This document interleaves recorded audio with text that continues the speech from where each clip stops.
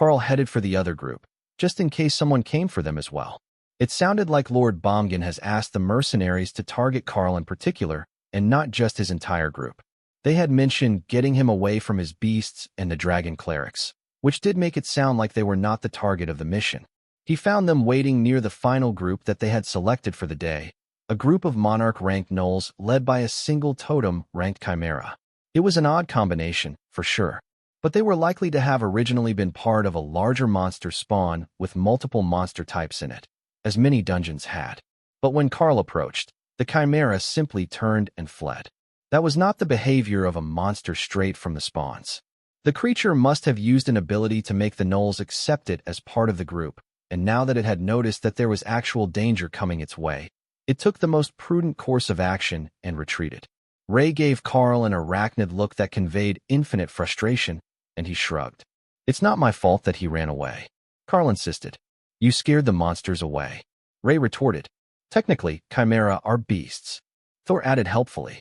If a spider could roll her eyes, Ray definitely did it. "I will wait this one out, so everyone can get more practice in. A good fight pushed me to totem. I'm sure that it can push everyone to overlord with enough grinding." Karl informed the others. Tessa smirked. "It wouldn't even be a fair fight if you got involved. A certain someone tells me that you soloed a raid group." The red dragon cleric tapped the side of her head, indicating that it was a mental notification, and Karl briefly wondered if she meant her red dragon patron or Thor. Dana sighed. "We will have to discuss this later. Ladies, let's show the boss mob how the rest of us do things." Thor led the charge into combat with everyone on his back, allowing Dana to float up into the air just before they reached the gnolls, while Ophelia transformed in midair as she leapt into the battle. Remy was still in snake form and fighting from Ray's back, adding her bodyguards to Ray's golems and her unit of specter knights, ghostly undead in black armor. Karl shook his head in dismay. Dana said that it was unfair for him to fight, but he had forgotten that he could add a small army of undead to the fight. Ray and Remy were a military unit all by themselves. They had tanks, agile damage dealers, even a spellcaster and healer combo. Remy's healing totems might not be as good as Lotus' version, but they were more than enough for their group. The air distorted beside Karl, but he didn't feel any threat as the portal opened. With delicate steps, a small white dragon with shimmering scales that reflected impossible colors as the sun reflected off its body emerged from the spell and looked up at Karl with great curiosity. "Interesting. I guess I lost the bet. I was totally certain that you just beat them so bad their minds broke," the dragon whelpling announced. Karl smiled at the strange young dragon. "Oh, what did you wager?" Karl asked. The little dragon growled. "One of my favorite immortal pearls. But what were the odds that someone actually sent mercenaries after a wandering world boss?" Karl chuckled. "World boss is a bit of a grand title, don't you think?" The dragon shrugged and puffed a small rainbow of fire. "It's like dungeon boss, but outside. What else would you call it?" Karl frowned. The dragon had a point. Logically, the names were related. "I was thinking something like an elite mob, because my constitution is epic grade." The dragon perked up, momentarily forgetting about his lost pearl. "Oh, that's not bad. We could call you a named elite. It reminds people that they can't fight you one-on-one at the same rank, but doesn't sound like you're in charge of stuff. I don't suppose that you're from the same location as the mercenaries are?" Karl asked. The dragon shook his head. "No, they're from Nerid, and I'm from Gabble. Gabble Kingdom, that is. Not here. I live in the opal mine in Gabble City, in a ware over a very nice dwarven inn. They make the most wonderful mead. Did you know that you can make cake with mead, and it tastes like honey butter cornbread?" Karl blinked slowly. Did that even count as a cake? If the dragon thought it did, then it did. "That sounds wonderful. We will have to check it out sometime. But if you're from a whole other country, how did you find out so quickly? The fight only ended a few minutes ago." Karl asked. "I have a friend in the Arago Temple in Nerid, where they went for resurrections and healing. The spider priestess there appreciates sweet things just as much as I do. And when she heard about the fight, she called me to let me know that a fun thing happened. Then we made the wager, and I lost." Karl patted him on the head. "My friend, I believe that you were set up. Look over there. What do you see?" The dragon stood on his hind legs so he could see what Karl did. A blood destruction demonic spider, nearly ready to advance to totem rank. "Oh, that devious spider woman. She tricked me. The spider goddess must have told her about the fight. The spider goddess loves watching her children, and that one is exceptional. She's got better skills than almost any other spider I've seen. The dragon grumbled. But on that note, how many spider goddess temples are there in Nerid? Karl asked. The little dragon shrugged. Thousands. They've got a weird thing going on there. Arachnid monsters, arachnid and insectoid beastkin, and the darklings. Karl clearly had no idea what that was, so the dragon explained. Oh, they're humans, but also not. When they are teens, they get a blessing from the dark gods. It makes their system users superhumans with death magic, like the unholy paladin that you beat up. Even the cleric was a spider goddess cleric, but they all wear the same silly outfit when they want to be all incognito. I think it's a spider thing. Look at me. I'm all mysterious, the creepy thing in the shadows. Karl smirked. That was totally Ray when she was little. Now, she was legitimately terrifying if you weren't on her side. And she still liked to lurk in the shadows. The little dragon sighed. I've seen all I need to. They really did run into a big boss totem that can take on a whole team alone. But the fight is about to end here. And if I don't run away, Mom will kill me for eating snacks before dinner. He opened a portal, and Karl quickly stuck his head through to see where the dragon was headed.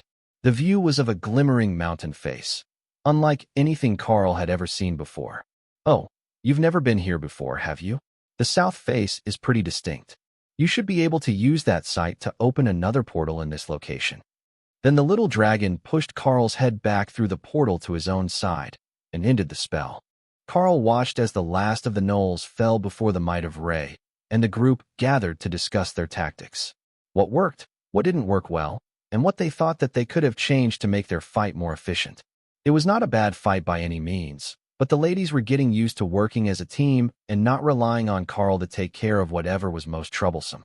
I think that if we spread the golems a bit further apart, we will end up with breaches in the line. It would be better to have them stay close and push a bit deeper, so that the greater golems can fight without exposing the flanks. Ophelia suggested. Dana nodded. That sounds like a plan. We make a pretty good wrecking ball, but we really could use 2 more golems to fill in the rear. Tessa shrugged. Getting surrounded isn't the goal anyhow. We just need to keep moving so that they can't get too many behind us. Thor does have a tail weapon, so the back isn't fully exposed when we're in a cluster like that. But when Lotus is on the ground doing her thing, we will have to move Ophelia to the back again. Tion was confused by the conversation. Why are they making plans like we're not here? Because we're 2 ranks higher than they are. The things that we'll want to be fighting are too strong for them to deal with. And the things they want to fight to help them grow are too weak for us to interfere without making it pointless for them. Karl explained. Oh, that makes sense. Even Sister Ray is too strong to be picking on these gnolls. Ray turned a glare at the tiny fox. Did he just call her weak? Tion didn't see what he said wrong, or understand why she was giving him evil looks, so he just dismissed his concerns. The fight was over, and now they could go see more stuff. Should we return to the camp and see what they have for us next? Or do you want to just inform them that we finished all 4 tasks, and we're going to wander for a little bit and see what we can find? Karl asked the group. That was a good question. Taking missions was kind of rigid and boring in Naksha's mind. The monsters that were overpopulated weren't just the ones that were directly threatening the towns and the military outposts, so it would be better if they just attacked whatever there was too much of. The dragon shrugged. I think we should explore and fight. Hopefully, we can find some of the larger excess monster spawn packs and start really thinning out the numbers. Nobody else had a problem with it, so Karl opened a portal back to the camp. I will hold this open while I inform them of what we're up to. Just give me 5 minutes. He didn't actually need that long, as there was a scout standing only 10 meters from the portal's opening.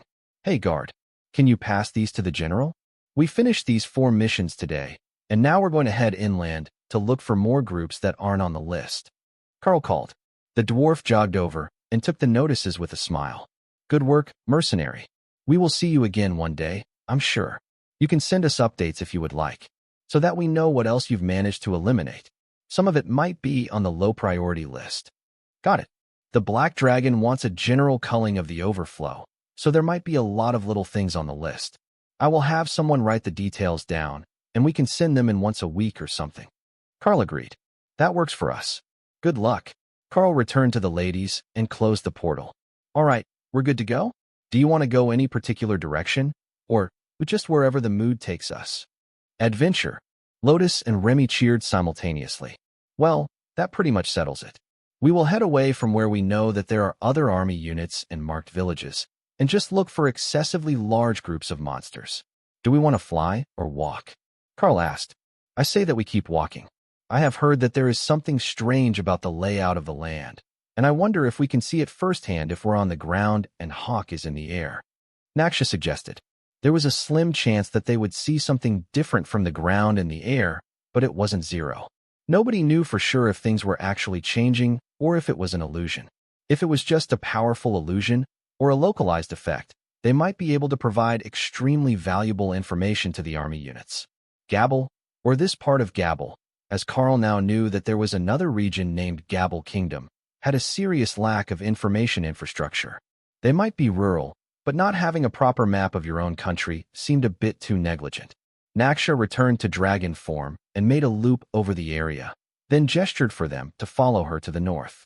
Hawk hadn't seen anything interesting in that direction, but it was away from any of the army units and headed for the middle of the nation, where they would be the furthest from any of the regular patrols. If they wanted to find monster packs that hadn't been culled at all, that was the best spot to find them. Naksha had only been flying a few minutes when she began to get excited. I think that I found a fresh anomaly. I think that I just saw it open. At least, I don't think that it's a portal. She declared. Definitely not a portal. The monsters just appeared all over the place. I think that this place likes us. Hawk elaborated. How so? Ray asked hopefully. Food. Hawk cheered. The sound of crashing through the brush and long grass alerted everyone that they weren't going to have to go looking for the spawn. It had already found them. And the moment that Karl saw what they were facing, he knew that Hawk was right. This was food. Giant crabs, with a nearly circular flat-topped shell and 2 meters tall, to be precise. Their coloration was all wrong for where they had ended up in the grasslands, and the bright oranges and greens were immediately recognizable. But the creatures were incredibly fast, and every bit as large as Ray. Because the spawn had just started, they hadn't had time to gather, so what the group was facing was only 3 Overlord-ranked crabs. But the crabs didn't seem to care about the disparity, and they were charging straight at Thor. The thought confused him. Did they think that he was the biggest threat because of his size? Or did they think that they could defeat and eat him? Both were incorrect assumptions and didn't bode well for the intelligence of their targets. But they did at least hesitate for a moment when Ophelia transformed. She was covered in fur, not hard scales, and nearly as large as Thor was. However, the crabs still continued to charge for the behemoth, snapping their claws as their legs clattered with their eagerness to reach him. Only when they were 20 meters away did they begin their attack, sending powerful jets of water towards Thor, while Ray prepared to pounce. The crabs worked well together, and the streams all hit the same spot on Thor's armor. But that made little difference with Eternal Lightning active, and the team charged into battle. Dana's golems quickly isolated one of the targets, pulling it away so she could face it alone, while Ophelia worked with Naksha, who was in dragon form, but on the ground. The two were similar in overall size, though Naksha was twice as long, and not nearly as tall as the dire bear. Both were much larger than the crabs, and it was almost comical watching them pin down and pull apart the monsters. Karl could almost hear them salivating. The final one continued its assault on Thor until Ray arrived and cleanly punctured a forward spot on its shell, killing it cleanly with little damage. Her long, armored forelimbs were perfect for the job, as they could get deep enough for a clean kill without ruining any of the potentially edible portions of the crab. Sorry about your luck, Hawk. We're keeping this one, Naksha called, unsure where Hawk was at that moment. The gigantic Thunderbird had a better crab hunting method. He had gone to find another group, and simply grabbed one by the shell and flew into the air, intending to slice it apart. The crabs couldn't reach the top of themselves, and it seemed brilliant, until he got a jet of magical water in the face. Lifting them was not the best way. Rend, to the rescue. Hawk cut into what he hoped was the head section with Rend, coated in ghost fire, and the crab died after only a few hits. That worked much better. After making sure it was dead, Hawk tossed it in his space for later and began to bombard the others from a distance where he could dodge the return fire. Are we still working? We don't have to keep working, do we? Tion asked hopefully. What did you have in mind? Karl replied. I can make a big pot with a lid, and we can have crab for lunch. Mom showed me how. She loved crab. The tiny fox replied. Crab dinner, anyone? Karl asked. Naksha paused her examination of the dead crab and nodded eagerly. We need a plan. She agreed. Tion created a large pot with earth manipulation, on stands to create a fire under it. Catching on quickly, Remy filled it halfway up with water, and Ray tossed her dead crab in it. Lotus had plenty of spices, and Tessa started a pot full of rice to go with the crab. Hawk returned to his hunt, slowly adding more crabs to the pile and organizing his ingredients. I need to make a donation soon. I've got too much outdated food. Hawk informed Karl in a serious tone. Oh, Hawk nodded gravely. Look at all this. It's delicious, but royal rank and lower. I don't need nearly that many snacks. The more powerful I get, the less I need to eat, and it's all piling up. Karl chuckled. The bird space looked like a supermarket meat section. I need the room for new things. All right. The next village that we come across, I will make a deal to trade them a lot of meat from you. You can transfer some to the guild house storage as well. Hawk made a keening laugh. The storage room at the guild house is full already. They've got enough to last them a year. They really did need to start cleaning out Hawk's space. Then, the water was already boiling for their crab stew, and Lotus was happily adding diced potatoes and carrots to what smelled like a lemongrass curry base. Do you think that this will pull the other groups of crabs to us? Ophelia asked as she settled a blanket on the grass. Hopefully, it would let us stock up without going hunting them. Hawk is already working on clearing some of them out, but as he's at the overlord rank, the same as them, it takes a bit to safely eliminate them alone. In a group, we can take care of them in seconds, especially if we're not trying to save the corpses. Karl explained. That sounded like a massive waste to everyone, and not just the food-obsessed Hawk. The wonder that was crab stew was enough to end all thoughts of productivity. The smell of spices and crabs together was wafting away on the wind, filling every breath that they took, and Karl knew that there would be no more working done today, even if they were attacked. The ladies would just ask him to kill another for the pot. And attacked by more crabs is exactly what happened. Before the soup was even ready, they already had crabs coming from 3 different directions, and Kara was out hunting them. She had realized that the creatures had a fatal flaw. The actual brain was right between the eyes and behind one of the least armored portions of their body. The trick was to get past the claws, as they would guard their vulnerable frontal area as they charged. You couldn't attack it from the top, as most would try, and you couldn't attack from below if you were smaller than the crab. You had to attack it from the front and straight inwards to get a clean hit. But with a bit of practice, she learned to taunt them into snapping their pincers at her, and that revealed the soft spot for her to hit them with a void blast. She definitely didn't want to damage them too badly. These shells were overlord-ranked chitin. Compared to most materials, they were exceptionally durable and light for the amount of protection that they offered. It might not be as good as some of the special overlord-ranked metals, but Kara was pretty sure that Ray could make some really awesome armor and trinkets out of crab bits. All they had to do was have crab for dinner for a few days, and Ray would have all the materials that she could need to make entire suits of armor. Wouldn't that be cool? They could make it a shop specialty, as it would layer so well in the traditional Draught armor style. Oh, that would look good on the Dana. They should make her new armor. I made her armor a month ago. Ray reminded the badger. That's working armor, not decorative armor. Kara replied haughtily. Ray paused. The badger was right. It was working armor. She could make it look so much cooler if she wasn't worried about function. If she went all out on the decoration, Dana would become a walking billboard for her armoring skills. She could have a limited edition Samurai Dana. She was already getting properly stabby with that increased attack speed, and Ray was proud of her squishy little human sister. She had even made her golems competent with a sword, and that was a real accomplishment. Ray's golems were pretty good, but they were still lacking on the skills front. The Spectral Knights, on the other hand, had excellent skills. They should teach the Dana mage how to summon those. Ray mentally nudged Karl, reminding him that he should be more generous with the skills. Target incompatible with skill undead army.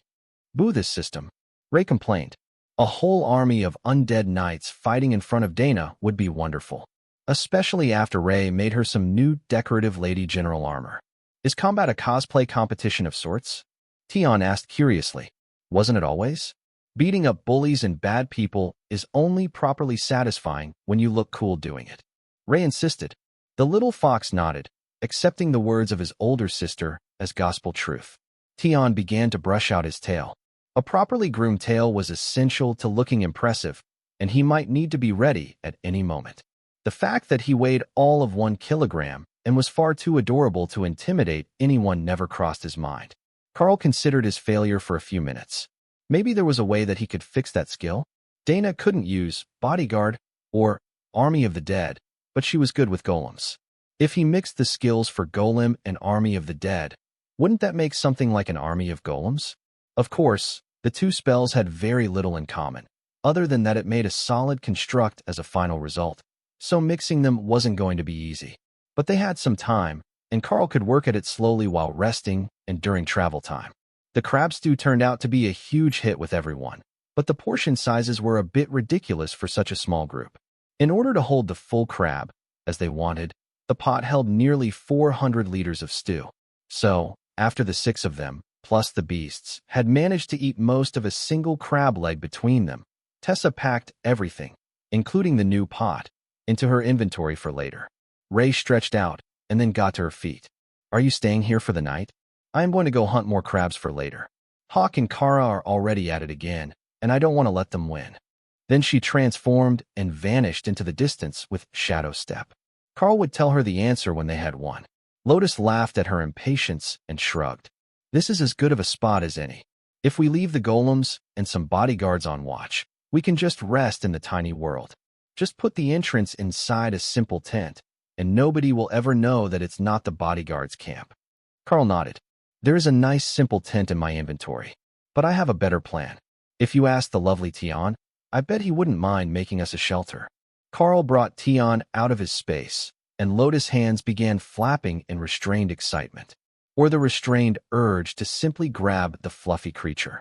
"Mr. Tian, will you make us a shelter for the night? That would be so kind of you. I've got special treats. Do you like peaches? I made peach cobbler squares before we left." Lotus blurted in a rush, while the tiny fox laughed. Tian nodded in agreement. He could make a den for everyone, but an above-ground one, the way that other species did it. A flick of his tail created a dome-roofed circular hut of sandstone with an arched door and a single window. It had a stone sleeping bench on one side, up off the ground, so that bugs didn't bother you, and the thick stone walls would keep the afternoon sun off you, while keeping the hut warm all night. Lotus hung a hastily conjured grass mat over the door, and then a covering for the window. Now it looked like someone lived in it. Then, she held out her hands, one with the peach cobbler square on a small plate, clearly luring Tian back to her. But he didn't mind. As much as he had complained about it, the little fox actually enjoyed having someone stroke his fur. Karl called the Lamia bodyguards, and Dana brought back her golems as additional guards. That should slow down anything that might consider attacking them in the dark. With a pair of totem-ranked Lamia at the hut, they were likely to be the strongest things in the area. "You look like you've got big plans for the night," Dana noted as she led Karl to the reproduction of their bedroom in the tiny world's house. Ray pointed out that if you could use her spectral knights, you would have a whole army of master blade wielders to fight on your side. But you're incompatible with the necromantic magic. So, I was thinking of something more like a terracotta army, a complement to your existing golems and greater golems. Dana smiled. "I have a skill in my skill tree that is along those lines, but not quite as impressive. It's called Blade Spirits, and it will advance my Blade Swarm skill to pick targets on its own with ethereal spirits. I'm only a few points short of being able to use it." Karl frowned. "Isn't that one attack per conjured blade, though?" Dana giggled softly and rolled her eyes at him. "Even skills from an advanced class aren't intended to be everything you could ever want all in one package. Sure, I'd have to call more of them once they attacked, but that's still a massive amount of damage. Plus, I can leave the blade swarm in place until I'm ready to counterattack, and auto-parry will let them block incoming attacks. That's hard on the mana usage. But if we're being attacked by multiple enemies, I can continually control the blades on my own to keep them away. It's a fail-safe in combat, since I'm usually the closest to Lotus. That isn't the biggest issue we have right now, though, is it? You're 2 full ranks above the rest of us, except Naksha, and given whatever happened to your constitution, you might as well be considered halfway to mythic already. There isn't any realistic chance that we're going to be able to fight in one cohesive group for much longer. Once the beasts start to advance, we will be totally left behind and operating as two different groups who happen to be in one spot. Karl picked her up and then flopped back onto the bed. You're right. I didn't get to go into details, but while we were apart, I was attacked by a group of mercenaries who had taken up a bounty placed by Lord Bomgan. A full raiding group of totems. Tend to be specific. And if they hadn't run away to save their surviving members after I killed the healer, it would likely have been a draw. Sure, they weren't anything particularly impressive, and they all used death magic. But if I had Ray and Kara at totem rank with me, it would have been a massacre. I don't want to separate like that, though. There has to be something that I can do that will bring our power levels closer together again so that we can keep traveling and adventuring together. Dana gave him a sad smile. And that's why you're trying to come up with overpowered new spells. So that if I can make it to Overlord rank, I will be so far beyond the average that I won't feel like I'm holding you back. I appreciate it, but I'm being realistic. It won't be long before it's simply impossible for me to keep up. I've known since we started at the academy that you were going to leave everyone in the dust eventually. Look at the head start that you got on everyone else. But I'm savoring the time that we can work together. Even after that time passes, I'll still be there for you to come home to. Dana snuggled into his chest, and Karl wisely kept silent about the fact that he had completely overlooked her feelings on the matter in his excitement. Instead, he swapped to his silk sleepwear and pulled the blankets over them. Dana might have come to terms with the reality that even after her class advancement, she wasn't going to be able to make up the gap in their power levels. But Karl had not. What was the purpose of all these skills he had if he couldn't empower one Dana mage to keep up with his team? So, while they rested in each other's arms, he wasn't just meditating on adding power to the 9-pointed power matrix which enhanced his own abilities. He kept a portion of his mind focused on working on ways to combine the clauses of the golem and undead army spells.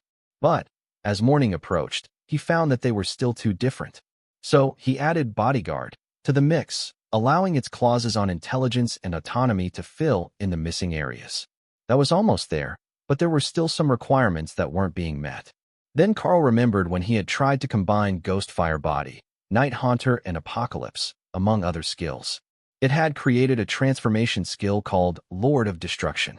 It was a totem-rank transformation skill that he couldn't use at the time, but he had the memory of the attempt. There should be something in there that he could use. Spell combination successful, Army of Unholy Retribution, Immortal rank skill. No compatible users found. Karl stared at the message. If they could use all the component spells, why couldn't they use that spell? Was there something missing? Other than the fact that none of them were at the Immortal rank. Maybe if he started lower? Combining advanced skills tended to have incredibly high requirements. The better the skill was to start with, the more powerful the components needed to improve it, and the more powerful the user needed to be. Karl took a moment to consider his next step, then decided to teach Hawk, Lord of Destruction, and call it a night. He could work on how to improve Dana tomorrow. Maybe he would come up with a new approach to improving either her power or her growth rate in the morning. Skill created, Lord of Destruction, Totem rank transformation skill. Ignores most damage types. Incorporeal, deals fire damage to both physical and metaphysical targets. Hawk cheered as he hunted crabs in the dark. His flames burst out in bright white flames, leaving only a light blue afterimage of his feathers at the core, and then his fire attacks advanced from Overlord to Totem ranked. It might not have been his own effort that advanced his flames before his body, but winning was winning. He was the second to have a Totem rank skill. Well, third, if you counted Tion, but Tion was too cute to count as a combatant. Their newest addition was already having a significant effect on the others as well. Hawk had noticed that Thor was feeling extra protective with a hatchling in the group, and Remy spent all her time outside her lab in a greatly reduced version of her spirit snake form. He wasn't sure whether turning back into a small spirit snake actually made her cuter, but Remy was quite certain that it did. It didn't affect her spell-casting abilities in any way, so Hawk mostly ignored it. Looking at his transformed body, Hawk realized that he still looked like himself, only with hotter flames on the outside. But when he dove to attack a crab for a close-range flaming rend, he could pass through tree branches, as if he were made of pure fire. Of course, that set the scraggly little tree on fire. But that was a minor side effect. The real concern was that he couldn't grab the crabs in this form without using a skill. That part was annoying. The damage was still so worth it. He called it a night just an hour after Karl got him the new skill. It was already getting close to morning, and he needed more sleep than Ray did. So, if he didn't sleep now, he wouldn't be able to keep up with his scouting duties after breakfast. Even Kara and Ray eventually returned to their spaces to sleep. They had collected so many of the crabs that they had to actually search for more at that point, and the rest of the group still needed something to do tomorrow. Lotus woke everyone up with the smell of blueberry pancakes coming from the kitchen, and the team gathered to make their plan for the day. Should we go look for the core of the anomaly to see if there are good things? Or should we clear out all the crabs we can find first and see if it collapses? Ophelia asked. She knew that the beasts had been hunting in the dark, so there should be hundreds of crabs in storage by now. Speaking of which, can we still reach the guild store? Tessa asked. Lotus shook her head. I had to make my own ingredients today. We're out of range of the guild store. But we can put things in the main guild bank and let them collect them. Karl shrugged. We can also open a portal back. Just let me know when we need to get something. Or ask Dana. Lotus smirked. I have come prepared. Plus, with this class advancement, I have incredible nature magic. We don't need to worry about plant-based ingredients. I've got nearly a month's worth of average potion sales stocked at the store as well. No need to rush back. Remy added silently. She was back in Lamia form to eat breakfast, but Karl noticed that she was still using unobtrusive behemoth to shrink herself. The fork and knife were huge in her hands, but the greedy look that she was giving pieces of pancake, which were each the size of her head, was hilarious. Karl checked the system interface and found that they were now in range of the Syosesa Guild house, though he didn't have access to its guild bank. That proximity was likely what gave them the link to the main guild bank, so as it was in the northern corner of this island, they should be good over the whole island if they really needed to move things. But now that he thought about it, he could make totem-ranked items. He hadn't had a chance to make any totem-ranked runic items yet. There wasn't really anything that they needed. But he was curious what totem-ranked runes looked like. They had gone through metallic, then purple, red, and a greenish-blue color that seemed to shift to one or the other depending on the nature of the effect. He did have a bit of totem-ranked stone to work with, thanks to the dwarves trading with him. He didn't have much for creation skills, though. He did have a few Overlord-ranked weapons in his inventory. They were the ones that he was going to make for Oathbreaker to sell at the auction this month. They were Overlord-ranked, so it should be able to handle totem-ranked runes. Lord Drod was going to lose his mind. You look suspiciously happy, Dana noted. I just realized that I have a sword here for the auction that I haven't upgraded yet. Dana smirked and winked at him. And now you can imbue it with totem-ranked runes. Well, let's see it. I think we're all interested now. Karl took out the greatsword and placed it on the table to plan what he would do.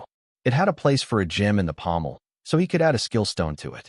The others looked at the weapon on the table, wondering what sort of warrior it would be targeted to. It didn't suit Dana's style, and Ophelia had a nearly new pair of axes. Karl thought about it for a moment, then decided not to troll the auction house that badly. He would make it for himself, in case he needed more reach in combat than the Blade of Champions allowed. The Epic Guard was quite fond of the Haint Claw, and it was using it more often recently. That didn't cost Karl anything, as he still got the soul energy feed from the weapon even when the Epic Guard used it. So, a backup sword for fighting larger targets would be alright. If he put Life Leech and Shatter type runes on the blade, along with increased skill damage and durability runes, that would make a good base. Then the gem could be Gravity Slam, so that he could counter much larger and heavier weapons. Karl took out a totem-ranked earth stone to carve the spell, then got to work on the blade. Only when they were both finished and the gem was mounted did Karl begin to add the mana to upgrade the runes. The change in his power level was obvious as the runes rapidly flickered through the colors as they improved, a nearly effortless process on Karl's part. The runes turned from red to blue, and then the light seemed to be sucked out of the room as the runes went pitch black. Karl stopped as the rune's power level equalized with his own, and admired his handiwork. The gem had turned entirely black, hiding the runic writing. But the blade remained the same shimmering silver of elven steel, but engraved with delicate black lines. Thanks to the tiny writing necessary to get all the effects that Karl wanted without writing too close to the edges of the blade. Achievement obtained, craft a totem ranked runic item. Title awarded, Rune Lord. Karl picked up the blade, and immediately felt the resistance from the Blade of Champions. It had been some time since he tried to use another weapon, and he had totally forgotten that the blade was actually intensely territorial. With its effect, Karl wasn't sure that he could properly bond the weapon at all. Everyone waited, wondering what Karl was doing, and not privy to the silent objections of the Blade of Champions. After a few seconds, Karl relented. It seems that I offended my other sword. I will have to find a proper home for this one later. He explained. Dana gave him a strange look. How do you offend a sword? Attempt to cheat on it with another sword? One with a longer blade and a fancy skill stone. Karl replied with a shrug. Dana resisted the urge to facepalm as Karl took out the Blade of Champions, which now pulsed with totem rank power, as if staking its claim. Didn't it let you use the maul without any issues, though? Tessa asked. Karl nodded. Yes, the maul wasn't an issue. Just swords, as far as I can tell. I guess I'll just have to work on a skill to improve my one-handed blade work. Or maybe learn a fight with a shield. Ray can make you an excellent crab shield. Well, once she's done with the one that she's making for whatever she's doing. Kara suggested. Ray looked up from her sketchbook. That one is just for art. It's not for function. It was part of her new decorative line of equipment. She had already planned out the whole set for Dana, and now she was just waiting on the proper method to dye the shell portions black. She had plenty of reds, but she wanted them to be glossy black to go with the stripes and the fur of Karl's beast form. She could paint it, but that just wasn't the same as properly dyeing the shell so that it was the right color all the way through, and the looks couldn't be chipped away. It took a few more minutes of searching her memory of leatherworking skills, but she eventually came up with a plan that would work on orange chitin and began formulating the dye to make properly black shields out of the crab shells. While Ray worked on plans to make new armor, Karl set out his assortment of weapons on the table, so he could form a plan to create something to fill the gaps in his abilities.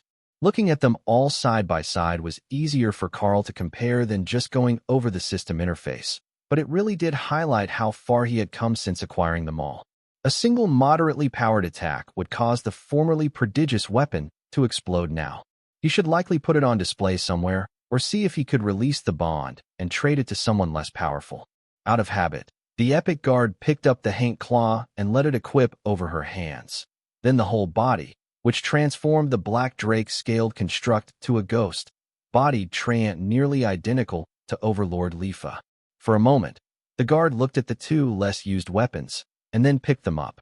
It looked hilarious, as both weapons were designed to be wielded with both hands, and the epic guard was smaller than Karl by quite a bit. Lotus smiled at the semi-intelligent construct. Did you want them? She asked. The construct nodded, and Karl shrugged. I don't see why not. But be careful trying to actually use them all. It can't handle Overlord rank power, and even Monarch rank is pushing its limitations. The epic guard nodded happily. Then both weapons simply melted into its body. What the hell was that? Dana exclaimed, while the epic guard strutted around proudly. Weapon upgraded, Haint Claw, has become Haint. The epic guard seemed to split, and the original body stepped back, leaving the Lifa copy, in all her ghostly glory, standing in front. Living weapon, Haint artifact grade living weapon. Soul Steal, Soul Link, Spirit Shift, Teleport, Life Steal, Force Slam. Ghost Fire deals extra damage when merged with a construct or wielder. Everyone stared in shock for a moment. Then the Haint vanished. It reappeared behind Lotus and picked the little cleric up in a princess carry, so it could pet her with its hair branches. Huh, the tables have turned. Tion laughed as he came out to watch the show. The epic guard smirked at the show. Without the Haint, its intelligence wasn't nearly as high, but it was well aware of Lotus' love for all things plant and animal. Well, that's one way to deal with excess weapons. But I must say that creating a second Lifa was not what I had on the bingo sheet for today. Tessa joked. The Haint smiled at her. Who is Lifa? She asked. Oh, that's the Haint that broke off a bit of its own hand to make the Haint Claw that you evolved from. She named herself Lifa because she looked like an ethereal treant. Tessa explained. The Haint nodded slowly. Interesting. I would say that we look more like a tree revenant. But perhaps she wanted to be seen as a friendly creature? Did you not want to be known as friendly? Tessa asked carefully. The Haint shrugged. I am Pack Master Karl's weapon. Whether my presence is friendly or not depends on his mood. This living weapon didn't have the rebellious spirit that Lifa had, Tessa realized. It still respected the bond with its wielder, and didn't have any inclination to rebel against his authority or go off on its own. Perhaps that would come with age, but for now, they probably didn't need to worry about a rebellion. I wonder if it kept its combat instincts. Kara wondered.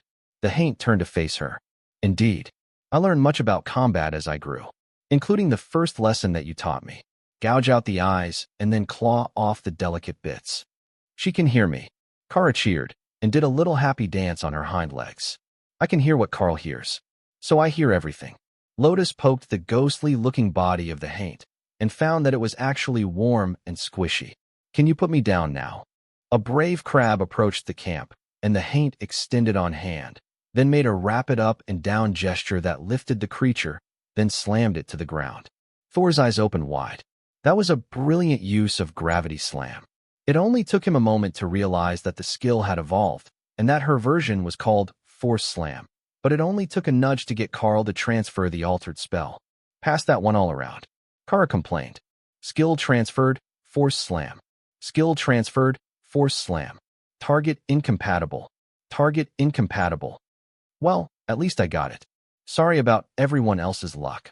Kara gloated as the rest of the team, except her, and Thor proved incompatible with the gravity magic. As he watched the haint methodically disassemble the giant crab, Karl realized that most species would be horribly adapted to trying to defend against that skill. Not many were evolved to keeping themselves attached to a surface. That was what gravity was for. But when gravity was reversed, and you were suddenly lifted, most targets would be nearly helpless unless they could resist the skill directly. Karl assumed that at higher levels, some magic resistance was normal. He wasn't sure if he had any, but it was likely in the system stats somewhere, if he went searching through the options. Should we go look for the rest of the crabs now? I know that Ray and the others cleared out a lot of them last night, but we should look for the source anomaly and clear the remainder of them from the area. Karl suggested. The haint put Lotus down and stretched her clawed fingers, ready to go hunting. Why don't you take your new friend and go look for the anomaly, and the rest of the team can go hunt crabs together? Dana suggested.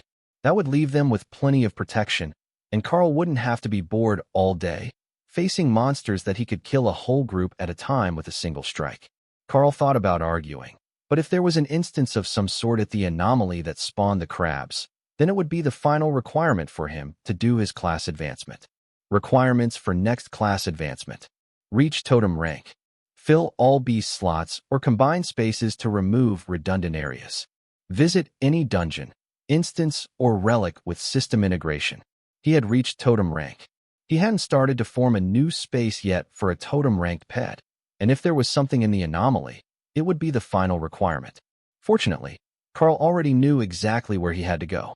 Hawk had done extensive scouting of the area yesterday, so everyone knew where the remaining groups of crabs should be. But it also revealed the anomaly that spawned them, which would be Karl's target for the morning. Unlike most spawns, there was no guard around the entrance. Ogres and giants would remain there, as well as most other monster species. But the crabs had just wandered away, looking for food. So, Karl stepped inside without any challenge, and felt a brief sense of disorientation as the world twisted. Remy would love this place, Karl decided. It was a large swamp with a sandy beach and a large open ocean, plus one small island with a stone temple on it. A perfect home for Naga. But as far as Karl could tell, there was nothing here. Using swim through air, he moved above the water's surface to check for signs of life. The crab nests were here, some with eggs in them, but there were no signs of anything alive. Even the eggs in the nests were either dormant or unfertilized. So, Karl opened his system interface and found himself pulled into the familiar class change option screen. Welcome, enlightened user Karl. The system message floating in the air in front of him greeted. Please select a class. Karl looked at the options, then did a double take. There were no normal class options this time. Everything was a strange and unique sounding progression. They also came in multiple ranks. 3 had blue rings under them, 2 had purple, and 1 shone with golden light. Starting with the blue, which were likely the lowest ranked option, Karl began to read the options. Beast Lord, a rounded combat class that specializes in joining their beasts in combat. Class skill, Rampaging Beast. Transforms the Beast Lord into animal form and doubles the bonus stats gained from their partners. Pack Master Elder Trade Skill Class specialized in raising packs of beasts. Gains multiple bonuses to taming wild beasts and to successful breeding of hybrid species. Class Skill Mystic Husbandry allows the Pack Master Elder to increase the chance of successful mating between magical beasts under their influence. Pack Guardian, a defensive specialist class. Gains multiple bonuses to defense and regeneration. Class Skill Invulnerable Pack grants the greater immunity effect to all bonded beasts, as well as the Pack Guardian. Karl nodded as he read through the options. Each of them was good, though not ridiculous. But they were also the least shiny of the options. Karl would approve of this method of sorting. The more rare they were, the shinier they got. It was definitely a Badger-approved method, and even Hawk would immediately understand the meaning of this sorting method. So, Karl moved on to the class avatars that had purple rings under them. Pack Master Destroyer, a brutal combat class, specialized in wide-scale destruction. Grants bonuses to all stats gained from bonded beasts. Increases damage to area of effect and multiple target spells. Deals increased damage to structures and fortifications. Class Skill Bring the Pack doubles the destroyer's number of available beast spaces and the growth rate of beasts resting in their assigned space. Beast Master Patriarch Blessed of the Beast Gods. A cleric class, specialized in the enhancement of bonded beasts. Class Skill Pack Territory Domain Effect. Doubles beast damage within the domain, and increases enemy skill energy requirements by 300%. In his space, Tion laughed. We could be a destroyer, and bring all our friends with us. Nobody would dare to bully us if we had 15 sisters. Why 15 sisters? Karl asked. Sisters are much scarier than brothers. Tion explained, as if that should be obvious. His living situation might have been shaping his developing views of society. Ray and Kara were much scarier than Thor and Hawk. Sister Remy is the terrifying one. You should see what her failed potions can do to people. Tion countered. Becoming part of a lab experiment was much more horrifying than being torn apart or pranked to death. That left only one more option. The version of Karl in a casual suit, standing in the golden, shining ring of light.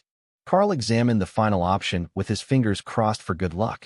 Beastmaster Champion Avatar-type class. Blessed by their patron deity, the champion grants a wide variety of skills to their bonded partners, as well as gaining increased strength, an improved mana pool, and growth rate bonuses. Class Skill 1, Bestial Champion Passive Skill. Doubles the applied effect of all buffs cast by the champion on himself or his bonded partners. Class Skill 2, Avatar Transformation Skill. The Beastmaster Champion transforms into the incarnation of the wrath of their patron deity and gains a corresponding bonus based on the nature of the patron. Class Skill 3, Ascendant Divinity Passive Skill. The Beastmaster Champion's soul power increases at an improved rate based on the progression of their power matrix. Fundamental rule comprehension increases with soul power. Karl read the final class skill again. When he reached totem rank, the system told him that he was compatible with 3 fundamental rules: chaos, fire, and mana manipulation. The problem was that there were no instructions on what exactly that was supposed to be used for. So he focused on the newly improved ghost fire skill, and then on the fundamental rule of fire. The flames immediately burned a bit hotter and gained something extra. Karl got the feeling that the extra power from the rule of fire would be nearly impossible to resist, as if the world was being bent to his will. Assuming that he was using the power correctly, that comprehension should be the difference between powerful and overwhelming force. There didn't appear to be any downsides to the Beastmaster Champion class. It had more class skills, better class skills, and it should be a reliable one for his own progression, with the 3rd class skill constantly improving his power level as he worked on his power matrix. Class chosen, Beastmaster Champion. Patron deity detected, World Dragon. Skill bonus confirmed, Avatar. While transformed, the avatar of the World Dragon may walk freely anywhere within the World Dragon's influence. Increases resistance to negative statuses that impact movement and thought. Portal, spell range limits increased. Karl frowned. That was not the sort of bonus that he thought he would get from the Avatar skill. Shouldn't it have been some sort of buff? Well, it was a buff, in a way. It increased his resistance to control spells. But with the bonuses being based on freedom of movement suggested that Karl had greatly misunderstood the nature of the world dragon. Was the golden dragon god in charge of the system actually a free spirit? Someone who didn't like to be tied down and loved to travel? That was a hard thing for Karl to comprehend. But after a few seconds of thought, Karl realized that he was most likely thinking about it the wrong way. The movement wasn't the point. Nothing stopped the world dragon from doing as it pleased. The bonuses probably weren't about wanderlust, but the unstoppable nature of the world dragon's will. He would have to test that in the future, but it was the reason that made the most sense to him right now. The class selection menu faded, and Karl realized that he was not alone in the anomaly. There was a single orc in here with him, curiously stabbing him with a pitchfork. "What are you doing?" Karl asked. "Defeating monsters?" The orc asked, clearly confused. "I'm not a dungeon monster. I came in here to trigger a class advancement." The orc tilted his head and stabbed him with the pitchfork again. "Are you sure?" Karl laughed. "When was the last time that a dungeon boss spoke to you? I didn't see you come in because of the system menu screen. Did you come with a group?" The orc nodded. "My clan was traveling this way when we found crabs. They are probably good to eat, so we are working with a bunch of dragon clerics and a behemoth to catch them all." Karl nodded. "They are very good to eat. I am traveling with the impenetrable bulwark behemoth and the others. There should be a black dragon and a ghostfire thunderbird around as well, but they might have flown off together to hunt separately." The orc sighed in relief. If he knew that much about the group, he couldn't be from the dungeon. Good thing, too. He had proven immune to the skills used on him when the orcs first entered. Of course, they were all monarchs and overlords, but still, their skills didn't even make a scratch on him. Karl turned and walked out of the anomaly, with the lone orc following him. He could hear the thoughts of the beasts as they hunted and herded the crabs to the others so that everyone had something to fight. The orcs were having a grand time, as there were rarely any chances for them to taste seafood when they lived so far from the ocean. They were still technically in a desert, though not as completely sandy as the region to the south. Just finding any water was difficult. Karl examined a group of crabs in the distance, not yet being herded towards either of the groups. This was the perfect opportunity to try out his new class skills. Well, the only active one of them. Karl took a few long running steps towards the crabs, then activated Avatar, and watched the world shrink beneath him. New information about how to walk on 4 legs and operate wings entered his mind as the spell completed, and Karl realized that he had missed the most obvious possible answer. Of course, the avatar of a dragon god was a dragon. A rather large one. Curious about his power, Karl swatted a crab with one front paw and watched as his claws dug deep furrows in the shell without activating any skills at all. The creature went flying, then bounced for a few more rolls across the dry grass. That was way more fun than expected. No playing with your food. Kara laughed as she realized what Karl had done. "I can see why you do it. They fly so well." Karl joked. Karl punctured the next one, saving the shell in case Ray needed more materials. Then he pinned one down with his tail as the orc gleefully stabbed it with his pitchfork, using cleave to kill it. "Good work." Karl congratulated him, and realized this form could only speak serpent. "Thanks. Is that a skill, or was the other one a skill?" The orc asked. "Both of them are skills, actually. My natural form is much less impressive to look at." Karl laughed. Karl smashed his way through the small group of crabs, then let the orc go to rejoin his clan. It was a good chance to go for a flight in dragon form, and see just how fun it was to fly on your own. Powerful muscles extended enormous golden wings, and a single downward thrust hurled Karl into the sky. With Agile Flyer from Kara and Swims Through Air from Remy, flying in dragon form was effortless. On top of that, the knowledge from the avatar skill told him exactly how to work his transformed body, and soon Karl was soaring through the sky, looking for anything that the rest of the group might have missed. Naksha flew over to greet Karl. Once she took a look at his name tag with the system interface and realized that they didn't have another totem-ranked visitor. "Looking good in gold. Did your transformation spell change? I think that Dana will miss the fur." She called over the noise of the wind, which was oddly muffled in dragon form. "No, I managed to update my class, and now I have a second option for transformation. Cat form or dragon form." Karl called back. Naksha dipped to the side, and Karl followed, chasing the dragon through the air as he got used to moving around on two wings. Hawk came over to fly alongside the others, and to see how Karl did in a winged form. He could kind of fly before, but nothing like he was doing now. The skill turned him into a totem-ranked world dragon, at least in appearance, and he was half again larger than Hawk or Naksha. So, when he opened his wings to soar, Karl floated on the drafts much better than either of them, and his immense strength let him cut and bank every bit as well as the smaller duo. Though, he did have a habit of losing spatial awareness and ending up upside down after a maneuver. They didn't totally slack off, though. Every minute or so, they would dive down and take out 3 more crabs, just enough that the others couldn't accuse them of just playing around all day. But the orcs weren't fooled. They knew when someone was having fun in battle. Fortunately, they also assumed that the dragons were making an effort not to steal all their potential food supplies, as the team on the ground had already made huge progress. The orcs took that as a sign of kindness, as they were always short on food in the desert, as well as the surrounding grasslands, and mentally noted that these clerics and their companions were friends. When the crabs were nearly all gone, Karl led Naksha and Hawk down to meet with the Orcish chieftain, to say their farewells, or make a trade, whichever worked for the chief. But the moment that he landed on the ground, the desert shifted to long savanna grass, and the orcs were gone. "Dana, do you see what I see?" Karl messaged, after checking the mental link to the beasts. "We do. Everything just changed around us, and the orcs are gone. So are the rest of the crabs, and the anomaly that spawned them." Dana replied quickly.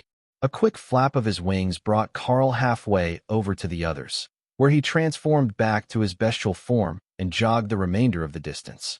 "Does anyone have any clue what just happened?" he asked, after verifying that they didn't lose any team members in the event. The time changed. The sun moved back towards morning. Kara informed him, intrigued by the sudden change. "I think it's a time distortion. We weren't targeted for a move through time, so it didn't trigger any of the resistance skills. But the world around us changed to a different point in time." Tessa offered, "Can we message the guild house?" Lotus asked, "Hey, Ashbringer, how are things going in the forge? We're out of the store's bank range, but we can send things to the main guild bank if you need it urgently." Karl asked, "Everything is fine here. I've got enough elven steel to last me for months still, and the sculptors are doing incredibly well. I think that the alchemists might cry soon, though. We just had a caravan come through and ordered 1,000 commander rank healing potions to be shipped off to the front lines." The demonic blacksmith replied, "Everything seems fine at their end. Ashbringer didn't mention anything about a long absence, and he's not running low on materials yet. So I think that we weren't part of the effect." Karl explained. Remy nodded. "I was talking to the alchemists before and after. Nothing changed in the conversation. I also gave them the recipe for bulk potions, so they can make them in the big cauldron, instead of 5 potions at a time." Naksha transformed back to human and sighed. "And now we know why the maps of Gabble are a mess. Nobody knows what the inside of the nation looks like because it has changed over the course of however long these time distortions cover. So, it really is different every time that they send another group in. What I'm more worried about is that we will get trapped in a time loop at some point if we remain. The orcs vanished with the change, and when the next change comes, it might be us vanishing to some other reality." Tessa nodded in agreement. That was a real possibility. Assuming that the events they were part of did just move to another reality and weren't thrown hundreds or thousands of years into the future. "Hawk, can you head up and go see what is around us?" Karl requested. They were going to need some information, now that there was a good chance that even the terrain had changed. Things are the same, but not. There is still a hill in the same spot, but it's smaller. Then all the low areas are swamps, not desert. Oh, there are Remy people here, too. In a village, I mean. I don't see any wandering monsters, just some food. But some of the food has people watching it. I don't see farmhouses, though. Oh, if we go way to the northwest, I can see an anomaly. Maybe 80 kilometers, Hawk narrated. Hawk says there is an anomaly in the distance, but there are Naga villages closer to us, and the low ground is now a swamp, while the high ground is grassland. Karl explained. The others nodded, and Remy slid over to climb up Karl and stare in his face. "We're going to visit the Naga, right? I haven't gotten to meet a whole village of my people yet." She pleaded. "It's only a few kilometers. I don't see why we can't go visit on our way." Remy cheered as she launched herself off Karl and transformed back into her Naga form. Then she began changing her outfit and her jewelry, intending to look her best when she reached the village. Suddenly, Kara paused, then began to clap. "Oh, this will be fun, I just know it." "Did your foresight show you something in the near future?" Karl asked. "Yep, from today." Kara agreed, but did not elaborate. The ladies climbed onto Thor for the trip, while Kara nudged Karl's leg. "Shrink me, so I can sit on your shoulder," she demanded. Unlike Remy, who had understood immediately how to use Thor's new skill, none of the others had gotten the hang of the ability so easily. Karl made her the size of a house cat, and the badger happily settled on his shoulder for the jog. It was only a few kilometers to the village, a trip that Karl and Thor could make in under 10 minutes. But when they got to the edge of the swamp surrounding the village, Remy insisted on getting down to lead them in. "Thor, please lower the barriers. They will think it's rude if we don't let the swamp touch us," she explained. Thor and Karl both lowered their defensive barriers, and then Remy summoned her bodyguards and led them through the swamp, with Ray at her side in spider form. "The Naga are going to think that we're all lunatics." Naksha chuckled as she looked over the odd procession. Dana snorted with restrained laughter. "I would be more concerned that they might be right." As they approached the village, a group of aging Naga came out to meet them with reverent looks on their faces as they stared at Remy. "Shaman Queen, it is our honor to welcome you to the village. Are these your friends?" The largest of the Naga asked politely. "Indeed. We are on an adventure, out to eliminate the excess monsters caused by the anomalies." Remy agreed. The Naga chieftain smiled at her. "You certainly have interesting friends. And such luxury. A shaman queen with her entourage is formidable enough, but to have so many of the dragon gods chosen with you as well." The chief had a point. How many groups were nearly half clerics? In most regions, 2/3 of all system activations were for the warrior class, and mages comprised the majority of the rest. Even in the Naga village, Karl could only spot one curious shaman, standing on her porch to watch the visitors. The rest were all Naga warriors and workers. "Have you had problems with specific monsters from the anomalies, or an excess of beasts?" Remy asked the chief. The Naga shook his head. "Our village has many powerful warriors, but the tribes to the north have had problems with an excessive number of crocolisk beasts coming from an anomaly.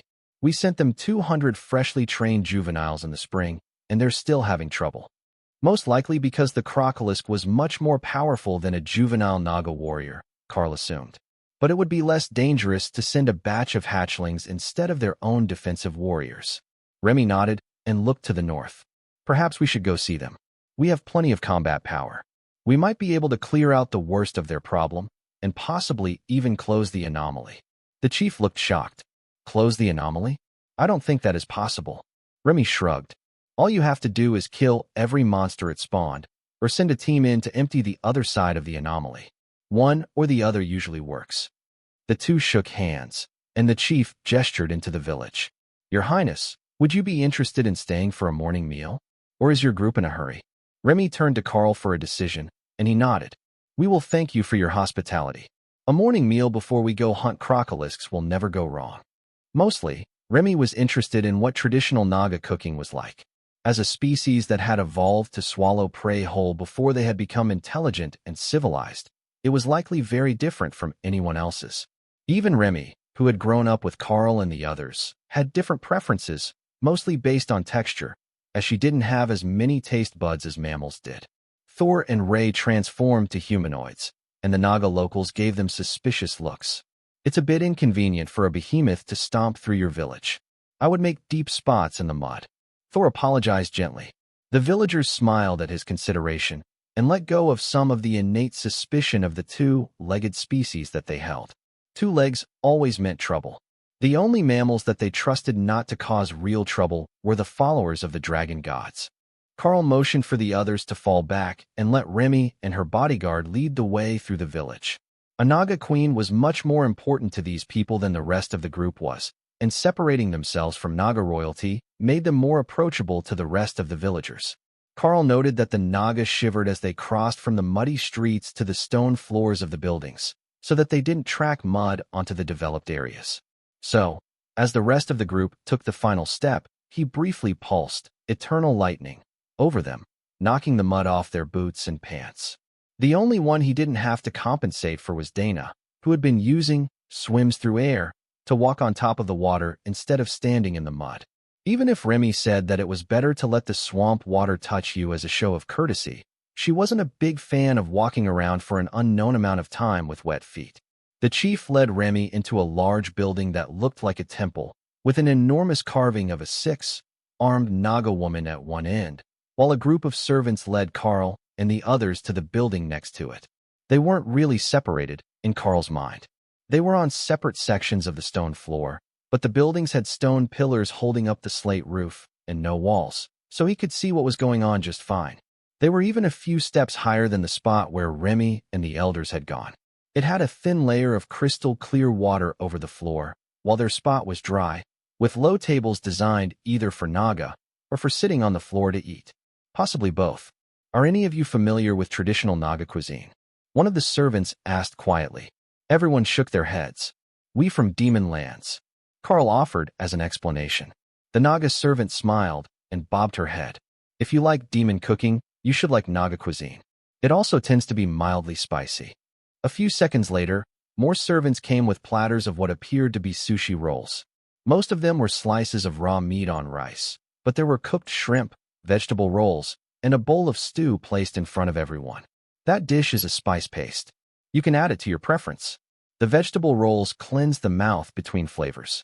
It is recommended to eat all of the one type at a time, then switch, unless you want to try a new flavor combination. The servant explained quietly. Karl glanced down at the lower platform and saw that they all ate with their fingers, so at least he wouldn't have to learn a new type of utensil. Lotus had other ideas and brought out chopsticks for everyone, which seemed to confuse the Naga. To keep your fingers clean, so you don't move the flavor between bites. Lotus happily informed them. That made the servants smile. They rarely got visitors, but visitors who were enthusiastic about trying their food were even more rare. The dwarves didn't understand the appeal of raw meat and fish, while the orcs didn't understand the appeal of food served in small bites. Every roll had 2 to 3 different textures, Karl noticed. They were excellent, with vibrant flavors so that the Naga could actually taste them, but he could tell that they were really designed to be swallowed whole, not chewed. The amount of food was nearly overwhelming, and Karl could see the staff's amusement as the ladies began looking for polite ways to not try the new platter. You can just stop. It's fine, as the staff will eat all the leftovers from a formal dinner. The servant Naga girl whispered. The servers nodded happily, and Karl saw that they had a whole cart full of platters waiting. That was far more than his group could be expected to eat, so they had definitely prepared enough for themselves after the guests had eaten their fill. Remy and the chief's advisors chatted about issues in the swamps and surrounding grasslands. According to them, the largest issue was just the anomaly to the north that was spawning crocolisks, but according to Hawk, that one was a small one, with far fewer monsters than the anomaly to the northwest in the grassland. But the anomaly to the northwest was spawning a form of lion monster, and those were unlikely to enter the swamps. Remy and the elders of the village finished their meal, and Remy passed them a few potions as a first meeting gift, and then motioned for everyone to join her on the walkway in front of the buildings. It has been a great pleasure to meet you all today, but as the morning light is burning, we should get going on to help the other villages with their crocolisk issues. She was saying as Karl joined them. Thank you for dining with us, Your Majesty. We look forward to the day when we see you again, and thank you for assisting with the crocolisk infestation. Thor transformed back as they left the village, and Remy led the group north towards the location where Hawk had found a large group of overlord-rank crocolisks. They were a 10-meter-long, 6-legged reptile, similar to the common crocodile on a massive scale. Hawk was curious about them, and their powerful water magic mixed with earth magic. When he hurled fireballs at them, they turned the swamp around themselves into thick mud and simply sank out of sight. It was infuriating. Tion thought it was a valid tactic, though. Hiding under the ground when there was a flaming attacker was a good idea. The fact that it was muddy ground was irrelevant to the little stone fur divine fox. After all, he could just use his stone fur ability and shake it all off him when he emerged. As they approached the next village, a beast that could make a run for the title of mother of all crocolisks emerged from swamp waters that were clearly too shallow to have hidden its body. Compared to the 10-meter bodies that Hawk reported for the others, This one was easily twice that length and carried a long lifetime of battle scars on its body, a perfect accompaniment to its totem rank status. Then, dozens of snarling beasts emerged from the swamp to surround Karl's group, and Kara began to cheer from her perch on Karl's shoulder. He had totally forgotten that she was still there, reduced in size to more easily spectate. Karl called on the Haint along with his sword, but didn't merge with the weapon yet. Having the Haint and the epic guard surround the massive beast would be more effective than adding a bit more damage to himself. Lotus giggled as the Haint began to splash her feet happily in the water, glad to be out of storage. The beasts briefly paused as golems and bodyguards were called out, and the enemy numbers increased, but only for a few seconds before they launched their attack. The Crocolisk matriarch was surprisingly fast, but physically outmatched. Its first strike began with its massive maw opened around Karl, who landed a punch on its nose and stopped its forward momentum before aiming a swing at its neck, leaving a shallow gouge across its throat as the creature retreated. Cunning eyes stared at Karl, assessing his abilities. If it couldn't simply overpower him, this would not be an easy fight, but not one that it didn't believe there was a chance to win. A massive swamp shambler, a mud and vine construct made of the swamp itself, rose from the shallow water and lashed out at Karl with a club as the Crocolisk matriarch moved to attack his unarmed side. Karl sidestepped the attack before being distracted by the sound of a monster to his left howling in pain and frustration. Kara had her garrote wire out again, but she wasn't using Void Blast on it. She was standing on the back of a Crocolisk, one hand on the thread and riding it like a rodeo bull as the creature thrashed and flailed wildly, trying to dislodge her. Whatever. She would take care of it when she was done. The Haint knocked the Crocolisk matriarch up on its hind legs with force slam, and the Lamia duo attacked its belly, which was much less armored than its top side. Karl parried the club of the swamp shambler, then hit it with a nullify spell that caused the golem to disintegrate into a pile of mud and vines. The matriarch twisted impossibly fast and bit one of the Lamia, nearly biting the unfortunate creature in half, but getting attacked on the inside of its mouth for its trouble.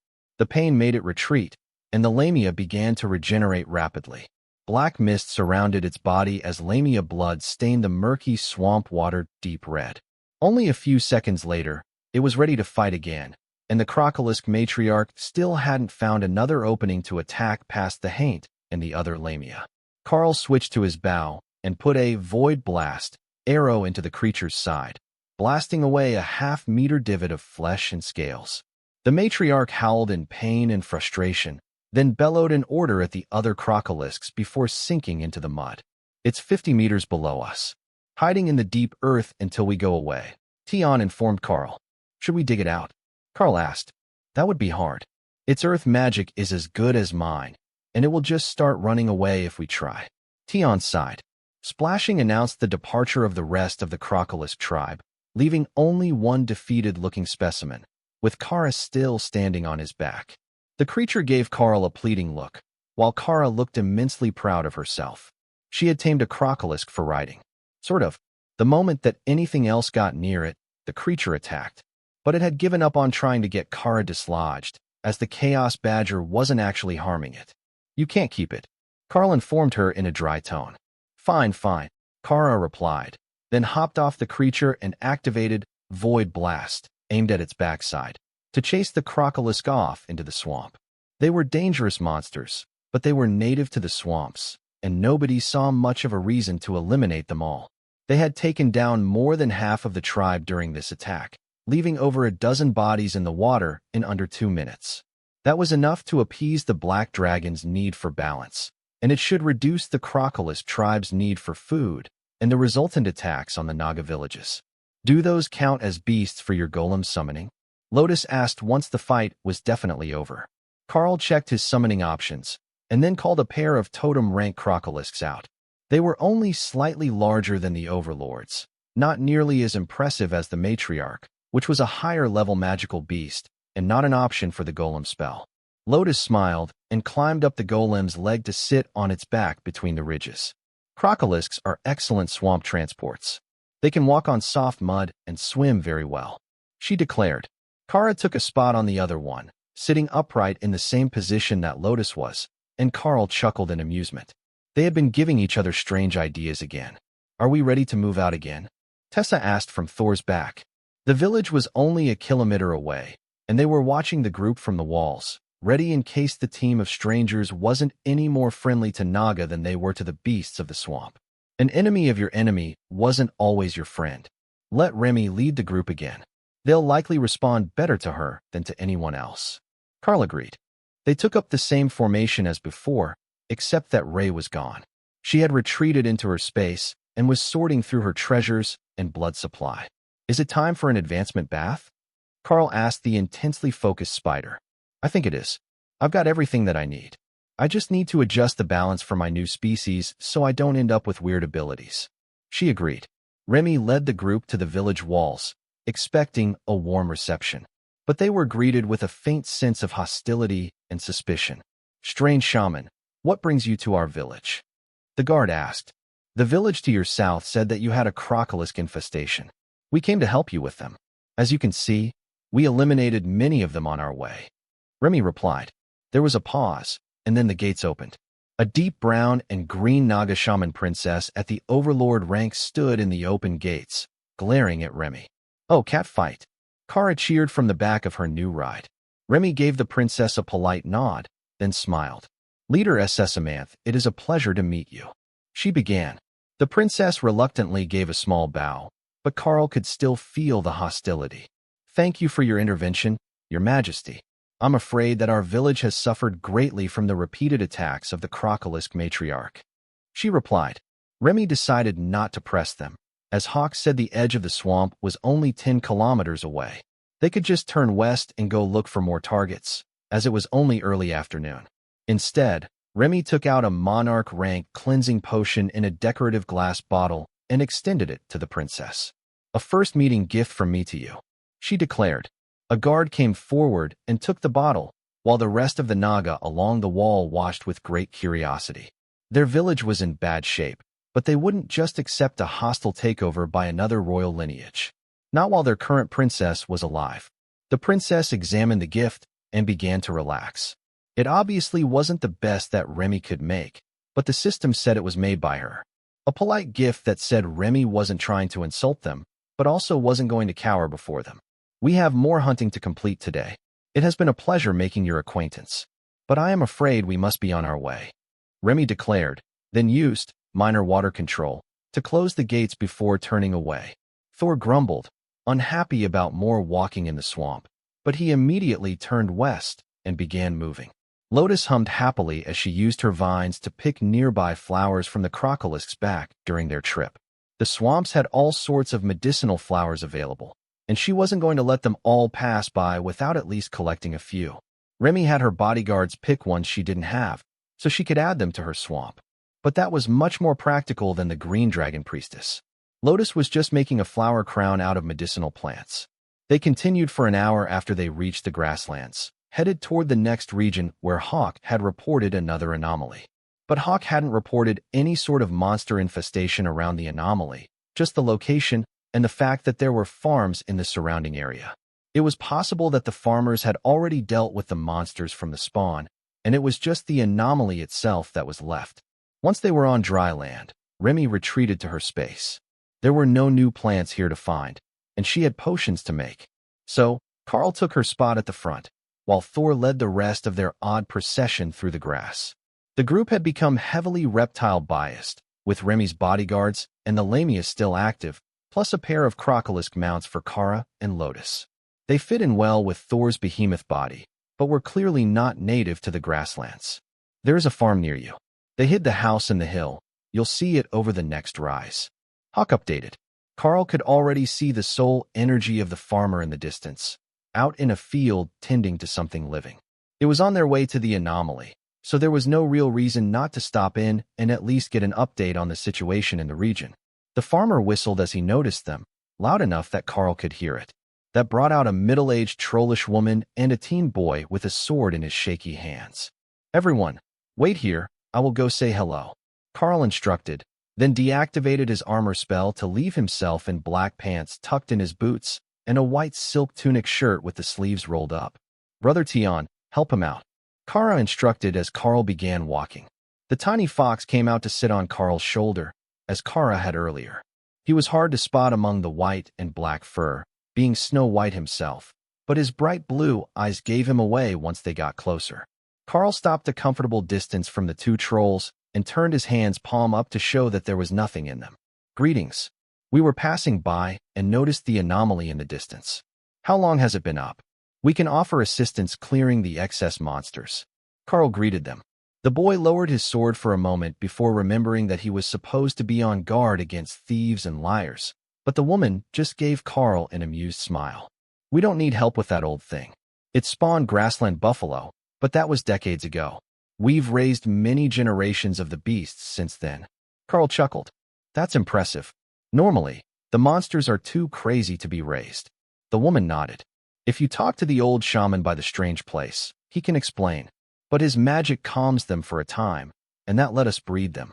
Then the next generation was normal, so we killed most of the others and herded the rest back inside. They don't get old in there, so we always have spares if bad things happen to the trolls' food. That is actually brilliant. I never thought about doing things that way. If they are all tamed now, I will make sure that my people don't attack any of your livestock. We're on a mission from the dragon gods to balance out the monster populations and remove the excess from the anomalies.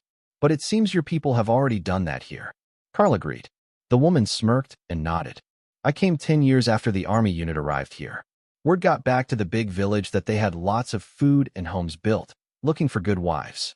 And a good trollish woman will box her husband's ears until he becomes a good husband as well. Karl joked. The woman nodded. Exactly. Good husbands make good living conditions. Good wives make good husbands. You are wise to the ways of the trolls. Karl returned to the group and explained the situation. That put a small dent in their plans. It was hard to clear out anomalies when the locals were using them as reserve livestock. Instead of heading for the anomaly, they loaded everyone in the wagon and followed Hawk's directions northwest toward an area that clearly had far too many monsters and no local farmers. That one should be something that they could fight against. There is a nice spot here by the river. Why don't we call it a day and start hunting monsters in the morning? Dana suggested most of an hour into their trip. That's not a bad idea. We're not trying to speed run the clearance, and with all the changes that we have seen, it would be wise to stop and see if this is stable. Naksha agreed. There was no real advantage to clearing the whole area if it was just going to reset, and the number of anomalies didn't actually go down. A short break before they had to do any more fighting would be good for everyone. They didn't take nearly as many breaks as most groups would in their situation, but that didn't really bother most of them, except on the days when they wanted to just lie around and do nothing. Today was one of those days. They had been on plenty of adventures lately, and they really could use a few down days to just relax. Nobody wanted to burn out, and they had been much more active than nearly any other group of elites that they had met since they had come to the Dragon Isles. There is a really nice stand of trees over there, Ray suggested as they reached the river. It wasn't a huge shelter like the ones that they would usually choose, but the small poplar trees were enough to hide the parked carriage from long-range observation. That was enough to get them through the night in safety, and then they could go looking for more fights tomorrow. That was enough for everyone in the group, and especially for Ray, who had big plans for the night. If everything went right, she should be able to complete her advancement in the evening, and then she would be joining the fight as a totem-ranked blood destruction demonic spider tomorrow, with a full set of totem-ranked skills and golems. That would absolutely devastate most of the enemies that they had faced so far, and establish her as the strongest sister for at least a week. The thought made Tion laugh. She would probably be the strongest of all the partners for at least that week, as his body wasn't up to sustained use of his skills yet. But he was adapting quickly in this space, especially with all the good food. He wasn't the only one that was confident, either. Kara was certain that she could make totem rank without any real issues, and Butterfly was beginning to awaken from her dreams more often, now that Karl's power had increased to the extent that she had excess energy. The totem rank advancement had been a huge boon for her, as it was finally enough high-quality mana that she could do more than just focus on survival and basic illusions as she dreamed. A little longer, and her mind would fully awaken. Once that happened, her powers would be much more formidable, and she could join the rest of the team in fully participating in combat events, as well as travel. Thor was doing all the transport now, But with her solid illusions, Butterfly was certain that she would be able to do at least that well. She could even make flying mounts for everyone. But in her half-awake state, it finally occurred to her that she needed to pick a name. The Karl had asked her that once before, but she was sleeping. She couldn't introduce herself as some random butterfly when she had already made friends with these people in her illusionary world. It had to be a good name, something suitable to her species, but still easy enough to pronounce for others. Her first thought was the sound of crystals sliding down a silver surface, but that wasn't a noise that other species could make. Maybe something that had to do with music? The language of the glasswing illusionary butterfly was entirely musical notes created by their crystalline bodies. That made it difficult for her to pick a name, as all the good ones were impossible for others. How could she even explain that the best options were unavailable when nobody else spoke the language? But didn't dragons have the same issue? They picked two names, one in Draconic and one for everyone else. Most species couldn't roar at all, and few could mimic a dragon's roar well enough to pronounce a dragon's true name. So, she could have two names as well. The first would be her favorite sound in the whole world, while the common name would be something easy to remember. Argent, Eris, Lyra? No, none of those were quite right. She needed to come up with a name, but it had to be a good name. Something that she would be proud to introduce herself as. They had Hawk, and Thor, Ray, Remy, Kara, Naksha, and Tion. Dana, Lotus, Tessa, and Ophelia. All the names were so different that she couldn't even use them as a reference to pick one for herself. What about Nautila? Since she was found in the shoreline waves of Drod? No, that would just lead to Kara making naughty jokes at her expense. Opal. She could be Opal. The stone shimmered like the reflection of light on her wings. Yes, that would be her name. Opal, Karl's daughter. She had already studied the dwarven and human histories, and that was definitely the proper family name for the daughter of a Karl. Now, she just had to find the perfect time to introduce herself to the others. Maybe after this nap. A little more sleep would do wonders for her mental clarity. Ray settled in for the evening, preparing her bath, as Tion set them up with a shelter for the night. Like the first one he had made, it had a domed roof, but this one had flat sides so that they could more easily hang hammocks across the length. The ladies were suspicious when Ray didn't make an appearance during the camp setup, as everyone knew that she reveled in the chance to decorate their spot for the night. Especially this one, as Tion's tastes ran to a fox's den, and he only made simple smooth stone walls and a rounded roof that looked like the one in the den where they had found him. Eventually, Remy knew that she would have to expose him to dwarven architecture. They loved stone as much as the Stonefur divine fox did, and they were much more decorative in their creation methods. The small building was functional, though. It was totem-ranked magical stone on all sides, so nothing was getting in except through the door, and once Lotus spent a few seconds with her plant growth skills, it looked like nothing more than a small hill. That pleased the little fox. Dens should be hidden from sight for safety. Is there a reason we're making a bomb-proof hidden bunker? Dana asked as they finished the evening's shelter. It makes Tion happy. Karl replied with a shrug. Dana shook her head in dismay and looked at the half-meter-thick walls of their shelter. It might be overkill, but the thick stone held its temperature very well, and it was much cooler in here than outside. While they settled in to make dinner, Ray was balancing the contents of her bath with a level of precision that Remy's alchemy students would be envious of.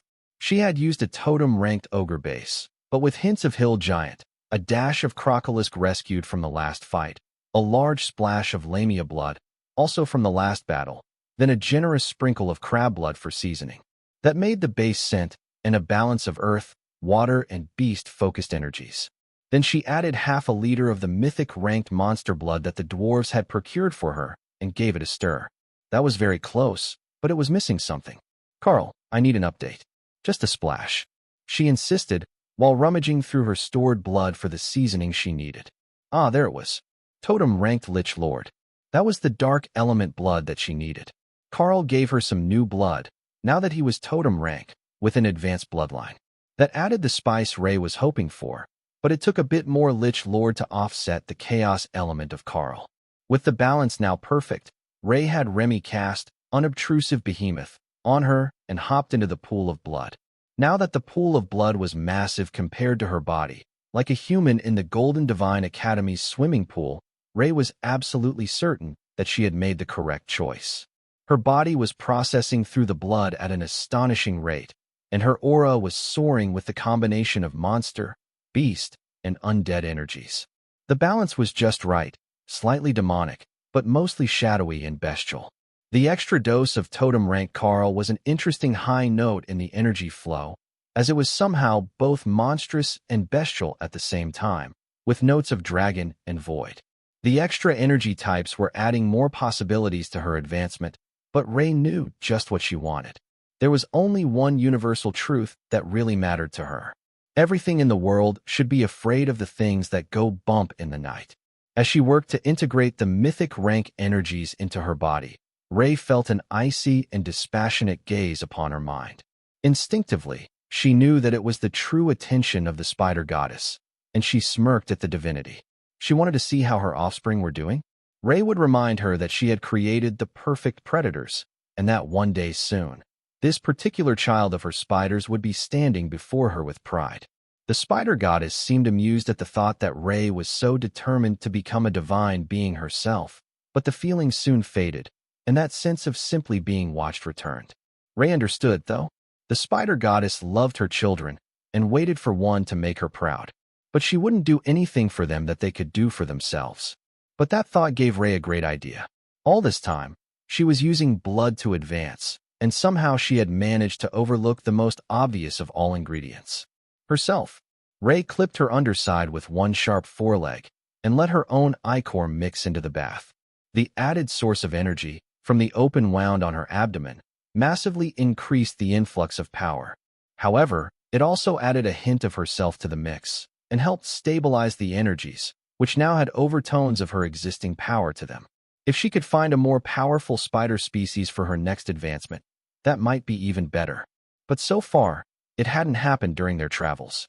Her power had casually soared past the breakpoint of totem rank, and she could feel the totemic blessing forming, but she wasn't done with the bath yet, and Rei was certain that she could get even more out of it before the process finished and her body reformed. So, by the time that she stopped, the blood was completely gone, and her body had been scrubbed clean. Then, like the crabs that she had added to the mix, Rei molted her outer shell and stepped free from her past with a whole new body ready to face her totem rank future. Evolution complete. New skill gained. Hemotoxic strikes, wounds from physical strikes inflicted by the user will not heal naturally. New racial skill gained. Queen of the Damned. Intact targets of blood destruction can be temporarily raised as blood golems, undead constructs.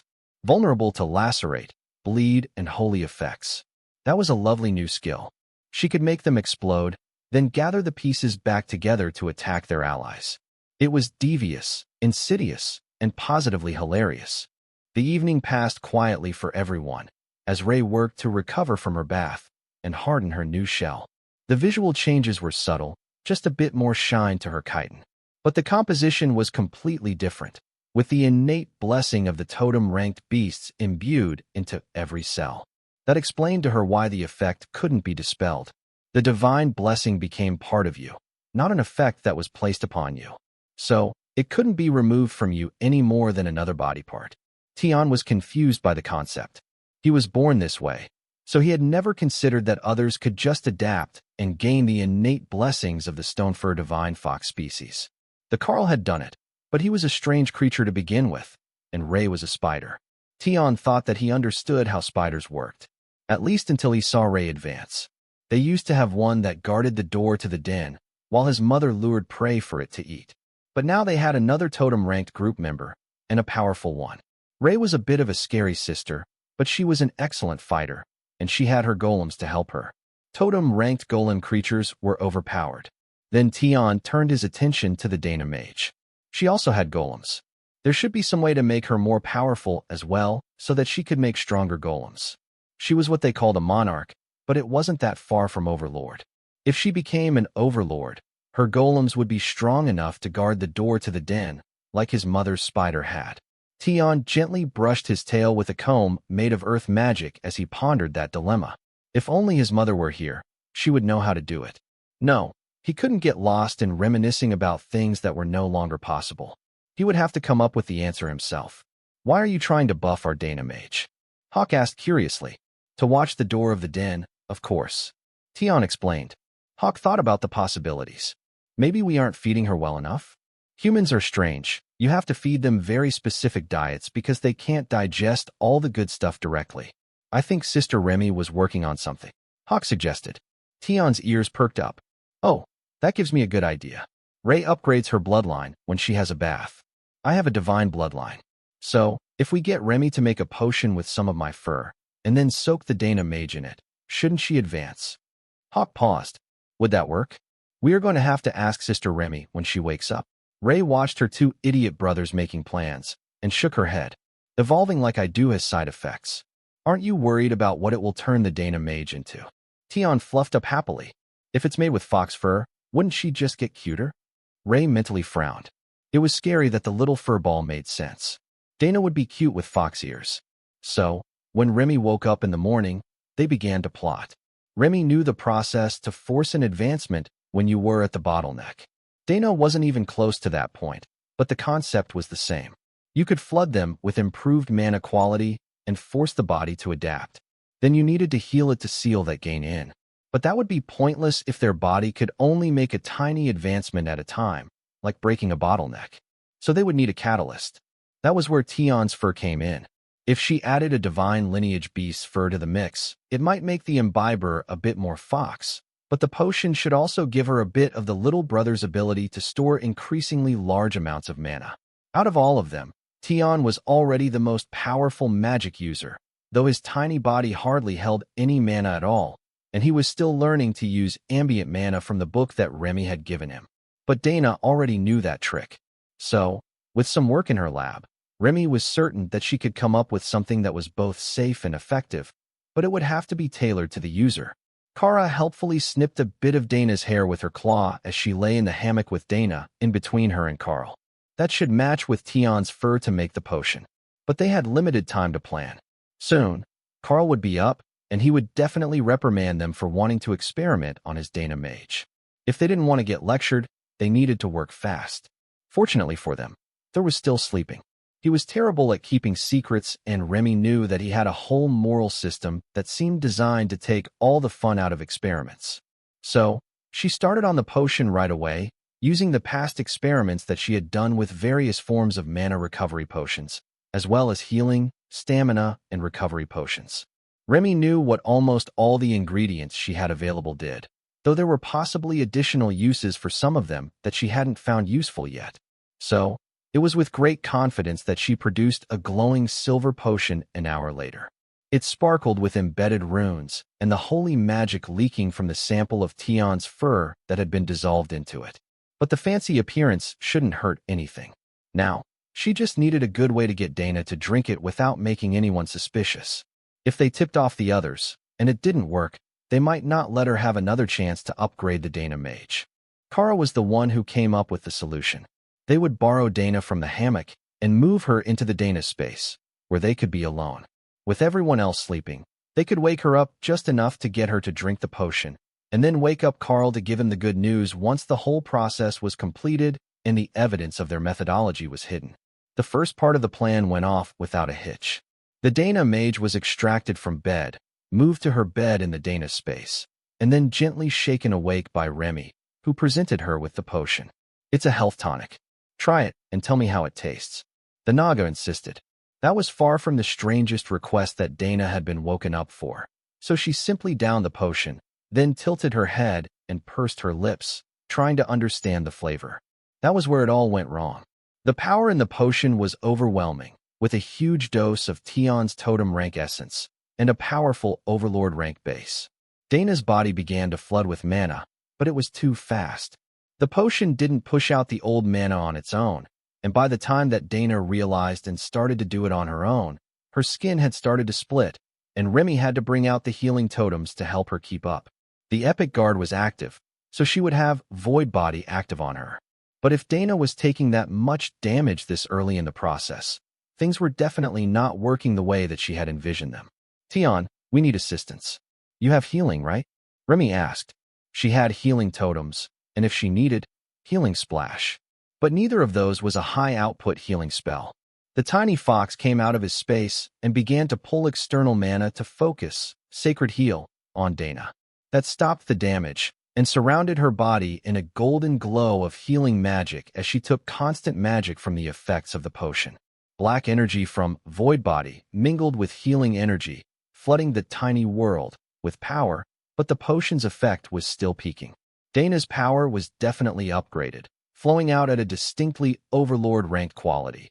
But if they had to wake Lotus to resurrect the Dana Mage, they were going to be in so much trouble. So, they kept at their healing efforts, unaware that Karl was now very much awake and aware of what they were up to. He could feel what happened in the tiny world, and this was definitely not a subtle action, with Tion pouring totem-ranked healing on Dana at his maximum output. The effect of the potion began to fade, and Tion was finally able to end his healing efforts, though Remy kept her totems up as a precaution. As Dana recovered enough to be able to do more than focus on survival, she turned a glare on Remy that made the Naga consider that her good intentions might not have been as highly appreciated as she had anticipated. New skill gained, Fox Charm. Fox Charm passive skill. Grants the user an alluring appearance that attracts others of all species. Increases chances to bargain, negotiate, and induce possessive feelings toward the user. The notification startled Dana, but didn't change the glare she was giving the errant Naga. Congratulations on making Overlord? Remy asked hesitantly. And? Dana asked. And? I'm deeply thankful for the research data on the new potion. And perhaps you would like to apologize for giving me a strange thing that almost killed me without warning me first? Dana asked, her tone harsh. Oh, that too.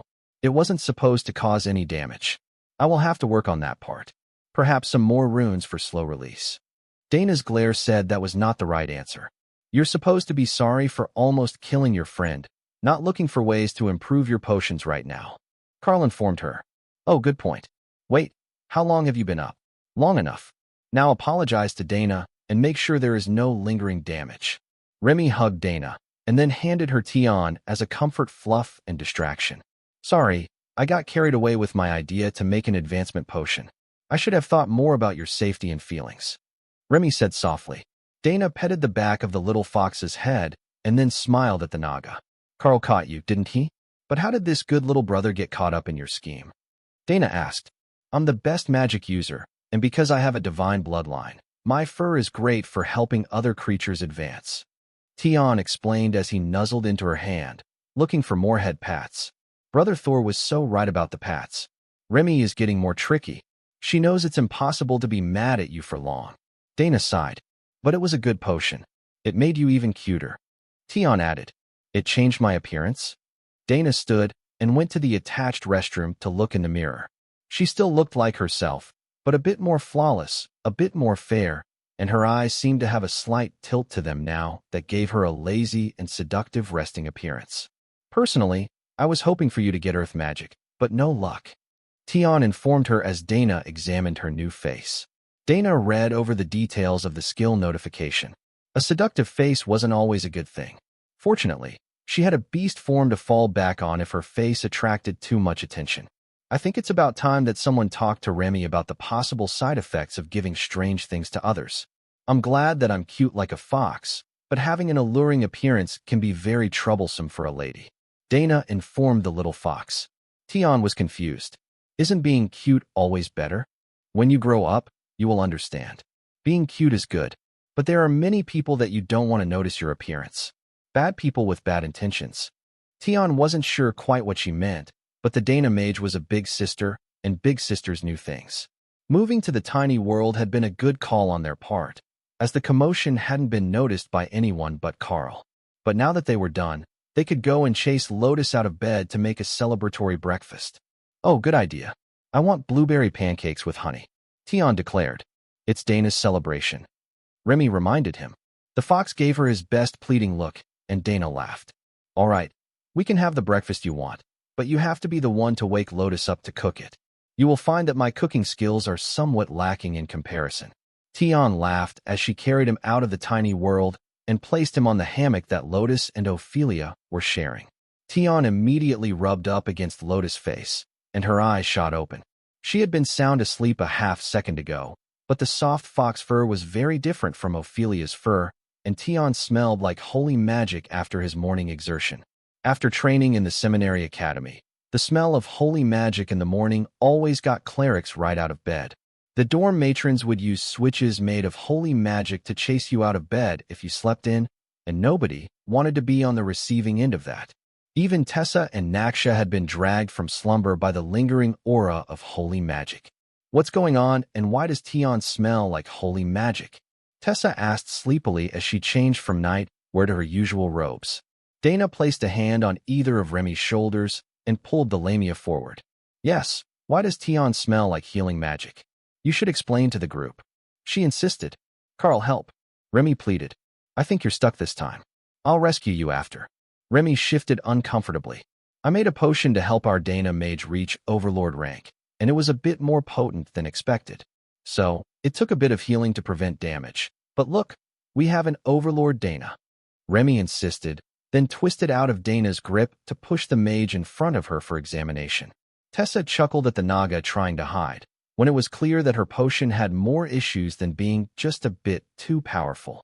But Dana was an overlord, so it wasn't a complete failure. If she had all the details, she would certainly be much more upset with the lamia's lack of common sense. But she was only half awake, and Dana looked unharmed. Well, now that we have an advancement, I suppose that we should have a celebration meal. Tessa replied, as she realized that was the reason to wake them up so early, and for giving Tion to Lotus. Everyone knew that she wouldn't say no to anything that the fox requested as long as he was willing to suffer her attention. Karl wrapped an arm around Dana and picked her up to rest against his side. Why don't we move this to the tiny world? There is much more room to celebrate in there. We can have a golem watch the door, he suggested. Speaking of golems, where's Ray? She's usually around first thing in the morning, Tessa asked. She also had an advancement last night, and she's asleep right now. The advancement baths take a lot out of her, so we're letting her sleep, Karl explained. Lotus turned her full attention on Karl. Ray made it to totem rank? Did she change a lot? Karl nodded. Yeah, I suspect that it was the reason that everyone got so worked up about advancing Dana. But I will wait for Ray to be fully mobile again so that she can show off her new power level without spoilers. Karl opened the tiny world's entrance, and Remy assigned her bodyguards to watch the shelter. This close to the swamps, it shouldn't be too shocking to anything passing by if they sensed Naga by the river. Lotus was happy to make all the fancy ingredients for breakfast and show off her new food creation skills for Tion, who was quickly covered in flour after an attempt to help with the cooking. The lack of opposable thumbs made it difficult for him, but Lotus was happy to have him as a mascot on the counter as she made the blueberry pancakes that the little fox wanted. Is there a reason for the rush to make Dana an overlord? Tessa asked Remy as they waited for the food to be ready. Remy shrugged. She was still a monarch, but Ray reached totem. Plus, we had the ingredients, since she's a human mage, and Tion's fur would be compatible. I considered how to do it for dragon priestesses, but I don't have the ingredients that we will need. I might be able to do it for Ophelia as well, but I need to adjust the recipe. So, basically, just because you could? Alright, I believe that I understand how things happen now. But I don't think that you're going to make friends if you keep turning out potions that risk killing the imbiber for the chance to advance. Tessa chastised her, while Remy looked suitably contrite. Well, not here in the Dragon Isles. If we sent the recipe back to the Golden Dragon Nation, they'd start giving it to everyone who hit a bottleneck. Ophelia retorted sarcastically. Karl shrugged. He had seen firsthand what people would do for even one more rank. If there was a chance for royals to become monarchs, and especially for monarchs to become overlords, they would definitely risk giving them an experimental potion. They'd do it with healers present because those people were all valuable assets to the nation. But they would definitely do it. I'm going to have to set an alarm to wake me up before you do something crazy again. To think that you even dragged young Tion into your plans. Thor admonished. Hey, some of this was his idea. Remy countered, but Thor wasn't buying her excuses. Tion was much more sensible than that. Dana smiled. You know, that's not a bad idea. I don't mean this potion, that's too risky. But I'm sure that Remy has something that will help grow an elite's potential to a lesser degree that she used as the base. I can send a message to Ahmad and let him know that we have something helpful for him. Karl chuckled. How about I send him the message instead? In fact, I can send him one of the potions as well. Everyone turned to look at Karl as he finished speaking. How exactly would you send a potion to the leader of the Golden Dragon Nation? Tessa asked, breaking the silence. Well, I do have a portal spell, and I'm a totem with a massive mana pool. It shouldn't be hard for me to open a small portal back to the capital. Then I just pass the potion to someone trustworthy and send him a system message to come get it. Dana flicked him on the forehead. And you don't think that a random totem showing up in the capital will cause absolute chaos? Karl smiled, and Ophelia began to laugh. How does that saying go? It's not a bug, it's a feature. The berserker joked. Kara nodded happily. It would be hilarious to go back and make them panic. Actually, they could send Ray, and she could check on her baby rogue, and visit Neil as well. We could send Dana in disguise. If there is a spy present, they might report that one of the exiles showed up again, and that could cause troubles for the people in charge. Tessa suggested. Dana smiled and activated beast form, then paused as the expected furry stripes didn't appear on her hands. Instead, she was bright white and had longer fur than she remembered. Ooh, see, I knew that she would be pretty. Tion cheered. Tessa chuckled and took out a mirror from her inventory to show Dana her transformed appearance. Under the effects of beast form, she was no longer a cat demon, and she was nearly identical to Karl in pattern. This time, the spell had turned her into a fox demon, complete with long fluffy ears and a fox-shaped head. She no longer got larger with the spell, and thought she might have actually gotten more slender. But it was her voice that startled her the most. Well, that is unexpected. I thought that the spell was set after you used it the first time. She began, then paused as her musical tone reached her sensitive ears. Fox charm is powerful. Tion bragged. And how am I supposed to interact with people when my voice has become a magical seduction technique? Dana asked. The little fox shrugged. Just threaten them with the Karl if they get handsy. You think this is funny, don't you? I was actually happy with how I looked. Dana snarled, but it came out as a gentle pout. Tion held up his paws in defeat. Got it. Not funny. You still make a beautiful fox, though. I wonder if you can go all the way with a stronger skill and become an actual fox? I bet your tail would be super fluffy. Dana shook her head in dismay. She was wearing robes still, so her tail was trapped underneath. And it was super fluffy. Once she swapped outfits, they would adapt to her form having a tail. But for now, she could keep that information to herself. Well, if we're not doing anything else, why don't I take Ophelia with me? She can do the job of bodyguard without me needing to call golems. Dana suggested. Ophelia laughed. I think that you've forgotten one vital fact. A werbear and a fox demon would attract way more attention than just showing up as ourselves. After all, it was Karl that was actually banished. We just chose to join him in his exile. So, technically, we're not breaking any rules by going back for a visit. Remy quietly handed the berserker a basket full of potions, along with a notebook, and Ophelia put it in her inventory for safekeeping.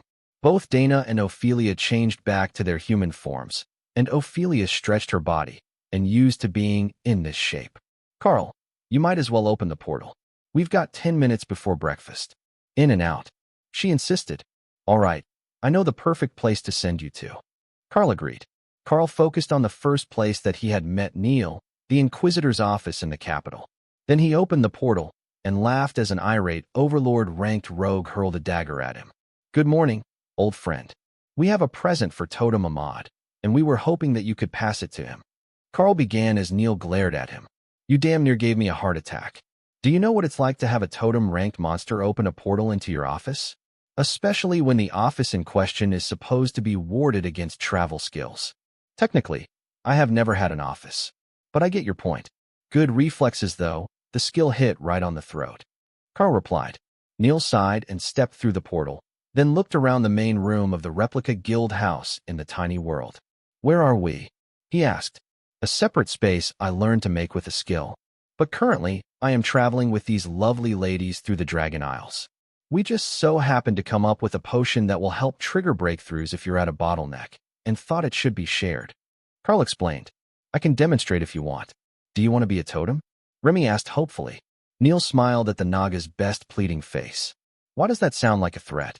No, I would rather not be a totem at the moment with all the chaos that's happening at home.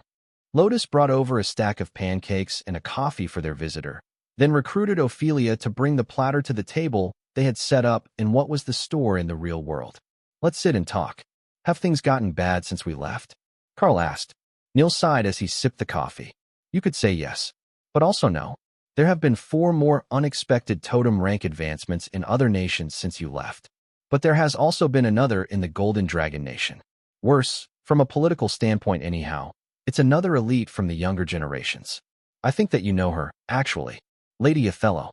Now there's a huge argument over whether she should be the next head of the church, as she's a paladin and not a cleric, but she's the most powerful member of the clergy. However, every time someone tries to force her, they get zapped by that damnable sword she carries everywhere. I don't know what spell is on it, but you can't try to physically force her to go anywhere. Karl chuckled. It's supposed to punish perverts who attempt to grab her with lustful thoughts. It might be a side effect, misinterpreting their desire for her to be in charge as desire for her. Neil nodded, then frowned. How do you know about the sword? Dana smirked at the rogue. He made it. Ophelia stacked her plate as the last of the food came out, and gestured with her fork.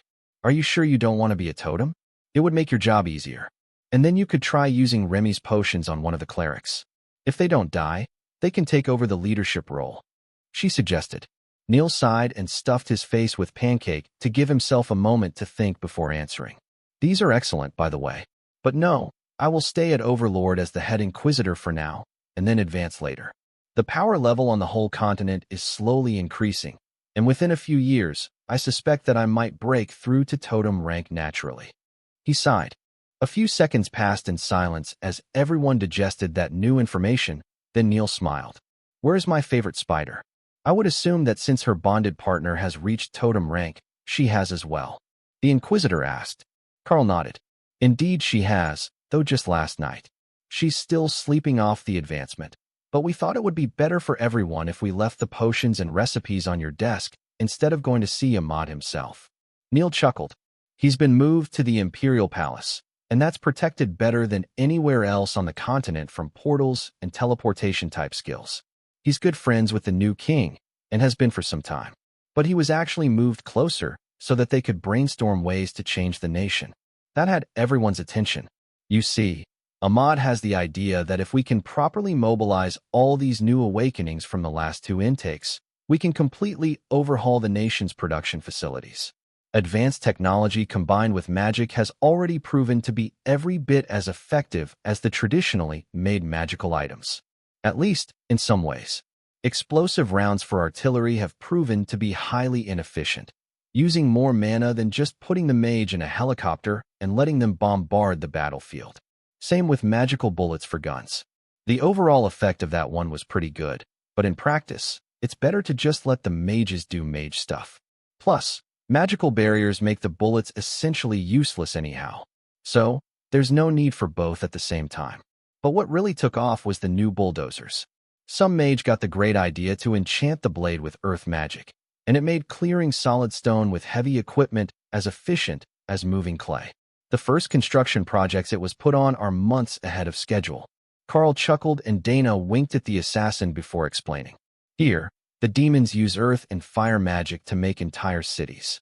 The dwarves use earth magic to carve out whole mountains, and they can make a skyscraper in a matter of days, not months or years.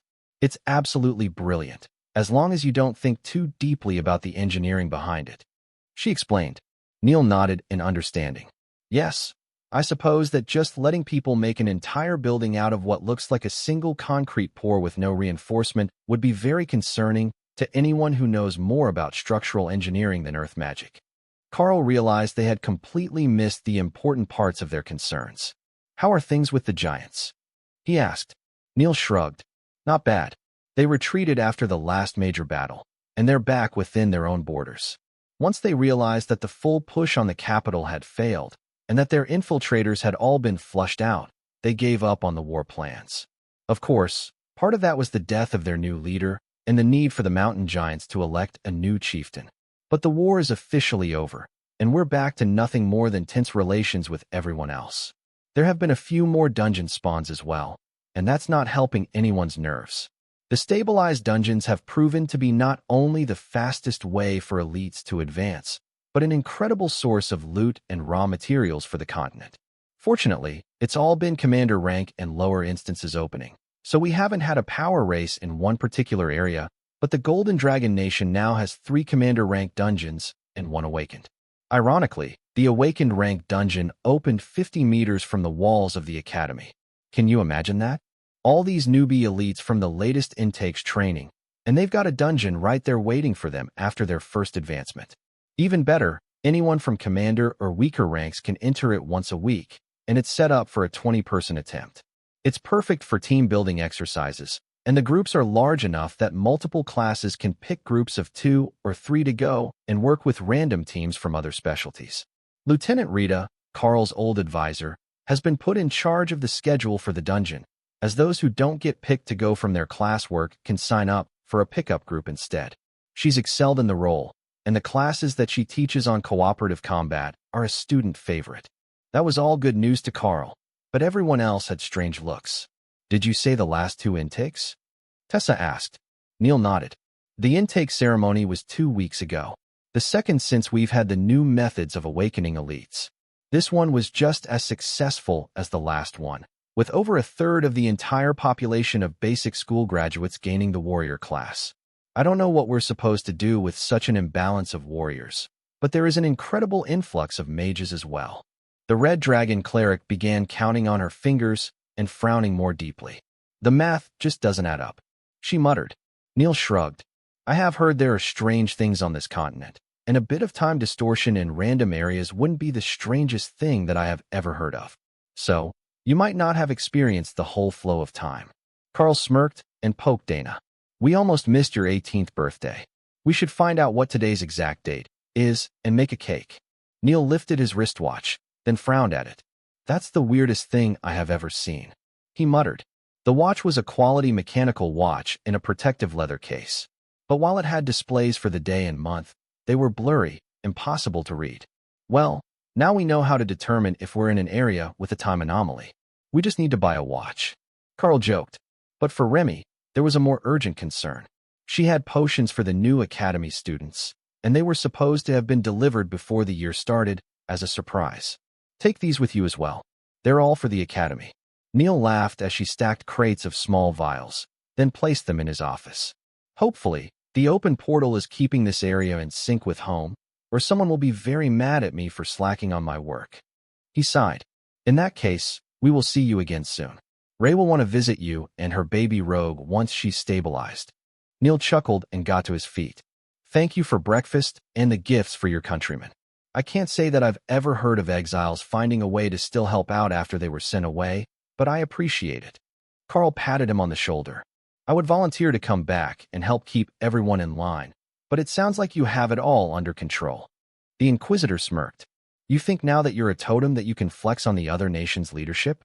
Karl winked at him and leaned in to whisper conspiratorially.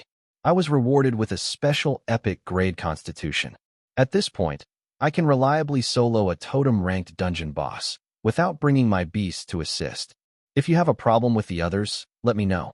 Even 5-on-1, it's unlikely that they can do significant damage to me, and I've got so much damage reduction that even a direct meteor strike wouldn't do it.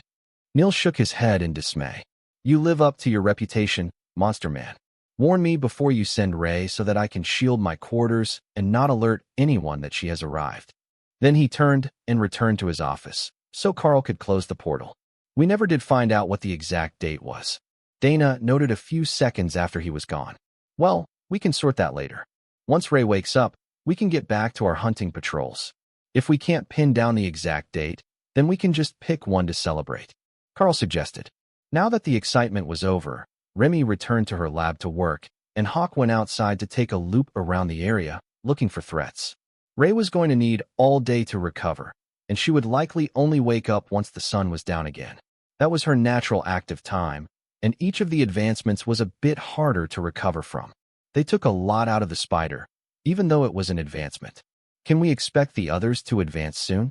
Lotus asked, meaning the rest of the beasts. Thor still has a ways to go until he reaches the bottleneck, but he also advanced last, so he's still on pace. Remy has a bit more work to do as well, but Kara is close. She just prioritizes amusement to power growth, so you never know when she's actually going to advance. Karl joked. Kara shrugged. She was powerful enough for what she wanted to do. When she wasn't, she would advance. That was just how it worked. A soft mental nudge caught Karl's attention. Oh, I think the butterfly is almost ready to advance as well. Perhaps once she reaches totem rank, she will be stabilized enough that she can come out and socialize. Karl felt the mental nod, and that she was learning from Ray, and planned to make a grand entrance to introduce herself to the rest of the group properly. They were all aware of her work, and she had interacted with them in her dreamlike state, but it would be the first time that she got to meet them all in person. That was a big thing, even bigger than just an advancement, so she had to make it grand.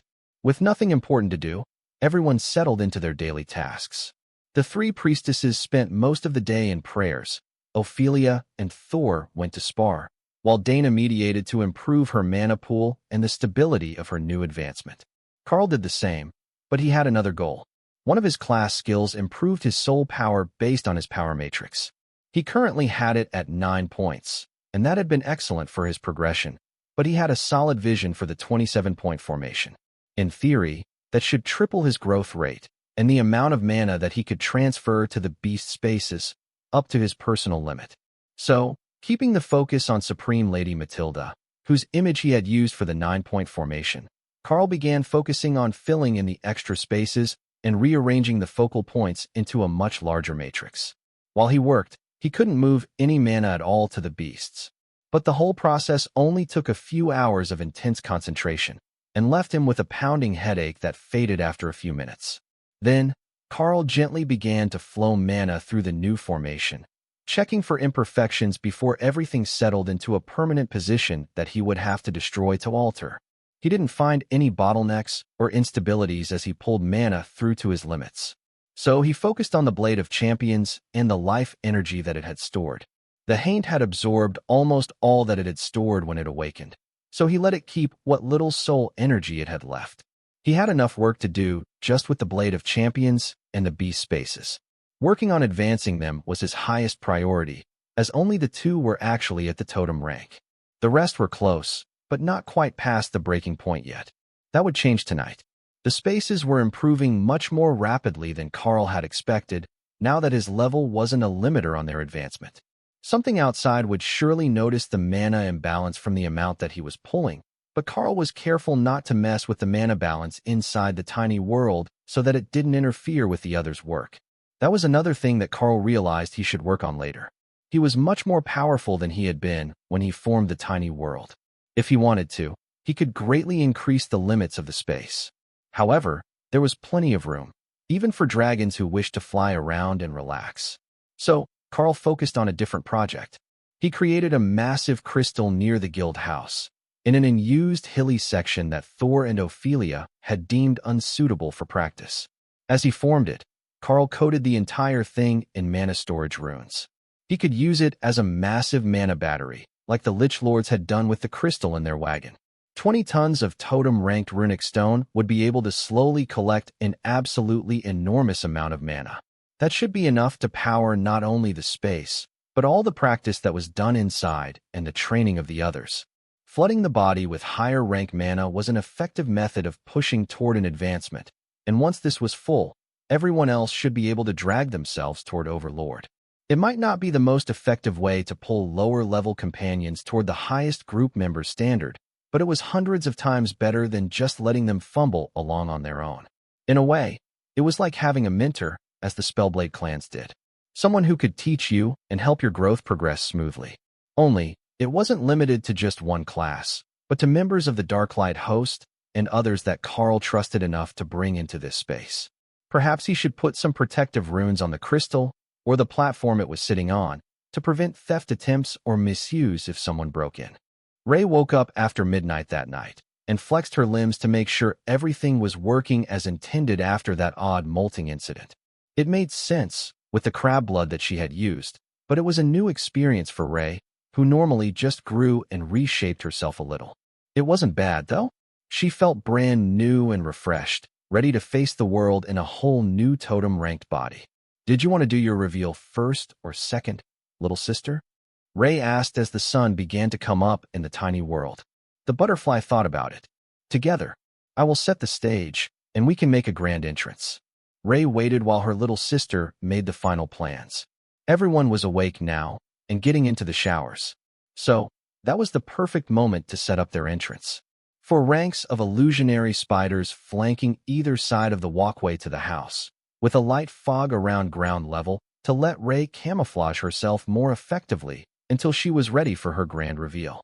Then butterflies and sparkles in the air above them, where she would be hovering and waiting for Rei to appear and get her praise, so she could swoop down for the fireworks and then introduce herself to the group.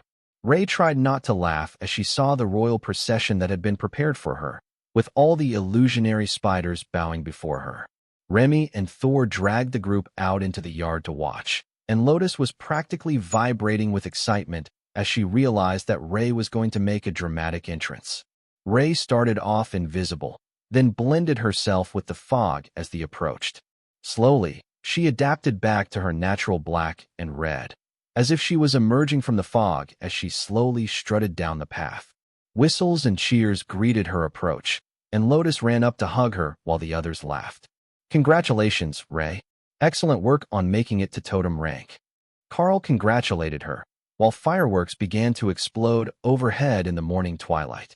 Then the butterfly appeared, not as an illusion, but actually outside of her space for the first time since she evolved.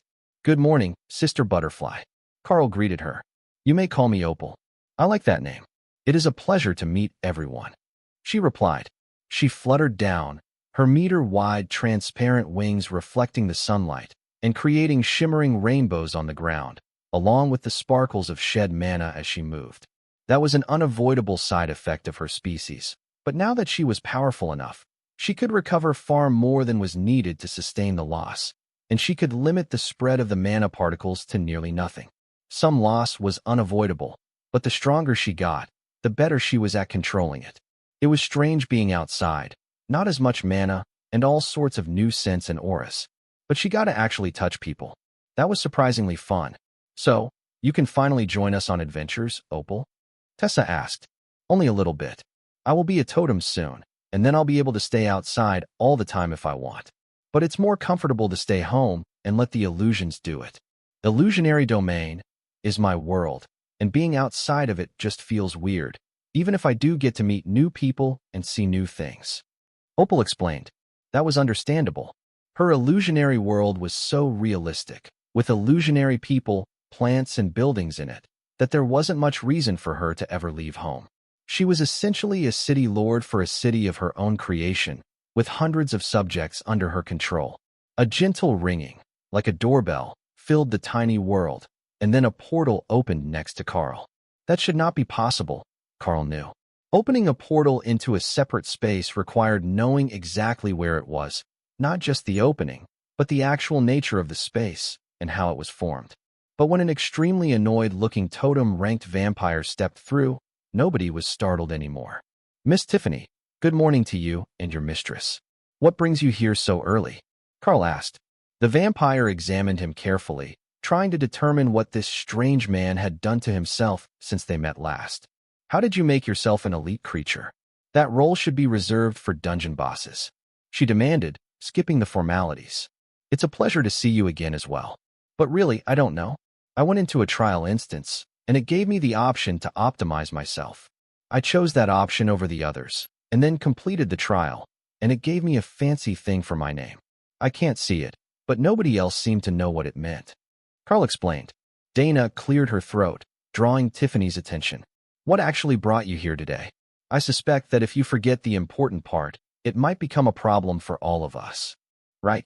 The Supreme Lady wants me to take a picture with the spider and the badger," the vampire explained. She was obviously not happy about it, but that could be the fact that she had been chased out of bed at dawn. For a vampire, this was just past their natural bedtime. Not that one as old as her would have any trouble being awake all day, but even the naturally cheerful Mick was cranky when it was too bright outside. Plus, those born as vampires from infected parents died the first time. The nature of their powers changed, and they became much more nocturnal. Kara was happy to take a group photo, even if the camera was a relic, and she couldn't be certain of the quality of output they were going to get. Karl set up the camera to catch the group, and Opal moved to hover behind the trio, while Kara stood up on her hind legs, so her face was closer to Tiffany's head height. Ray still dwarfed both of them in her natural form, though she was only a little taller than Tiffany, just much wider. There was only one button on the large tripod-mounted camera. Karl had no problems getting it lined up for the shot, and then channeled mana into the button as he activated the magical device. Unexpectedly, the camera did not output a photo. Instead, a meter-wide, landscape-oriented painting formed against the legs of the tripod, as if they were a painter's easel. "Thank you. That will make her happy. She's been annoying me to get a picture of the Chaos Badger for ages, and now that there is a totem-ranked child of the Spider Goddess in the guild, she had to be the first to record it." Ray snorted in amusement and transformed into a humanoid. "Does that mean we should expect a visitor from the Spider Goddess soon?" Tiffany nodded. "Likely a whole group of them to test you and the Karl. Though he's already fought off a whole group of assassins from Nerid, so they might be more polite the second time." Now that the picture was done, Tiffany collected the camera and gently picked up the magical painting. "As much as I enjoy your company, I have much to do today. Thank you for your time," she announced. Once she was gone, Ray began to laugh. "She really does hold a grudge, doesn't she? That vampire hates you with a burning passion." Karl shrugged. "Not my fault that things turned out the way that they did. Neither of us knew that things were going to end up with a trip to the Chaos Realm and a visit from the Supreme Lady when the fight started, and I certainly had no idea about her past with Matilda." Ray shrugged, and all the others looked at him like he was an idiot. "It doesn't matter that it wasn't my intention, does it?" Karl eventually realized. "Not even a little bit. The fact is that you're the only other one involved, so you're the only other one to blame." Tessa agreed. Ophelia shrugged. "She does look healthy, though, doesn't she? I don't think that the dragon is treating her too badly. If she were, I would have expected her to start looking worn down and tired after a few months." Without warning, Opal vanished back into her space, but left an illusionary copy of herself as a stand-in so that she could give the appearance of continued direct interaction with the world. At first, she had stayed in her space for safety and out of necessity. But now that she had seen the outside, she realized that she was actually more comfortable at home. Plus, being awake was exhausting. Not in a sense of mana deprivation. She had that under control. No, she was used to sleeping all the time and never really got mentally stressed. But being awake was totally different. And totally overrated. "Are we throwing a party?" Lotus asked hopefully. Ray had just revealed her advancement to totem rank. That was definitely worthy of a party, even if they hadn't just officially met Opal in person. That was when Lotus realized that the butterfly floating overhead was an illusion.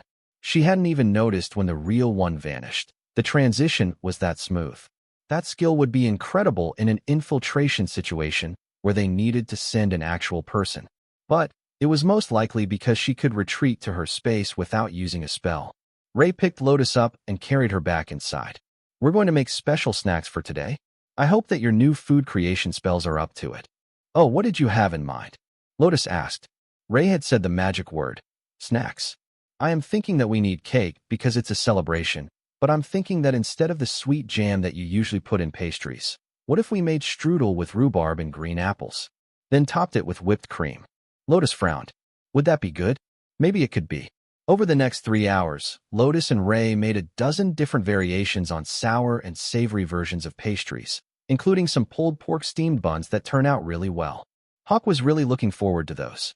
They were visually the same as sweets, but with meat in them. He hadn't realized yet that they weren't sweet in any way, just a convenient way of eating pulled pork on the move. But it was a new recipe for Ray and Lotus. Now that she was awake, Opal found that she easily got bored, so she ended up creating illusions to do all sorts of things around the tiny world. Some helped Ray and Lotus cook, some tidied the house, and when that wasn't enough distraction, she prepared an outdoor amphitheater to put on a play. The latest episode of The Noble Knight Thor and His Companions was a huge hit with the group, who generously overlooked the parts where she heavily embellished reality to make it more interesting. After all, they couldn't very well have scenes where the hero of the story was simply standing on the sidelines or clearing out trash mobs while others did the real work. There was no harm in adding in a few more impressive enemies to the story. "You've got yourself a reliable cheerleader," Dana joked as they finished the show. Thor nodded happily. Sister Opal had done a wonderful job with the production of the latest episode of his memoir. He was greatly looking forward to the next one. Ray lounged back on one of the stone benches of the illusionary theater and popped a pastry in her mouth. Sweet and sour pastries were a great idea. It was a good thing that they made hundreds of these today, because she was adding them to the usual snack rotation. But now that they had celebrated her advancement and watched a movie, she was getting curious about what might be hiding out in the wilderness around them. She was a totem-ranked predator now, and there shouldn't be many things that she couldn't hunt. But maybe there was. Just the chance that there was still something around that might manage to escape from her or put up a real fight was exhilarating. So, as everyone settled in for another night of meditation or rest, she snuck out of the tiny world and got the Naga bodyguards to update her on the situation outside. There wasn't much coming close to them there, but there were some powerful monsters in the distance that Ray might be able to play with. They couldn't tell what it was, but they could sense the powerful auras. Ray activated Night Haunter and went to see what she could find. Her new body was incredibly powerful, and Ray found that she could run nearly as fast as Naksha could fly. Faster than even the buses of the Golden Dragon Nation. It was an incredible feeling, and in mere minutes, she had found the dangerous creatures that the Naga had sensed, but they weren't prey. Just orcs. But the orcs weren't a total loss. Hey, I'm bored. Anyone want a brawl to first blood? I will wager 2 bags of rice that I win. She shouted from the edge of their camp in humanoid form. When everyone else woke up for the morning, Ray was in a wonderful mood.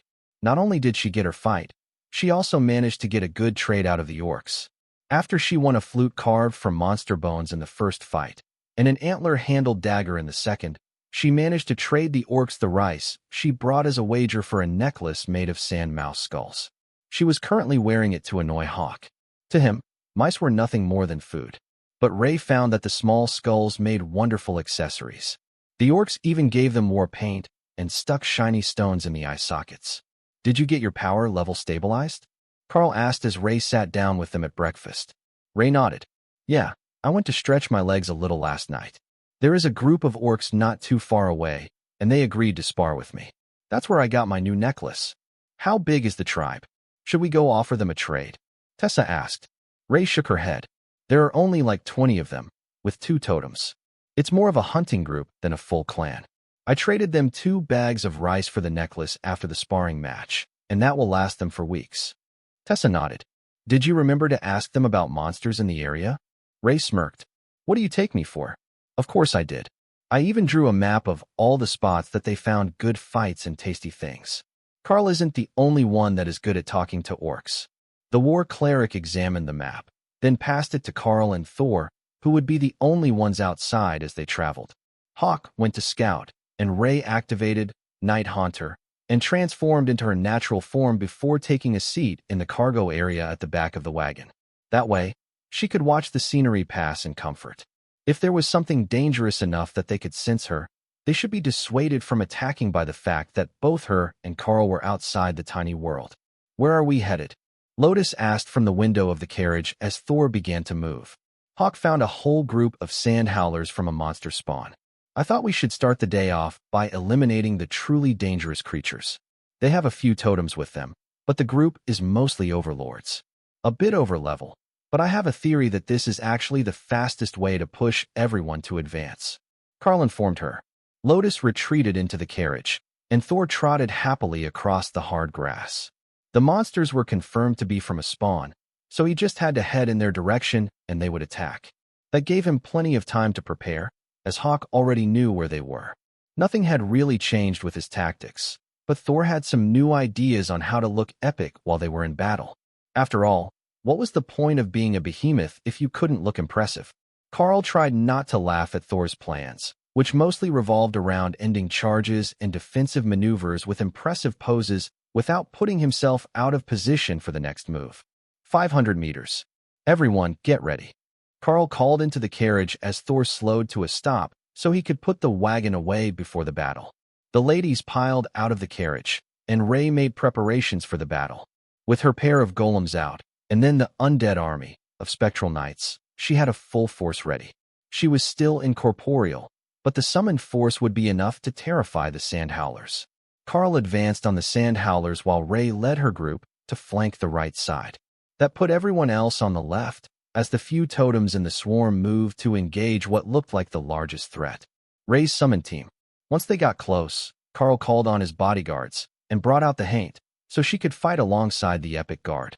The two looked a lot alike, and they had a similar fighting style, so they worked well together.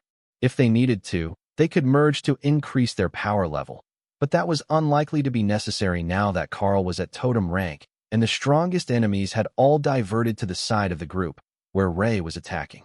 The Yeti-like sand howlers made a wailing noise like the sound of an incoming sandstorm. That was how they had gotten their name.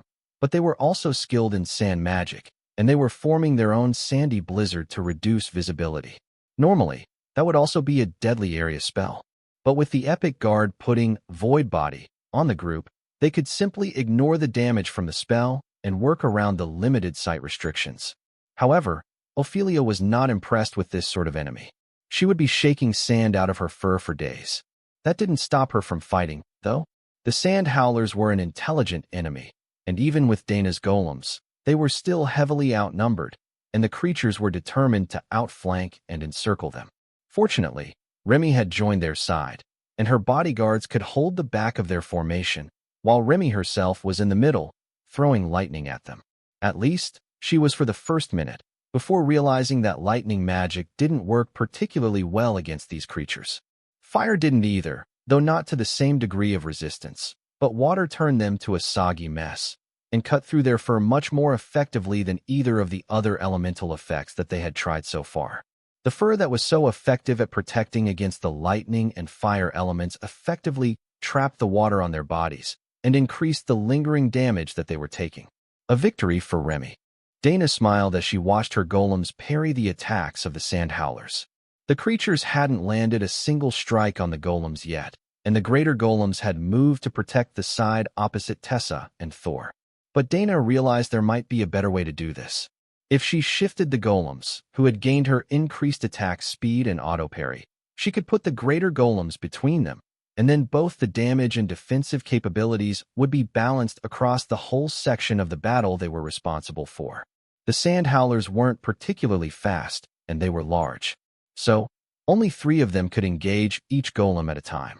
That was enough that the stone summons were mostly on the defensive, but they were still managing to land a few attacks of their own without relying on Dana.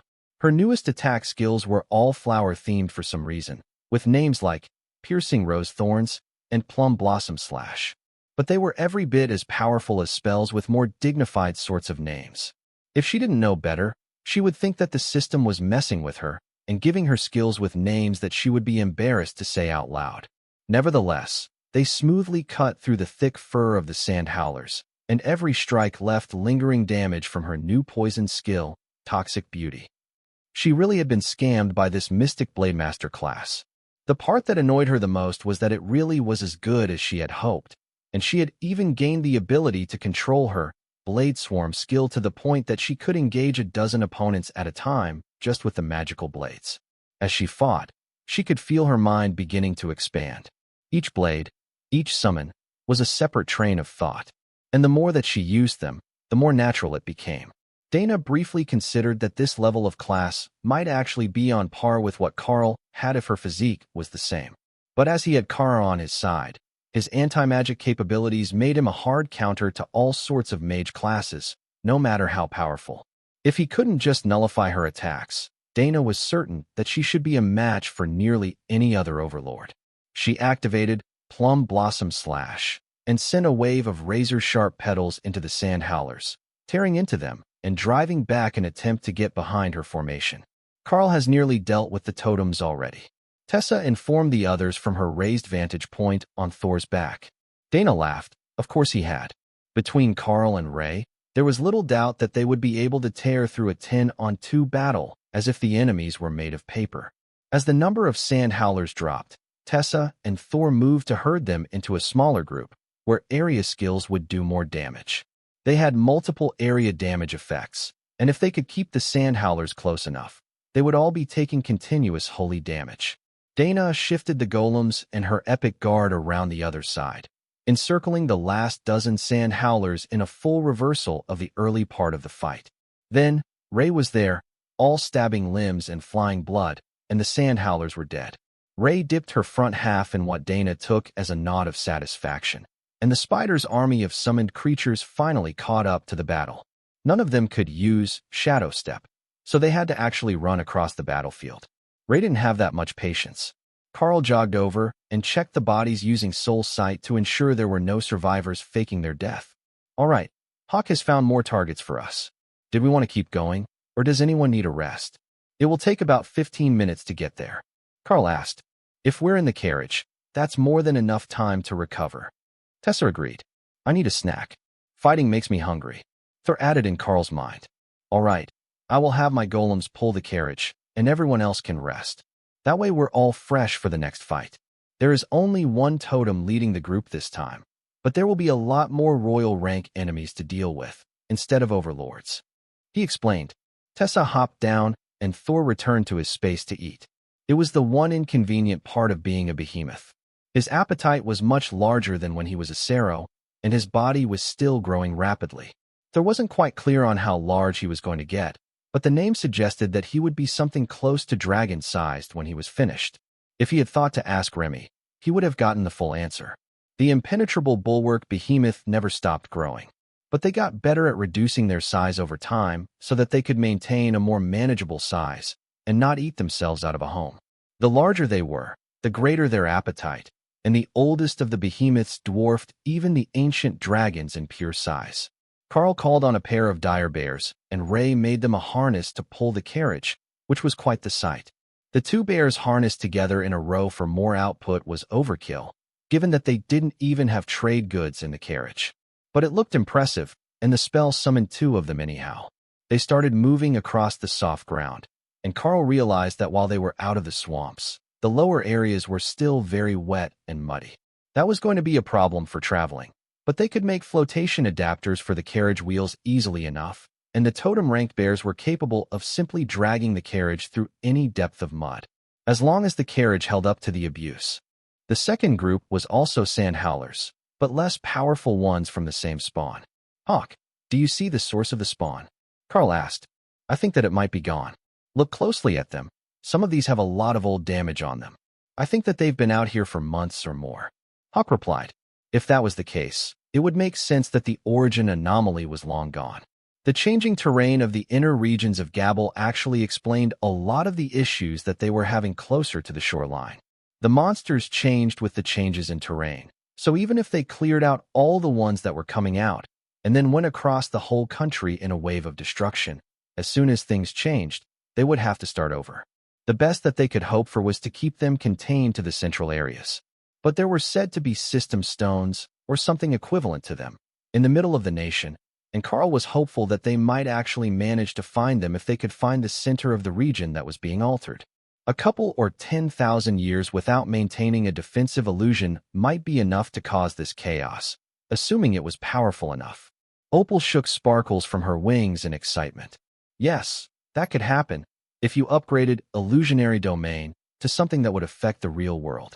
Her illusionary world could get a bit out of control as it was, since she created beings with an approximation of intelligence and free will.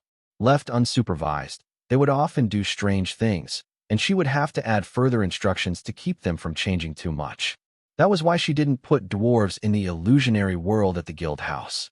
If she left them unsupervised, they would renovate the whole city, and she would have to either learn the new layout or change it all back. Both would be chaos for the guild members who worked in the area, like the alchemists. The orcs are coming our way, Hawk warned when the group was almost to the sand howlers. We've got incoming orcs and a fight.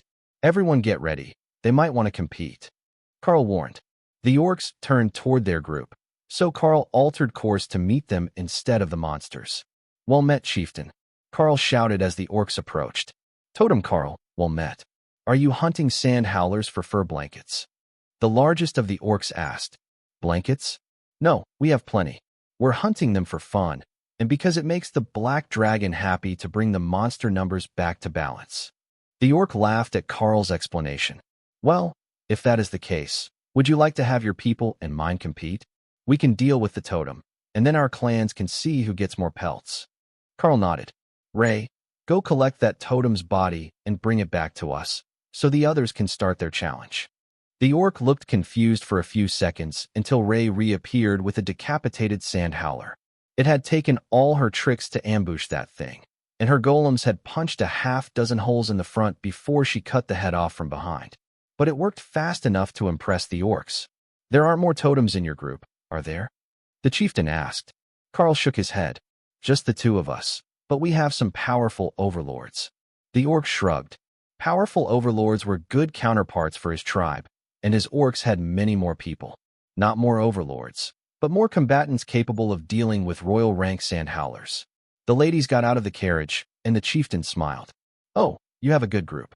Red, black, and green dragon priestesses. Though I see that they have all managed to advance their classes. Yes, this should be a good fight. Then Kara came out to join the fun, and the orcs began to look confused. What is that? It looks like a void badger, but with wings.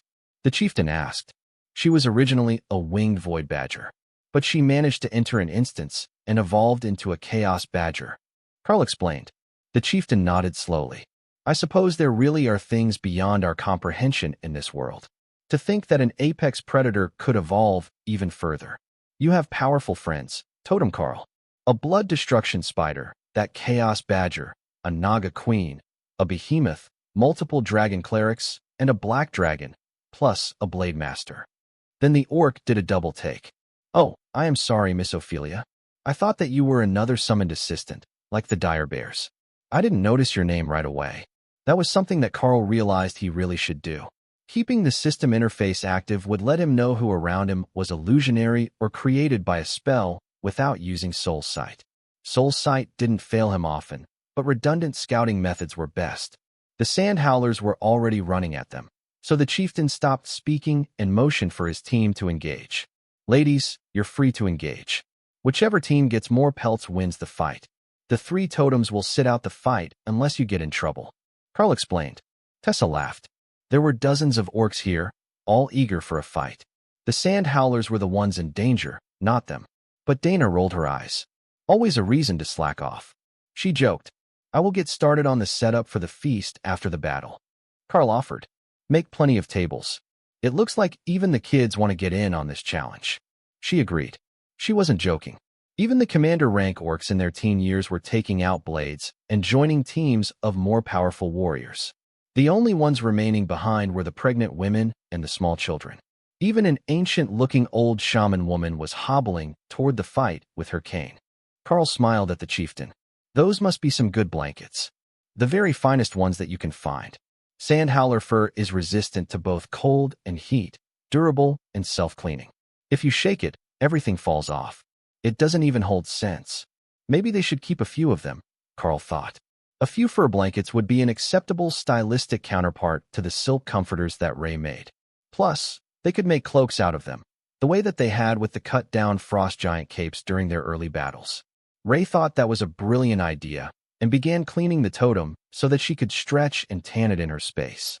Did you need the bodies for anything? They don't smell like they would taste good, Karl asked. The orc shrugged. They don't. But we feed them to the livestock, and the bones are good for making tools and such. Waste not, want not. Karl nodded and gestured to the remains of the one on the ground. In that case, you can have the rest of that one. We don't have an artisan who specializes in bone art. The ring crafters could make items from bone, but they had plenty already, and they were too far from the guild store to send items directly there from here. The chief nodded in acceptance, then shook his head in dismay as he realized that Hawk had started bombarding the area with meteors. It had turned the group of sand howlers into a war zone, with artillery explosions raining down among them and driving them into the 2 forces at the edges of their ranks. Instead of planning a proper attack, the monsters were simply charging at the enemy, trying to escape the deadly rain. But Hawk hadn't forgotten the assignment. While he was dropping spells on them, he had reduced the temperature of the fire enough that it wouldn't singe the fur. They were supposed to be collecting pelts, so he couldn't destroy them all. Karl did notice that his meteors weren't the same as Remy's. Hers were actual stones. Hawk's were simply balls of magical energy, like a solid ball of rend. Hey, look over there. That is a great weapon. Tion cheered, directing Karl's attention to his left. One of the orcs had made a blowgun and was using it to fire a poison skill at the sand howlers. Tion wasn't interested in poison, but that tube would be great for firing stones at enemies. I will make you one later, with runes on it to improve the function. If you fire stones through one like that, it will be just as good as using your skill directly. Karl informed the little fox. Karl watched as a sand howler leapt over Thor's back headed for Tessa, who was transformed into her fully scaled dragonkin form for battle. But the outcome was not what he expected. Tessa casually swung her shield, shattering the creature's skull and sending the body flying dozens of meters away, without interrupting the skill that she was using with her other hand. When she had advanced to become a dragon crusader, she had gained a skill called compliance, and it appeared that the physique improvement was no joke. Compliance creates an area of oppression 10 meters per user rank and grants the dragon crusader the physique of a red dragon at their own rank. It would certainly take draconic strength to toss a 200-kilo sand howler like a rag doll. The chieftain smiled at Karl. The women of your clan are fearsome. Karl shrugged. And this is when they are in a good mood.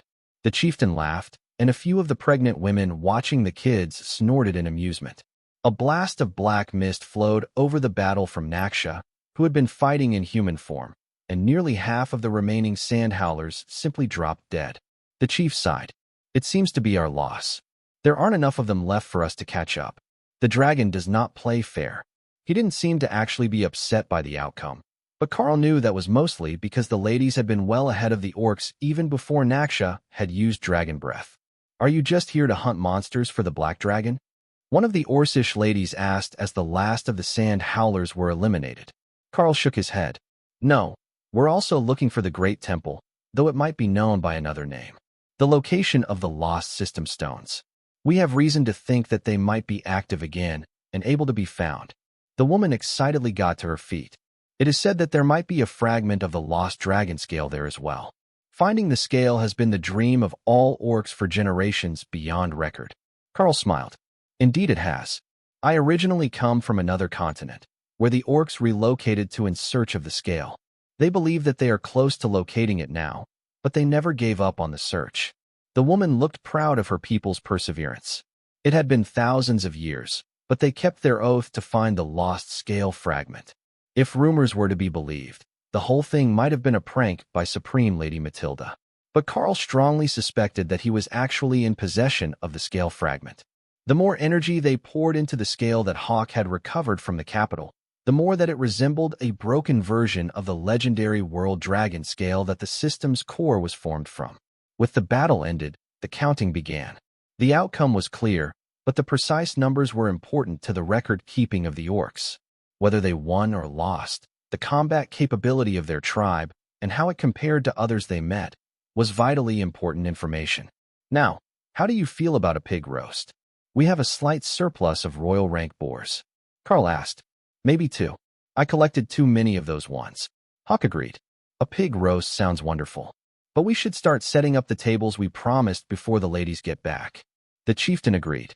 Tion, can we get tables and benches, please? Simple stone is fine. Tion had enough seating for everyone made in a matter of seconds, along with a large fire pit with a rotating spit for the giant boars that Hawk wanted to get rid of. Your people are generous in victory.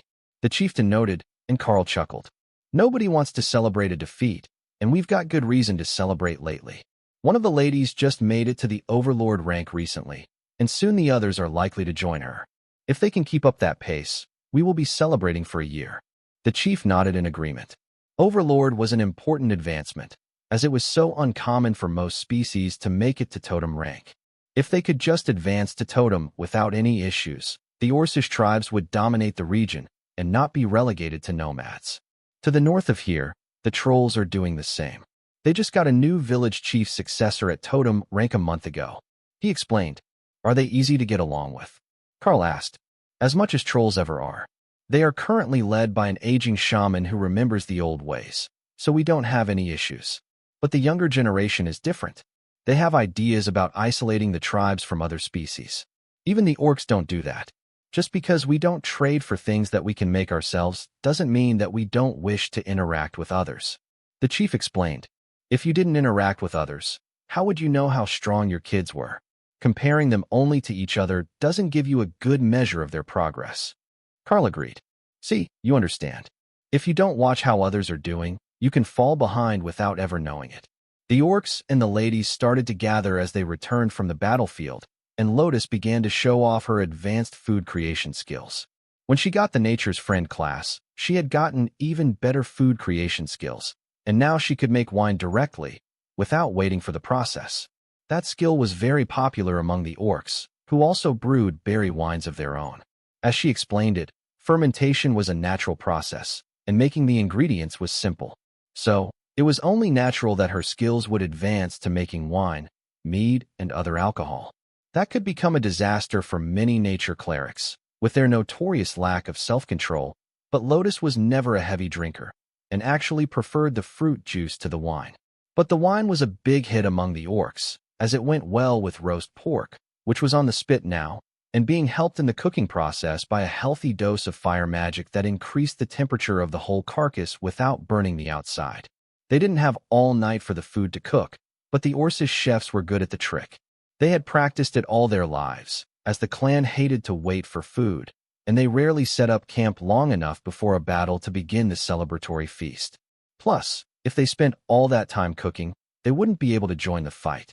You couldn't leave all the cooking to whoever happened to be injured or pregnant enough that they had to be excluded from the battle. Some orcs just couldn't cook. Tessa added the traditional rice and beans, but spiced heavily, the way that the orcs and demons liked it. Now, they had a proper feast. Unlike many of the orcs that lived in Drod, this tribe didn't look like it put much time and effort into decorative or entertainment items. They did have a large drum that they set up for the dance, but that was it. It was enough, Karl supposed. The orcs were happy to dance to the beat, as were Lotus and Ophelia. So, it didn't really matter if they were all dancing in their armor.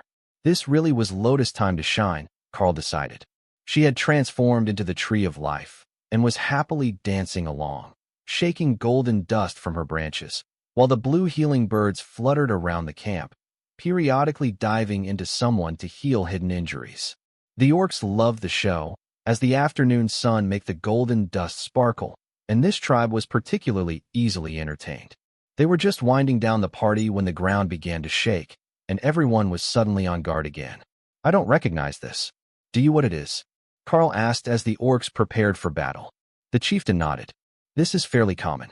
There is something underground in this region, and every so often the ground simply opens up and spits out monsters, then closes again. That was not how Karl remembered anomalies working at all. Could it be the result of anomalies underground? As Karl recalled, the dwarves had said that the anomalies didn't form underground. They had never had one in the dwarven cities. They always happened on the surface of the mountains, not inside them. So, this had to be something else. Maybe it really was related to the missing system stones? It wouldn't shock Karl if it was. Most of the unexplained things in the world were somehow system-related. So, if there was some sort of underground monster spawn trapped here, or perhaps a stable portal underground, it would explain the monsters trying to escape. Or, they could be in an illusion, and the monsters were actually already there, and just broke through the spell.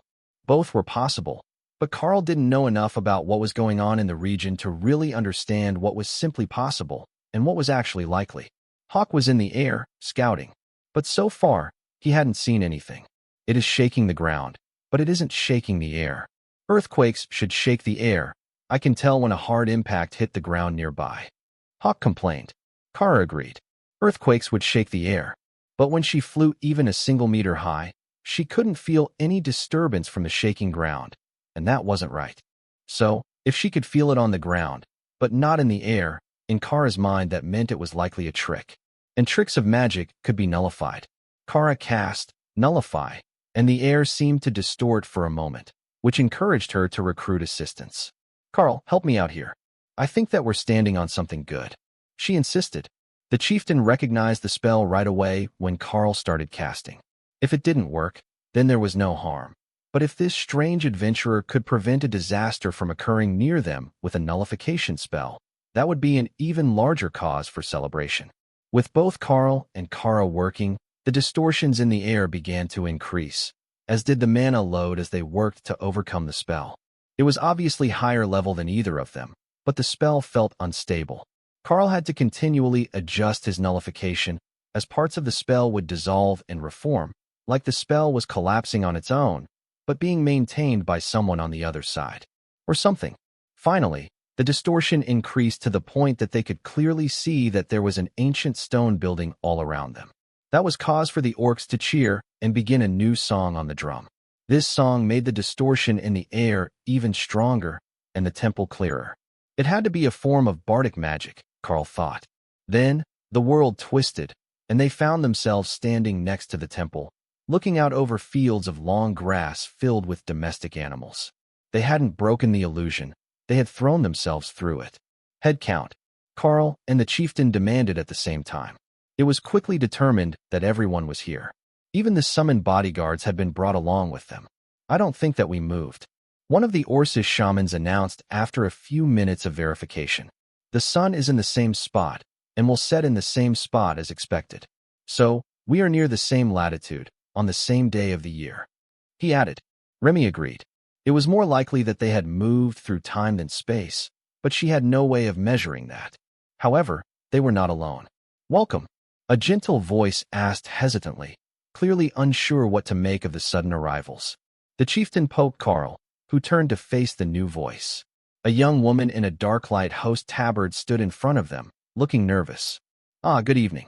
Sorry about the sudden intrusion. It appears that a magical anomaly decided we should be here today. My name is Karl, and it's a pleasure to meet you, Mira. Then Karl activated his armor spell to display his guild tabard, and the young human woman smiled. Normally, I would ask what brings you here today, but if you weren't coming here intentionally, I suppose I will need a new greeting. Welcome to the Nerazir Zone Way Station number 42. The Temple of the Old Gods does not have any proper clergy in attendance, but we have renovated it to provide lodging for travelers, if you would like to rest for the evening. It was clear that the temple would not hold an entire clan of orcs, but Karl and the chieftain, as well as the shaman, would definitely be interested in checking it out anyhow. Would you mind giving us a tour? I suspect that this location might have something to do with our current predicament. Possibly, a magical relic that resonates with one of our members. Karl suggested. The woman nodded. Of course. Well, the parts that are accessible. The majority of the basement levels of the temple collapsed long ago, and the location is a historical site, so we didn't try to excavate and renovate them. The chieftain smiled, but turned to Karl with a confused look. I can't understand her. He whispered. That seemed like solid evidence that the system functions were not working properly here. Karl could understand her, but she was human, so they were likely speaking the same language. But Karl could still understand the orc, so their own functions weren't impacted. She offered us a tour. Just follow my lead, and I will have someone translate. In her reduced spirit snake form, Remy slithered up Karl's side to his shoulder, giving herself a good perch to see from. If they couldn't understand Orcish, they likely didn't understand Serpent either. The woman smiled and nodded politely to Remy, recognizing her as a transformed Naga queen, then gestured toward the temple. Ophelia gestured for the others to go. I will stay here with Thor and the others. You can go ahead with the priestesses. She explained. If the locals couldn't speak Orcish, someone needed to stay nearby, or there could be a major incident, simply due to a misunderstanding and lack of translators. The woman at the temple still had a Darklight Host guild membership and a nameplate with the system, so she had a class. But that only made misunderstandings more dangerous. The sudden arrival of an entire orc clan had also attracted attention, and the nearby farmers were watching them with great interest as they went about their days. Orcs didn't necessarily have the best reputation, thanks to their love of a good fight. So, it wouldn't be out of the question for the locals to think that they might have gotten bored and decided to go raiding. After all, if the fight didn't come to you, you could go and pick a fight. But the real question was, where and when had they ended up? There was no temple at this location in either of the versions of the region that they had seen so far. It was in the zone that Hawk had scouted both before and after the change, so it would certainly have been noticed among the completely wild and uninhabited region. Only, neither of those words described what they were seeing now. This was clearly all farmland of various sorts, and there was a massive stone temple. Inside the temple, Karl walked beside their escort, while the Orcish chieftain was a step behind, with Tessa at his side to whisper translations and notes about things that the locals didn't notice anymore. When you saw a carving every day of your life, it was nothing remarkable. But when the carving was dedicated to a god that a dragon cleric, who had spent years learning about the various pantheons, couldn't identify, it was important to them. This was once a temple to the old gods, the ones forgotten by time, or replaced by the younger gods. Many of their stories were said to be brought to this world by the outreach programs of the Darklight Host when they spread through the world, But from what I can tell in the temple, the guild didn't actually have any connection to the faith, unless there were members of the faithful among the guild membership. See here? This is a statue of the god of magic, Karl, the one I would assume that you were named after. It shows him in simple black robes, almost as if he were a follower of the black dragon. But the placard underneath is mithril, unaffected by time, and clearly details a simple prayer to the god of magic. Their guide explained. Remy called her bodyguard into her space and had them make notes of all the inscriptions and other writings that they found in the temple. Even if they couldn't read it right now, it could be valuable information later. Like for Brother Tian. He would probably want a temple to the beast gods, but he had a lot of magical power, so there might be some merit in saying nice things to the god of magic. It wasn't just human gods, either. There was a beastkin death god with wolf ears, and a man in a faceless mask listed as the laughing god. Well, that one might be human, though as they were supposed to be the god of luck, practical jokes, and fate, their appearance might be ambiguous. A happy squeal let them know that they had lost Lotus, as the priestess was rapidly disappearing down a side hallway, as Mira laughed. Oh, she must have noticed already. We would have gotten there in a few minutes. The hallway that the green dragon cleric vanished down leads to the altar to the god of life and fertility. A bunny. Tessa laughed out loud, then translated for the chieftain, who gave an indulgent look as he turned toward the hallway Lotus had taken. Naksha motioned for them to keep going. I will keep the little one out of trouble. The presence of the dragon gods is also strong here, and I am certain she won't damage anything. Thank you. We will be along in a few minutes. Karl agreed. Mira gave him a curious look. You and the other clerics I can see, as you represent the beast and dragon gods. But how did your entourage end up traveling with a whole clan of orcs? Are they here to represent the war god? Karl shook his head. We were actually just finishing a fight alongside them. A challenge to see who could eliminate more of an anomaly-afflicted and overpopulated sand howler tribe when there was a magical distortion. It deposited us here. We weren't traveling together before that. Mira sighed and twisted her hair up into a loose bun. Things have gotten strange since the system started to reseed. I have heard that many regions have been troubled by insane monsters in the past few years, but that's more of an urban legend. The fact that you're here describing the issue firsthand means it's true, doesn't it? But more concerning is that I have heard many of the younger guild members have failed to access the class change menu on time. They're getting stuck at their base class. She explained. When did the translation feature stop working in this region? Karl asked. Translation feature? You can read these inscriptions? Mira asked, startled. Well, yes, but I meant spoken. You clearly don't speak Orcish, and they can't understand you. However, they can understand me. Karl explained. That's because you speak Orcish. Mira reminded him. Karl shook his head. That's the system. It's helping me with the translation. I have never studied Orcish a day in my life, but I still understand them, and they understand me. Does that mean you hear it as me speaking Orcish when I talk to them? Mira nodded. And serpent when you speak to the Naga Queen or the Black Dragon. Though Lady Naksha answers in human common, which is strange, as you spoke to her in serpent. Tessa frowned. We have run into this before. When we were traveling through Newbon, the trolls and orcs understood you just fine, but everyone else had issues. So, they were facing the opposite of what he had seen at home. The system was receding, and they were losing access to everything, one feature at a time. Back on topic. Has the system never translated for you? Karl asked. Mira shook her head.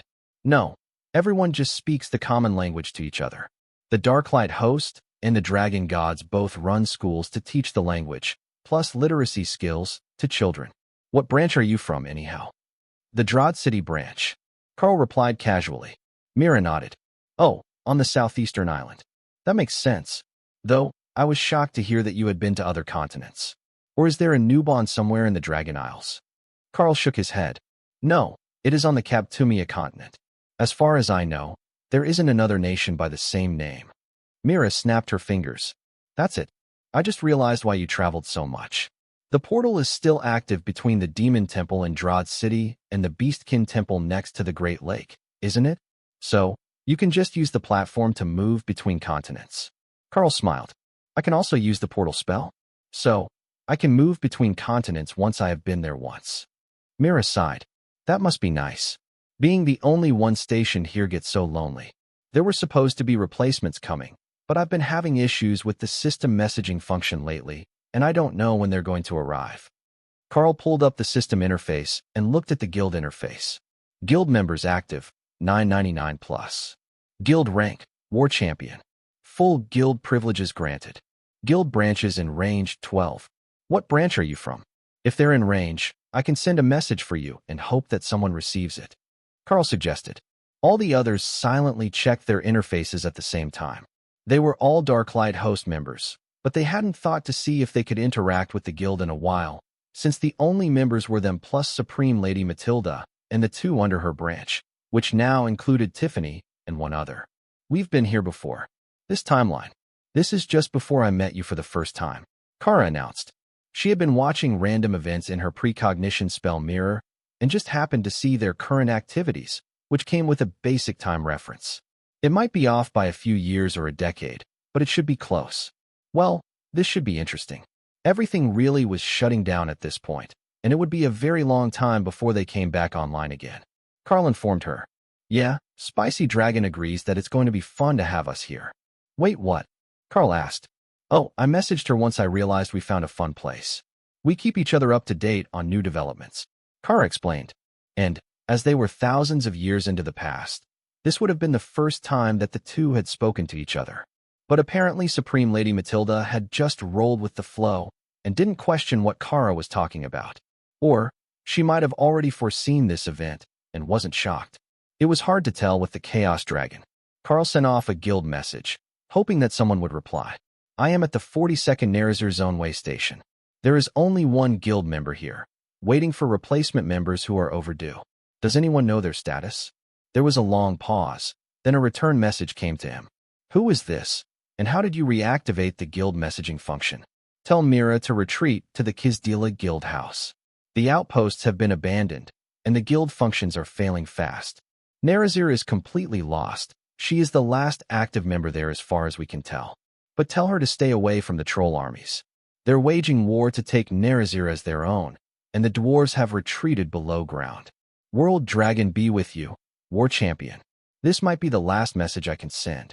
The name on the message was corrupted, showing as incomprehensible symbols, and there were multiple corrupted characters, but Karl managed to translate it well enough. Well, hopefully. If they meant somewhere other than Kizdila, he might be sending Mira on an adventure in the wrong direction. This is War Champion Karl. Be safe, and keep trying with the system functions. There are still many guild members who have no idea what is happening. After a minute, there was no reply, so Karl had no way to know if the message had even been received. But he had gotten enough information to at least relay to their guide. Mira, I got a message through. I don't know who sent the reply, but they said to go to Kizdila. Apparently the trollish armies are taking Nerazir as a trollish nation, and the dwarves have moved underground. The guild functions are apparently failing fast, so they're calling everyone to the guild houses. As far as they can tell, you're the last guild member in the region. Mira laughed. 1,000 kilometers through the wilderness, while the trolls are at war. Not only that, but I'll have to cross the east wall, and that means the active war zone unless I go way out into the wilderness and stay away from the cities. I think that if the system is collapsing that fast, it might be better if I just stay here. I might not be much of a cleric, but I am a cleric, and the farmers rely on the Darklight host for emergencies. If the armies show up, the farmers should protect me. I've been here for 5 years now, and I know everyone. The trolls don't need much healing, but I help with childbirth and nature magic for the crops. If Kara was right, and this was the same time when he found her, the system was still going strong close to home. The Divine Beast Nation had no problem keeping guild functions active, but that was halfway around the world. So, it might not be long before the issues spread. Karl considered sending a message to Orthos, the Bronze Dragon. But if it was before he became the War Champion of Bunga, that might just cause unnecessary confusion. Orthos was on his list of friends in the system interface, and showed as active, so the dragon was definitely alive and a member of the guild. Karl wasn't sure when or how anyone got added to the friends list, but there were a startling number of people on it. City lords, generals, some innkeepers, and people they had gone to dungeons with. Most were showing as inactive, but the members of his group and the 2 ancient dragons were all showing as available for messages. Mira gestured further into the temple. Now that we've sorted out my future plans, should we finish the tour and go rescue the black dragon from the enthusiasm of a green dragon cleric who just found a shrine to the bunny god? Karl nodded. Yes, let's see the rest of the temple. There is a lot of history hidden in here, and my team is making notes so that none of it is forgotten if something should happen to the building during the unrest. Mira laughed and shook her head. I can't see the army caring about the building itself. If anything, the locals might tear it down to do home improvements once I am gone. The old gods aren't the troll gods. Or most of them aren't. There are some shrines to the troll shaman gods in here. Mira led them through the temple, pointing out each of the small rooms, or sometimes just a vestibule, that was dedicated to each god. Whoever built this was very unification-minded, weren't they? They went out of their way to ensure that there were shrines to every species gods on the main floor. Tessa noted. Mira laughed. It was made by the Darklight host, of course. The top 2 floors are made for guest rooms. The basement is a reinforced shelter, and there is an outbuilding for giant species. Most of the way stations are nothing more than an overnight stopping point, with some nature-aligned guild members to provide food and water for travelers. But this one is truly ancient, and it was built around the existing temple. As the historical records go, they found the statues dumped here from a destroyed shrine, or a lot of them. So, they stood them up, found out who the more obscure ones were, and built a new temple to all of the gods who look over this world. At one point, this was part of a royal retreat, and it was supposed to have a strong enough connection to the gods that it could help with system class advancements. But if my guild messaging isn't working, I would say that time is long past. Personally, I suspect that the removal of the royal treasures is the cause. There was a rumor that they had a set of relic stones in the treasures, and that was the source of the temple's divinity. But I suspect that it was something more incredible than that because the relic stones are actually still in the basement floor, and they've been inactive for the last 1,000 years. I read the caretaker's journal entry from the time when they went inactive. Karl and Tessa turned to stare at each other. They had found the lost system stones entirely accidentally. Tessa whispered the translation to the Orcish chieftain, who looked pleased but not too concerned about the stones. Those weren't the goal of the orcs. Ask her if she knows where the treasure went. He whispered. The chieftain would like to know if you are aware of the new location of the royal relics. He believes that there might be a relic of the Orcish clans there, and they would like to trade to get it back. Karl explained. Mira nodded. They're at the royal temple of Shash, under the supervision of the divine fire dragons. The kingdom that they belong to no longer exists, but the dragons like to protect historical relics of value. So, they collected them and put them into stasis storage. Tessa relayed the message, and the chieftain smiled. This was the closest that his people had come to finding a solid lead on where the lost scale piece was. It was a long way to Shash, but it was on this island, so they could walk there eventually. The question was whether they would manage to get there before whatever strange anomaly had brought them to this place ended. It might be range limited or time limited. If it only lasted a few days, there was no way that they could walk thousands of kilometers to the Grand Temple. Can we see the floor with the relic stones? I would like to sketch it. Tessa requested. Of course, follow me down the stairs, and I will show you. They're on the floor of the main basement room. Surprisingly, they haven't worn down at all in the time they've been inactive. They look as good as new, they just don't function. Mira explained. She led them down the stairs and into a large meeting room, where hard wooden chairs were arranged around a circle of golden stones on the floor. Karl smiled as he realized that he knew all these runes, at least the ones that were on top of the system stones. It wasn't some grand magical spell, it was the words to a prayer to the world dragon to grant them their heart's greatest desire. What do you think will happen if you speak the words? I mean, you got Avatar of the World Dragon for your skill thingy, right? Remy asked in Karl's mind. Karl's attention was drawn to his system interface, just in case he had read the message incorrectly during his advancement. Patron deity detected, World Dragon. Skill bonus confirmed. Avatar. The avatar of the World Dragon may walk freely anywhere within the World Dragon's influence. Increases resistance to negative statuses that impact movement and thought. Portal. Spell range limits increased. Yes, it was the World Dragon that the system had identified as his patron deity, and the prayer was to the World Dragon. So, in theory, he might be able to make the system stones work again.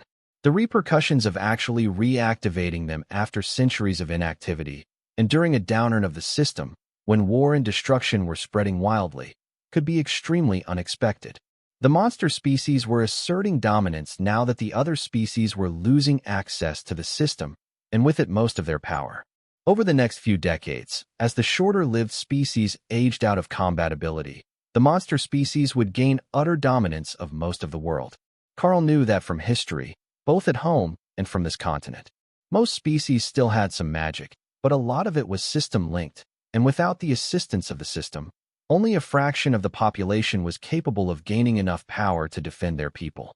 In the Golden Dragon Nation and the other human nations, it was the Mage Towers.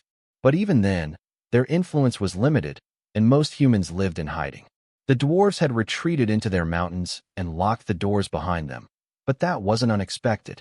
When all the problems were on the surface, the subterranean species would naturally want nothing to do with it. What Karl really wanted to know was if there was more magic hidden in these stones that he could replicate. If he could make a whole new set of system stones to send home, or place in the courtyard of the guild house, he would become a living legend among the World Dragon's followers. The man who granted class advancements as soon as you were qualified. Why don't you use that avatar skill and see if you can activate the stones? At least then we will know if there is more magic on them. Remy suggested. Did you forget what the avatar looks like? A totem-ranked world dragon will not fit in the basement of the temple. Karl reminded her. Oh, good point. Without the skill, then. Do you mind if I cast a spell to examine the stones? I would like to make a full record of the magic on them, if possible. Karl requested. Half a continent was searching for these in his time. It was really only the orcs and the dragons who weren't trying to find them to either use or destroy them. But, come to think of it, it was quite possible that the dragons had them in their possession the whole time, and simply refused to tell anyone. Mira shrugged and gestured at the floor. If you think that you can actually examine those, you're welcome to it. The magic on them is under a divine seal. Many over the years have come here and tried to inspect them, but none have managed to learn anything about their usage. I won't allow you to pull them up, but anything you can do with them in place and undamaged is fine. Karl looked over his notes and rearranged the activation prayer a little so that it flowed better. It wasn't written in common, but some ancient language that used the runecrafting runes. However, ancient Dwarven also used most of the same runes, so Karl decided to go for the prayer in the Dwarven runic language, instead of the original language. Mighty World Dragon, Creator of Worlds, Overseer of Might, Patron of Righteousness, grant us insight into the wisdom of the ages. Karl began, following the inscription. An amused voice echoed in his mind. A wise dragon once said, "You should use all your skill points before begging for more power." Karl burst out laughing and stopped the prayer as the stones pulsed with golden power. Something happened. Mira gasped. Well, explain. Tessa agreed. I started what I thought was the invocation prayer and got chastised for not using all my skill points before praying for more power. Karl explained as he tried to control his amusement. Mira smirked, while Tessa and the Orcish chieftain facepalmed. Well, do that and start over. I think that it was working. Whatever invocation you used was enough to activate some of the power of the stones. Mira insisted. She had lived here for years and knew all about the temple. So, she was just as invested in seeing a new feature as the others were. Give me a few minutes and I will use my skill points. Then try again. I think I understand how they work now. Karl agreed. Karl opened the skill tree and stared in awe at the options presented. Destructive Beast Master 0 points invested.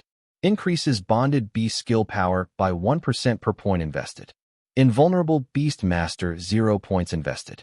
Increases bonded beast damage reduction by 1% per point invested, up to 20%. Blessing of Skill creates 1 random skill. Cost varies based on rarity. 1 point for common skills, 5 for rare, 25 for epic skills, 50 for artifact grade skills, 500 for legendary skills. Blessing of Family, 50 points. Creates 1 additional beast space. Planeswalker, World Dragon Patron exclusive skill. 100 points. Allows portals to open between adjacent realms the user is familiar with. Compared to many classes, it was a very short list. But what it could do was incredible. Choosing random skills with very limited skill points was a dangerous pastime, but depending on what it gave, it could be incredibly valuable. He didn't have 500 skill points, but another legendary skill like Thousand-Year Flood would be insane. The spell scaled to an incredible level. While Remy could create 7 million liters a minute at Overlord rank, Karl would be able to create 8 million cubic meters a minute, more than 1,000 times what she could. At Mythic rank, it would be 9 billion cubic meters of water a minute, and after that, things would just get insane. But what if it was a legendary defensive or attack skill? What sort of insane scaling would a skill like that have? Even Apocalypse was only considered epic, though Karl did have enough points to get a single artifact grade skill. 20% more damage reduction would be the logical place to start, as it would spread to the whole group and make them even more invulnerable. 2 epic skills was also tempting, or damage reduction to the cap and 1 epic skill. The others could wait. This decision needed a minute. Now that he thought about it, 50% more damage, using all the points that he had saved up, wasn't bad either. Well, 50% more for the beasts, which would likely transfer a portion back to himself. A 50% buff to raise damage would be insane, and even Thor's mostly defensive skill set would be a good match for the bonus. There just wasn't a bad option, even if he didn't currently have a use for Planeswalker, as he didn't know any adjacent realms to his world. Unless Tiny World and similar spells counted, he would have to find out once he got the skill, but that wouldn't be today. You could just get 50 common grade skills, and then we could do everything. Kara suggested. That alone was an insane idea, but somehow it was suitable to the Chaos Badger. Just learn to do absolutely everything. Teach it to the beasts, teach everything that others could use, and you would have the best rounded group in the world. But common skills weren't all that great, and might not be a game changer, even if they did learn 9 new ways to attack with fire. 10 rare skills might be a better way to spend 50 points. Greater Golem was a rare skill, as were Offensive Adaptation and Disintegrate. All of them were staple skills of an adventurer, so there was little chance that they would go wrong by getting 10 more of them. In short, he was stuck. There were too many suitable options, and people were waiting. Karl did have to make a decision, though. Reluctantly, he went with a compromise. He would get the 20 points of damage reduction, as that was indisputably the group's specialty at this point. Then he would go for 1 epic skill, and hope that it turned out to be a good one. Points used. Max level, Invulnerable Beastmaster, 20 points invested. Increases bonded beast damage reduction by 1% per point invested, up to 20%. Karl crossed his fingers for luck and chose again. Random epic skill book chosen, 25 points deducted. Skill book obtained, Brutal Pugilist. Brutal Pugilist increases unarmed physical and skill damage by 15% per user rank. Unarmed strikes target the opponent's weakest resistance. Karl chuckled as he read the deceptively simple skill. For him, it was a decent, though not overwhelming, skill. But for Ray, that was absolutely devastating. A spider didn't need and couldn't hold weapons, so all her strikes were unarmed. 120% more damage at totem rank, on top of her predation, increased damage, and targeting the weakest resistance of the enemy, would tear through armies like paper. Many enemies were strong against certain elements, or had great physical defense. But Brutal Pugilist simply ignored that and targeted their true weakness. Karl quickly learned the skill and shared it with Ray, then returned his attention to the stones after confirming that none of the other beasts could use it. Give me a moment, and I will formulate a slightly different method. I think that I can find out what I need, even though the stones are unlikely to activate, he explained to Mira and the others. Karl continued to use the ancient Dwarven runic language, as he knew that the others wouldn't understand it. It wasn't one that the system translated, and only a Dwarven craftsman would be familiar with the words. Or a runecrafter, like Remy. Oh, mighty world dragon, I seek not power. I seek understanding of how these stones work, so that I might spread the knowledge in my own time. Karl began. The system's stones began to glow faintly, and Karl saw the hundreds of layers of runes imbued inside the stones, forming a massive combined spell when the stones were placed in their correct locations. The knowledge burned itself into his mind, and Karl continued focusing on the stones as the world faded around him, and a memory filled his senses. An ancient dragon, large enough that his shadow would cover a small city, descended from the sky. But just as he was about to touch the ground, he transformed to a rather disturbing-looking creature. 20 meters tall with tentacles on his face, and his left arm replaced by a massive tentacle. But the creature was in exquisitely crafted robes, and the tentacle arm twisted gently as it opened a portal and brought a brown-haired woman through. There were iridescent feathered wings on her back, and she gave off the sort of solemn air that Karl associated with high priestesses. "Is this the place?" she asked. The creature nodded. "Yes, I thought that something different would be appropriate this time. A more natural progression. So, I made them a new system and granted it to every species willing to accept it." The winged woman laughed. "You know that will just upset them again." The creature shrugged, then set her on the ground and shifted appearances again, back to the golden form of the world dragon, but smaller now. The world dragon flexed his wings and waved one front claw to create the round platform of the system stones. Then a massive black tower rose from the ground beneath them, enclosing the stones at the top, and the dragon nodded in satisfaction. "Yes, a trial tower to obtain the knowledge of the system for the first time. That will give them all a chance to compete for dominance on this world." He plucked a single scale from his forearm and casually tossed it at the tower, where it seemed to melt into the stones. "And now, it has a power core. Should we retire back to the house? The children will be causing chaos for the caretakers by now."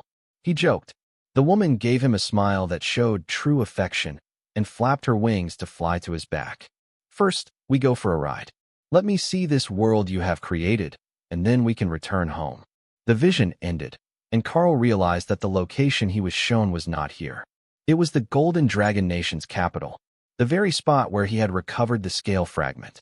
That meant the first set of system stones on the planet were right there, and now likely somewhere under the cathedral. But he also had valuable information about the world dragon himself.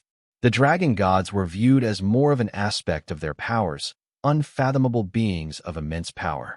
But the world dragon had shown up at the world he had just created with what appeared to be his wife.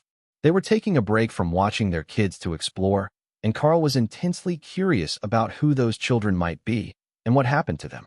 There was no mention of the world dragon's offspring in the pantheon. They might be there, among the minor gods and immortal demigods. However, no knowledge of them being born of the world dragon had been recorded by the people of this world. Tessa snapped her fingers in front of his face, and Karl shook his head.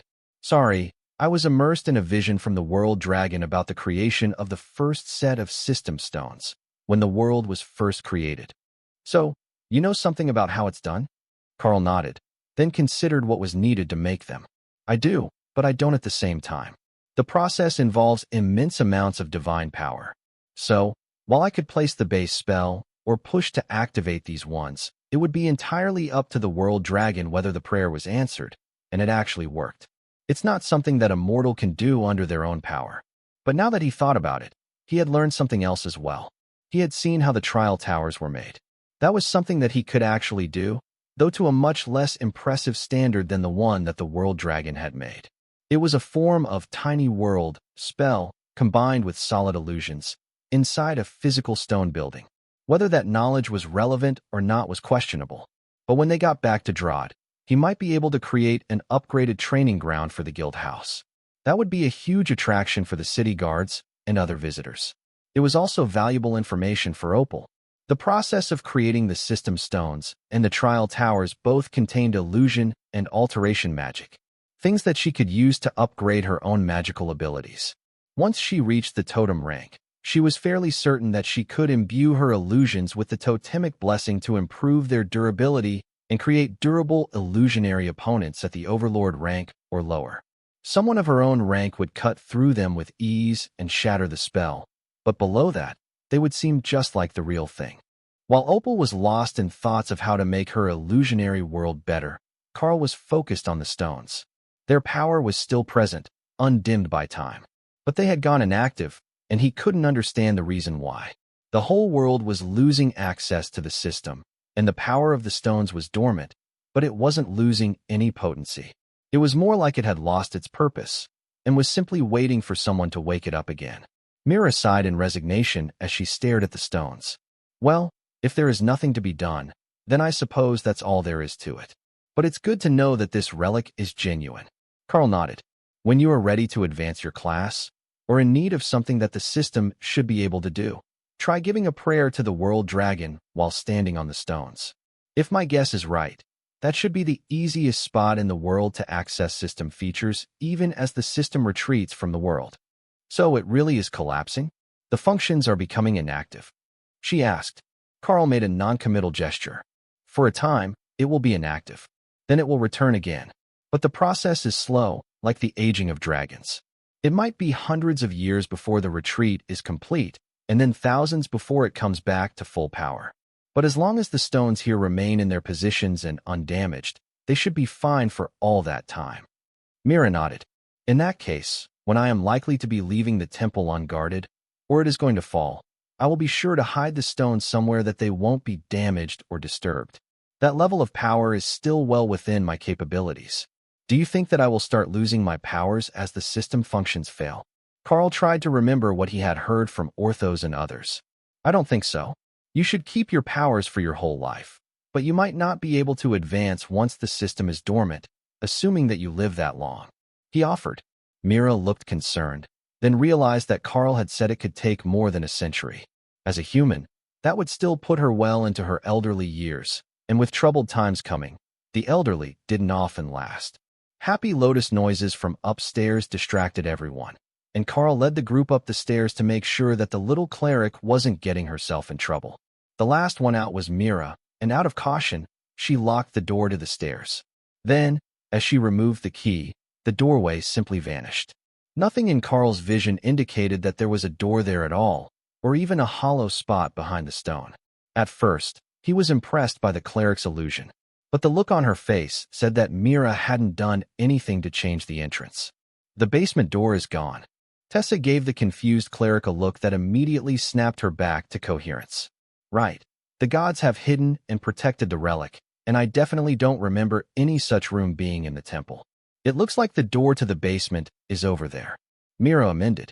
There was another door to the basement down the hallway, but Karl suspected that if you followed it that the main room, where they had just been, would not be found.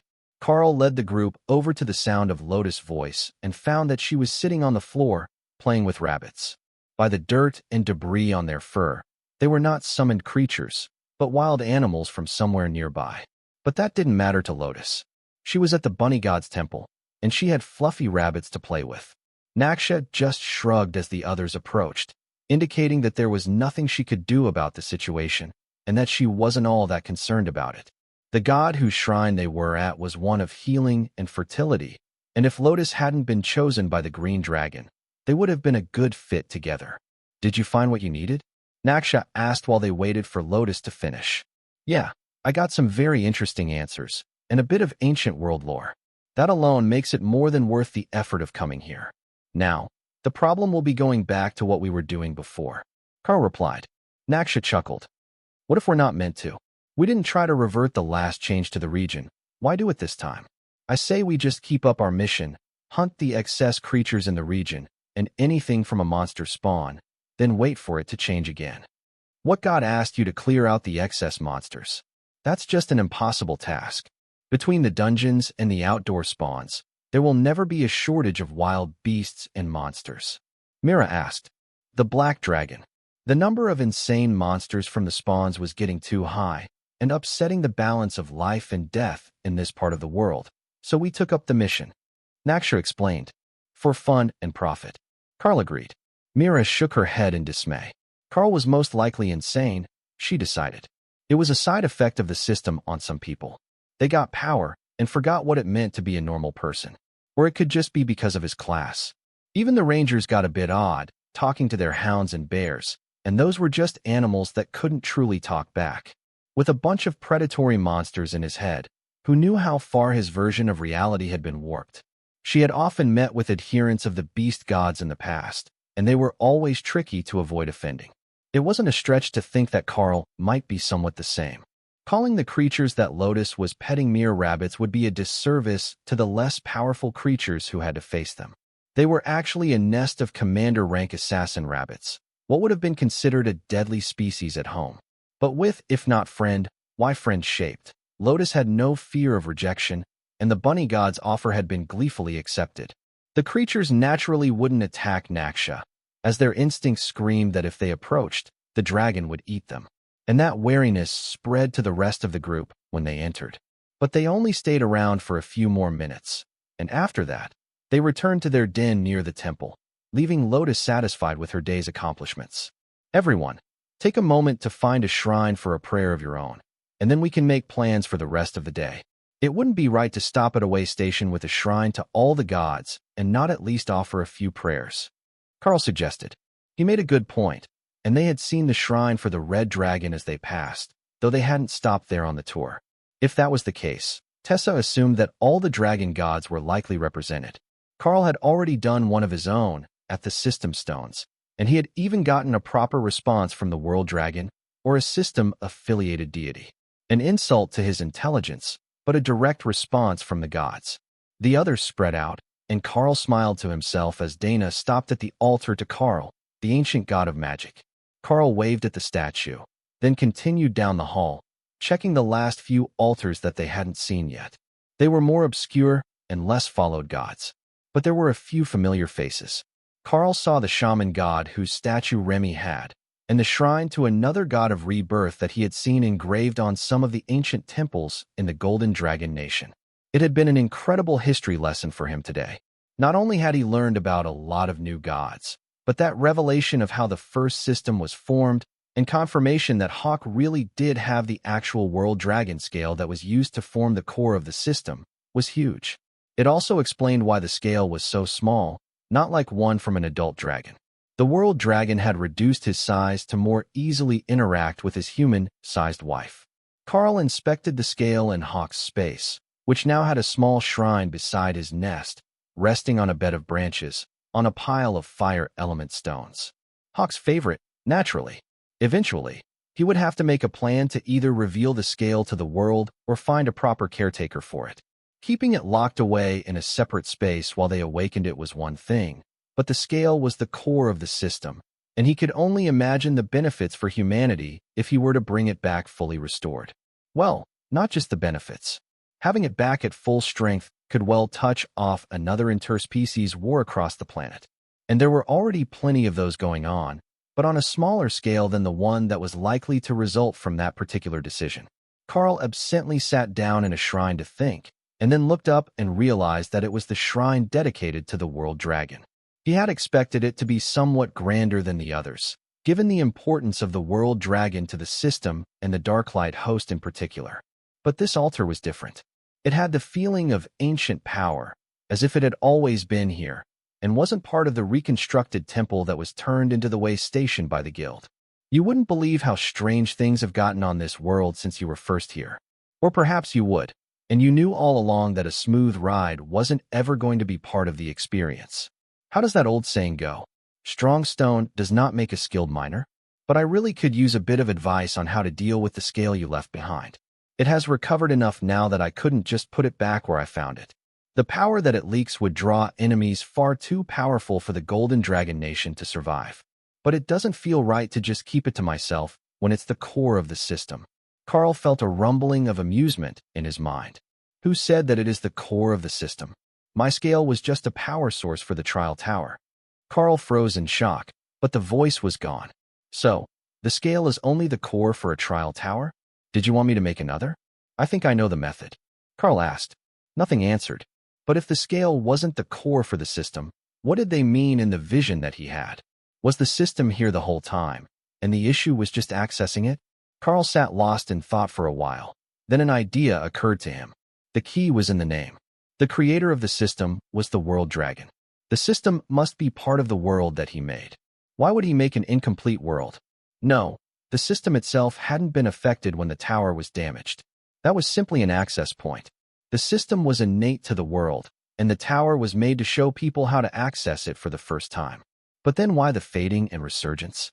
A flicker of knowledge came to Karl's mind from Remy. The ley lines, the underground lines of mana that ran all over the world, pulsed slowly, moving up and down. They were currently on an upward trend, and her shamanistic training books had told the Naga Queen where to look for the places that they were most accessible. So, they should be the reason. When the ley lines were near the surface, or even above it, the touch of the world's mana could awaken all sorts of powers naturally. But when they were deep, accessing the system took special tools or knowledge.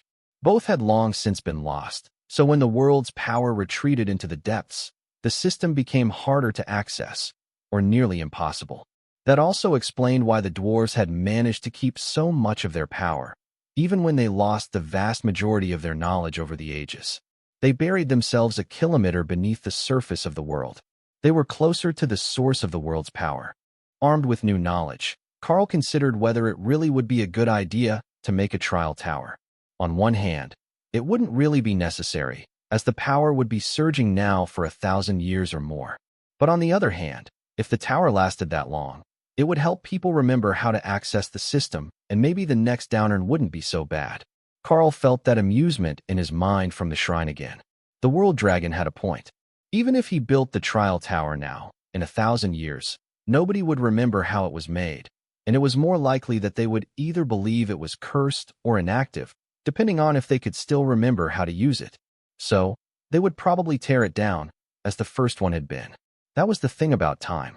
Even the bronze dragons, with their infallible memories relegated irrelevant to the back of their minds, and if nobody thought to ask them, they would never think to go looking for those memories.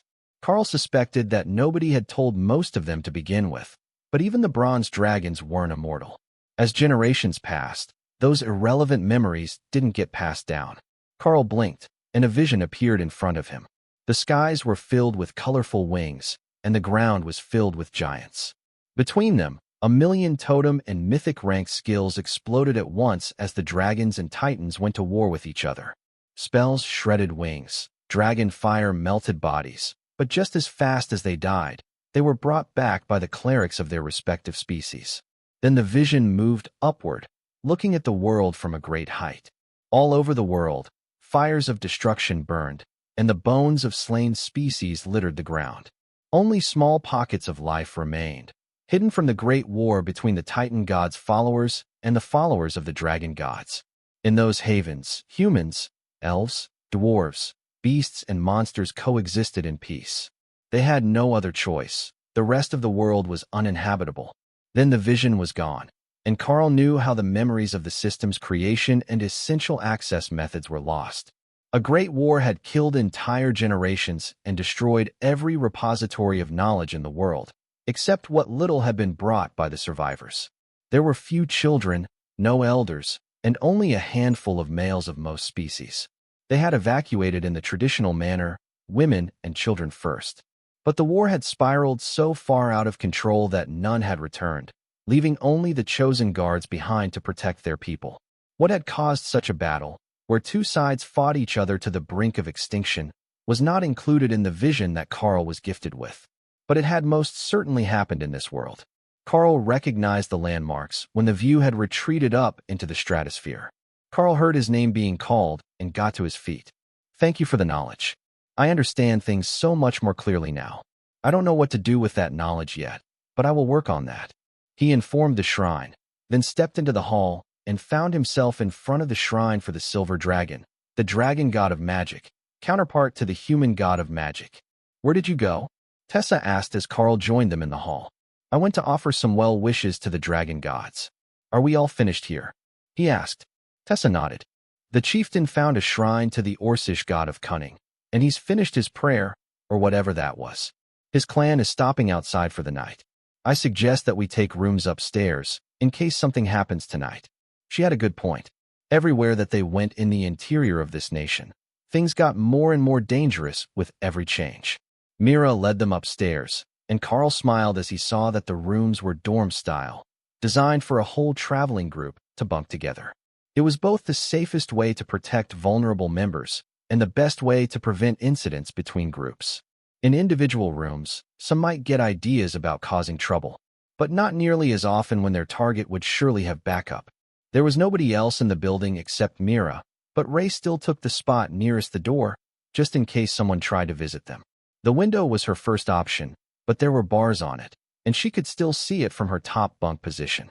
They were settled in for the night when a lone traveler showed up at the front of the temple in simple black robes. Mira was asleep, but the man seemed happy to wait, so Ray went to greet him in humanoid form. Hello, traveler. The caretaker is asleep. What can we help you with? She asked, wondering where she had met this man before. She definitely knew that aura, but this overlord-ranked cleric was unfamiliar. The man bowed politely. "Lady Spider, I have come to the shrine hoping to commune with my god. Might I spend the night in contemplation?" Ray shrugged. "I'm just a visitor as well, but the place isn't locked, so I don't see any reason that you can't go visit the shrine of your god. That's how temples work, right? If you want to sleep in a room, the empty ones have their doors open." The cleric nodded, and Ray activated Night Haunter, so she could follow him and try to determine where she knew him from. The strange cleric made his way through the hallways with ease, not frightened by the dark, and not needing light to find his way through the silent temple. He clearly had no idea where he was going, only a vague direction, and had to double back a few times, as the halls weren't neatly arranged and often simply ended at a larger shrine. But when he found the shrine to the god of the underworld, he went inside, and Ray felt the attention of the divine on him, and on her. It didn't seem hostile, but somewhat wary of what she might do to introduce the cleric to his god directly. Not that Ray had any particular animosity towards the man, just on general principle. As he began to chant, Ray returned to the room. A death cleric talking to the lord of the underworld wasn't interesting, and she still couldn't figure out why the aura he gave off was so familiar to her. The next morning, they went down to invite Mira to breakfast, and the cleric was sitting on the front steps, staring at the sun and contemplating the clear morning sky. "Stuck on a thought?" Karl asked, as he took a seat beside the cleric. The man nodded. "Yeah, I've been searching for the key to immortality. You see, I've got an incurable curse on me, placed by a demigod. Nothing in this world can break it but intervention by the gods. Only, the Lord of the Underworld told me that there was a way to avoid it and live forever." Karl nodded. "A curse to die young, that can be avoided forever? I am likely going for the obvious here, but isn't that just a curse of undeath?" The cleric stared at Karl as if he had just dropped legendary lore on him out of nowhere. "I don't think that you're wrong, but wouldn't I lose my humanity?" Karl shrugged and gestured out at the Orcish tribe. "You might lose your humanity, but not being human doesn't mean that you can't be a decent person. The orcs barely understand human sensibilities, but once you understand how Orcish culture works, you'll find that they're not a bad bunch, and they are living their best lives. It's the same with the dragons. They have their own ways of doing things, and it has little to do with how humans do things. I also know a few vampires, and while one is batch tea crazy, the other one is a really sweet girl. She works at our guild house in the store." The cleric was lost in thought for a while, then stood up. "I will go speak to my god. Perhaps he can help me choose a path. Not many of the undead are suitable for an eternal existence, but if anyone knows how to achieve it, the god of the underworld will. Thank you, Beastman." The cleric returned to the shrines, while Karl stared out at the sky in his place, wondering what sort of chaos might come during the next few days. The changes had been short so far, so Karl didn't expect to be in this region for long. But if they made the best of their time here, they might be able to head off some of the early issues in the region, or they might gain a greater understanding of the myriad divine beings who were worshipped by the various species of this planet. Eventually, Karl got up and went for a short walk around the temple, mirroring the path that Ray had taken earlier looking for trouble. There, in the middle of a hedge maze in the backyard, he came across the most curious platform. The fact that it was there wasn't surprising. He had been following a stone walkway through the maze, and there were many sitting areas, like the hedge maze at the academy, which brought memories of his first few days with Dana. Karl was so lost in the pleasant memories that he almost missed that this sitting area was not like the others. There were no benches, and there were actual magical runes written on the stone, not just the poetry and historical messages like the others. Is this a portal platform? Karl wondered as he deciphered the runes. He could tell that Runemaster was translating for him, as this was no language that he knew or had seen before. But it was no normal portal platform. The spell was much too complex. But many of the runes were similar to the portal spell that he knew. So, it was a transport platform of some sort, but not a portal. Could it be a form of long-distance teleportation? While he was standing there, recording the runes from the spell, Karl sensed a presence as someone joined him. "Good afternoon," he greeted absently, only to be met with the surprised face of a pixie appearing in front of him. "You knew that I was there?" the creature asked in shock. Karl nodded. "I sensed you there, but I couldn't see you until just now. I thought that you were behind me." The tiny woman, no more than 10 centimeters high, rubbed her chin in confusion. Interesting.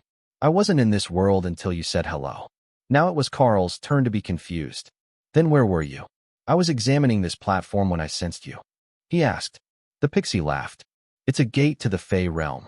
A mirror of this world, but not for humans. I was looking out of it to see what sort of strange thing had happened to this realm lately when you said hello. Perhaps it was a side effect of Planeswalker? The skill was supposed to let Karl move between realms, but he had no idea how to actually operate it. Or, more correctly, he knew how to operate the skill, but he had nowhere to go. Only, now that he thought about it, he did have somewhere to go. The Fey realm was adjacent to this world, and it felt like it was one layer above. Then, there should be a layer below. Karl focused on the skill, and found that he could feel the cleric from this morning communing with the lower layer. That meant it was most likely the underworld, the land of the dead. A definite asset, should he end up there. But he could also sense another place, immensely and overwhelmingly powerful. The pixie poked him on the forehead. Don't just go looking into the immortal realm like that. They don't like people spying on them, and we're both far from immortal. Until you gain immortality, they don't even consider you a sentient species there, and even the weaker immortals usually live like slaves. Kind of like what happens to the humans who can't access the system in the monster nations or the dark Fey kingdom. Karl withdrew his mind from the immortal realm, which appeared to be a collection of massive continents floating in a void. Thanks. I just gained the skill that made that possible, and I hadn't tested it before. Because he hadn't known it was possible. The pixie tilted her head as if listening to something Karl couldn't hear, then bowed politely. It's time for me to go home. Dinner is ready and Mom will be mad if I come back smelling like the mortal realms. Have a good morning, Monster Man. Then the pixie was gone, back in the Fey realm and flying off at hundreds of kilometers an hour. Karl tried not to laugh at being named the Monster Man by the Fey, who likely didn't even know what his class was. Most likely, the tiny creature was going either by smell or appearance, and Karl spent all his days looking like a cat demon.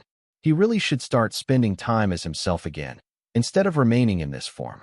But it was so much more comfortable this way. The fur of the transformation was temperature regulating, and he didn't sunburn. So, he was always comfortable whether it was hot or cold. Plus, Dana liked snuggling with his fur. Karl finished making notes on the spell to access the Fey realm, in case that was needed for a related spell later, and moved on to finish exploring the area. As he returned to the front, the cleric was outside again, and in a much better mood. Did you come to a conclusion? Karl asked. The cleric nodded. My father is cousin to the king of Sholaha, and I was expected to spend my life in service to the crown. That is not what I wanted in life, so I became a cleric. But now that mortality is catching up to me, my thoughts on life have changed somewhat. And while I was in contemplation, I saw souls moving south to the nation of Bomgan. I intend to follow them and learn the arts of the necromancer, but not with the aim of raising the undead. Instead, I aim to transform myself and, as you said, try to become undead, while holding on to the values that matter most to me. The cleric had just started walking away from the temple when the scenery changed, and Karl found that he was standing with the rest of the group in an open field again, next to a perplexed clan of orcs. Lotus looked around, then snapped her fingers in realization. I get it. I know how the changes work. Who here did something important just before the change? She asked. Everyone else shrugged. They were just relaxing after breakfast, and Ophelia was in the gym, in the middle of a set.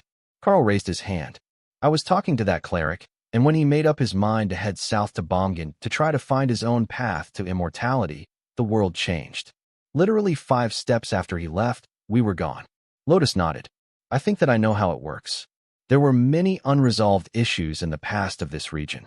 Now, time fluctuates here. So, every time that an unresolved event ends, it changes again. This time it ended early, and I could feel the change focused on our location. I think that weird cleric guy is actually going to become someone important during the years between resurgences. Well, either that or he does something different now that we talked to him, and the issue was fixed.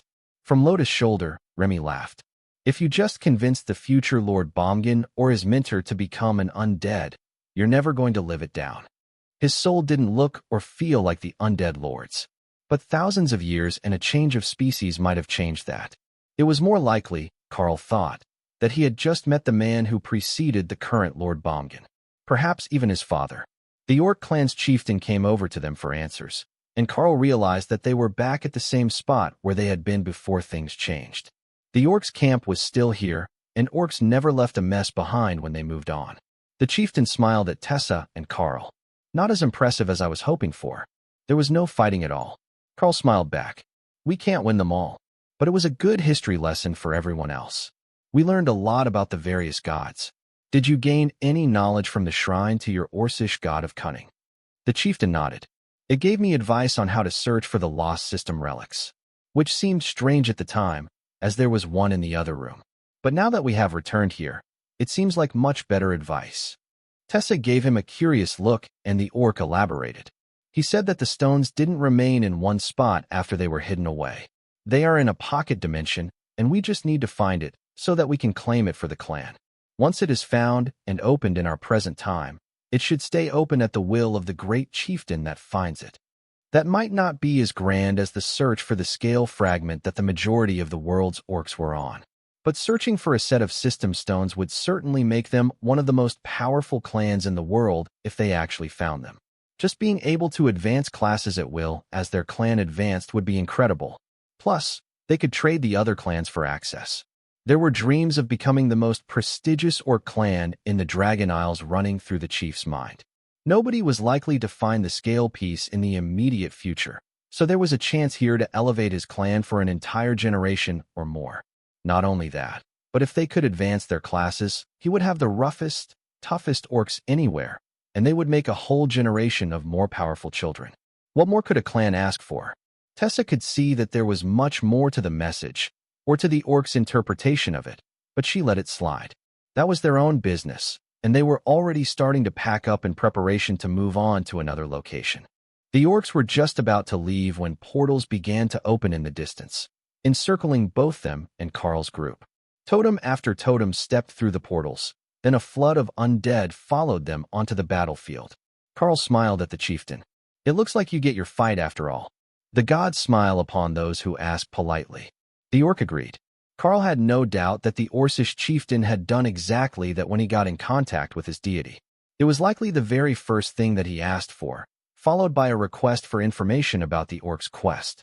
A totem-ranked bone dragon stepped onto the grass and roared, shaking the air with its fury. Looks like I have my first target.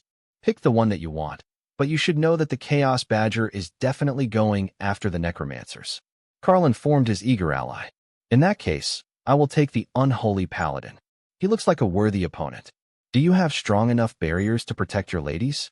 The undead are looking quite intently at them. Karl nodded. I have a setup for them. Fight your heart out. My people can hold their own.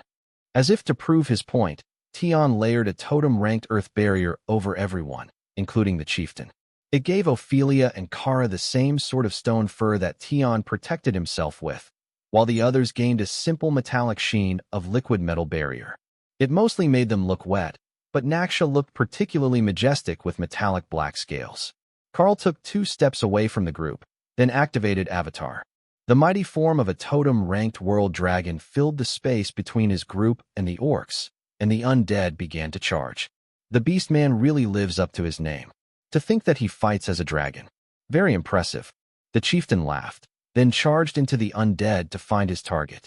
Karl left his bodyguards, summoned as dire bears to blend in with Ophelia, and flapped his wings to charge the bone dragon.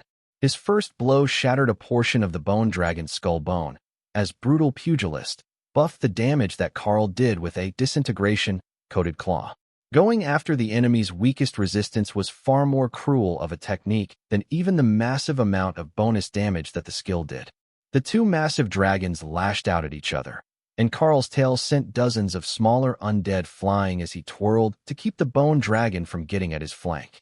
The orcs cheered and laughed as 4 totem-ranked battles began at nearly the same time. Ray, Kara, the chieftain, and Karl had all picked targets, and the other totems were on their way to try to restrain the rampaging dragon. Karl got a grip on the bone dragon's sternum and twisted, flipping the undead dragon over his body and slamming it into the ground.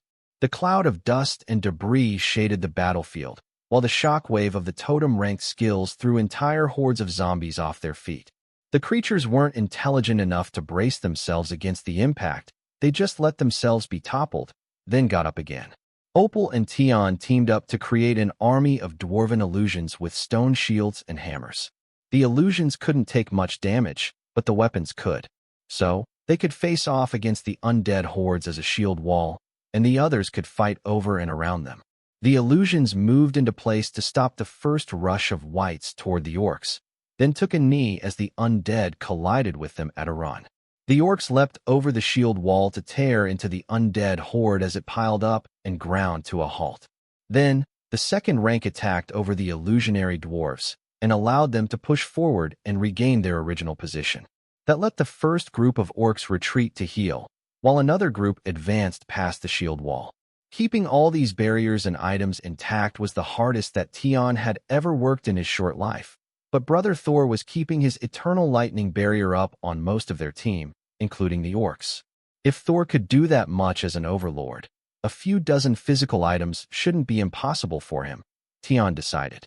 Claws screeched on scale and bone as Karl and the bone dragon grappled with each other.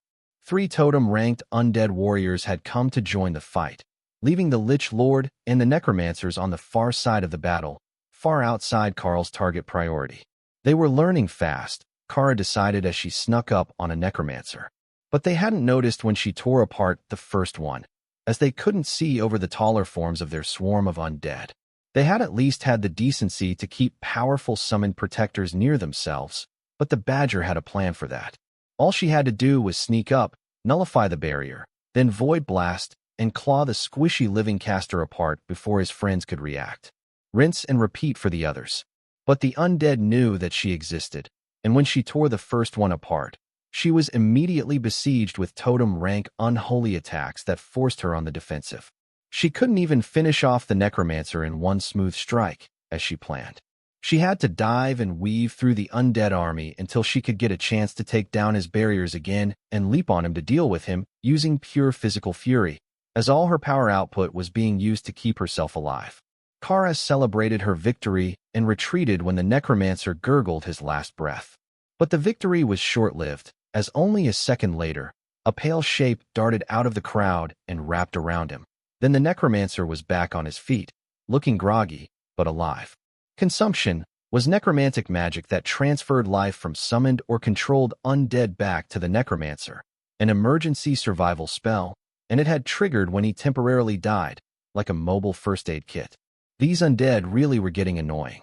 But maybe Sister Ray was having better luck. Indeed, Ray was having better luck than the others.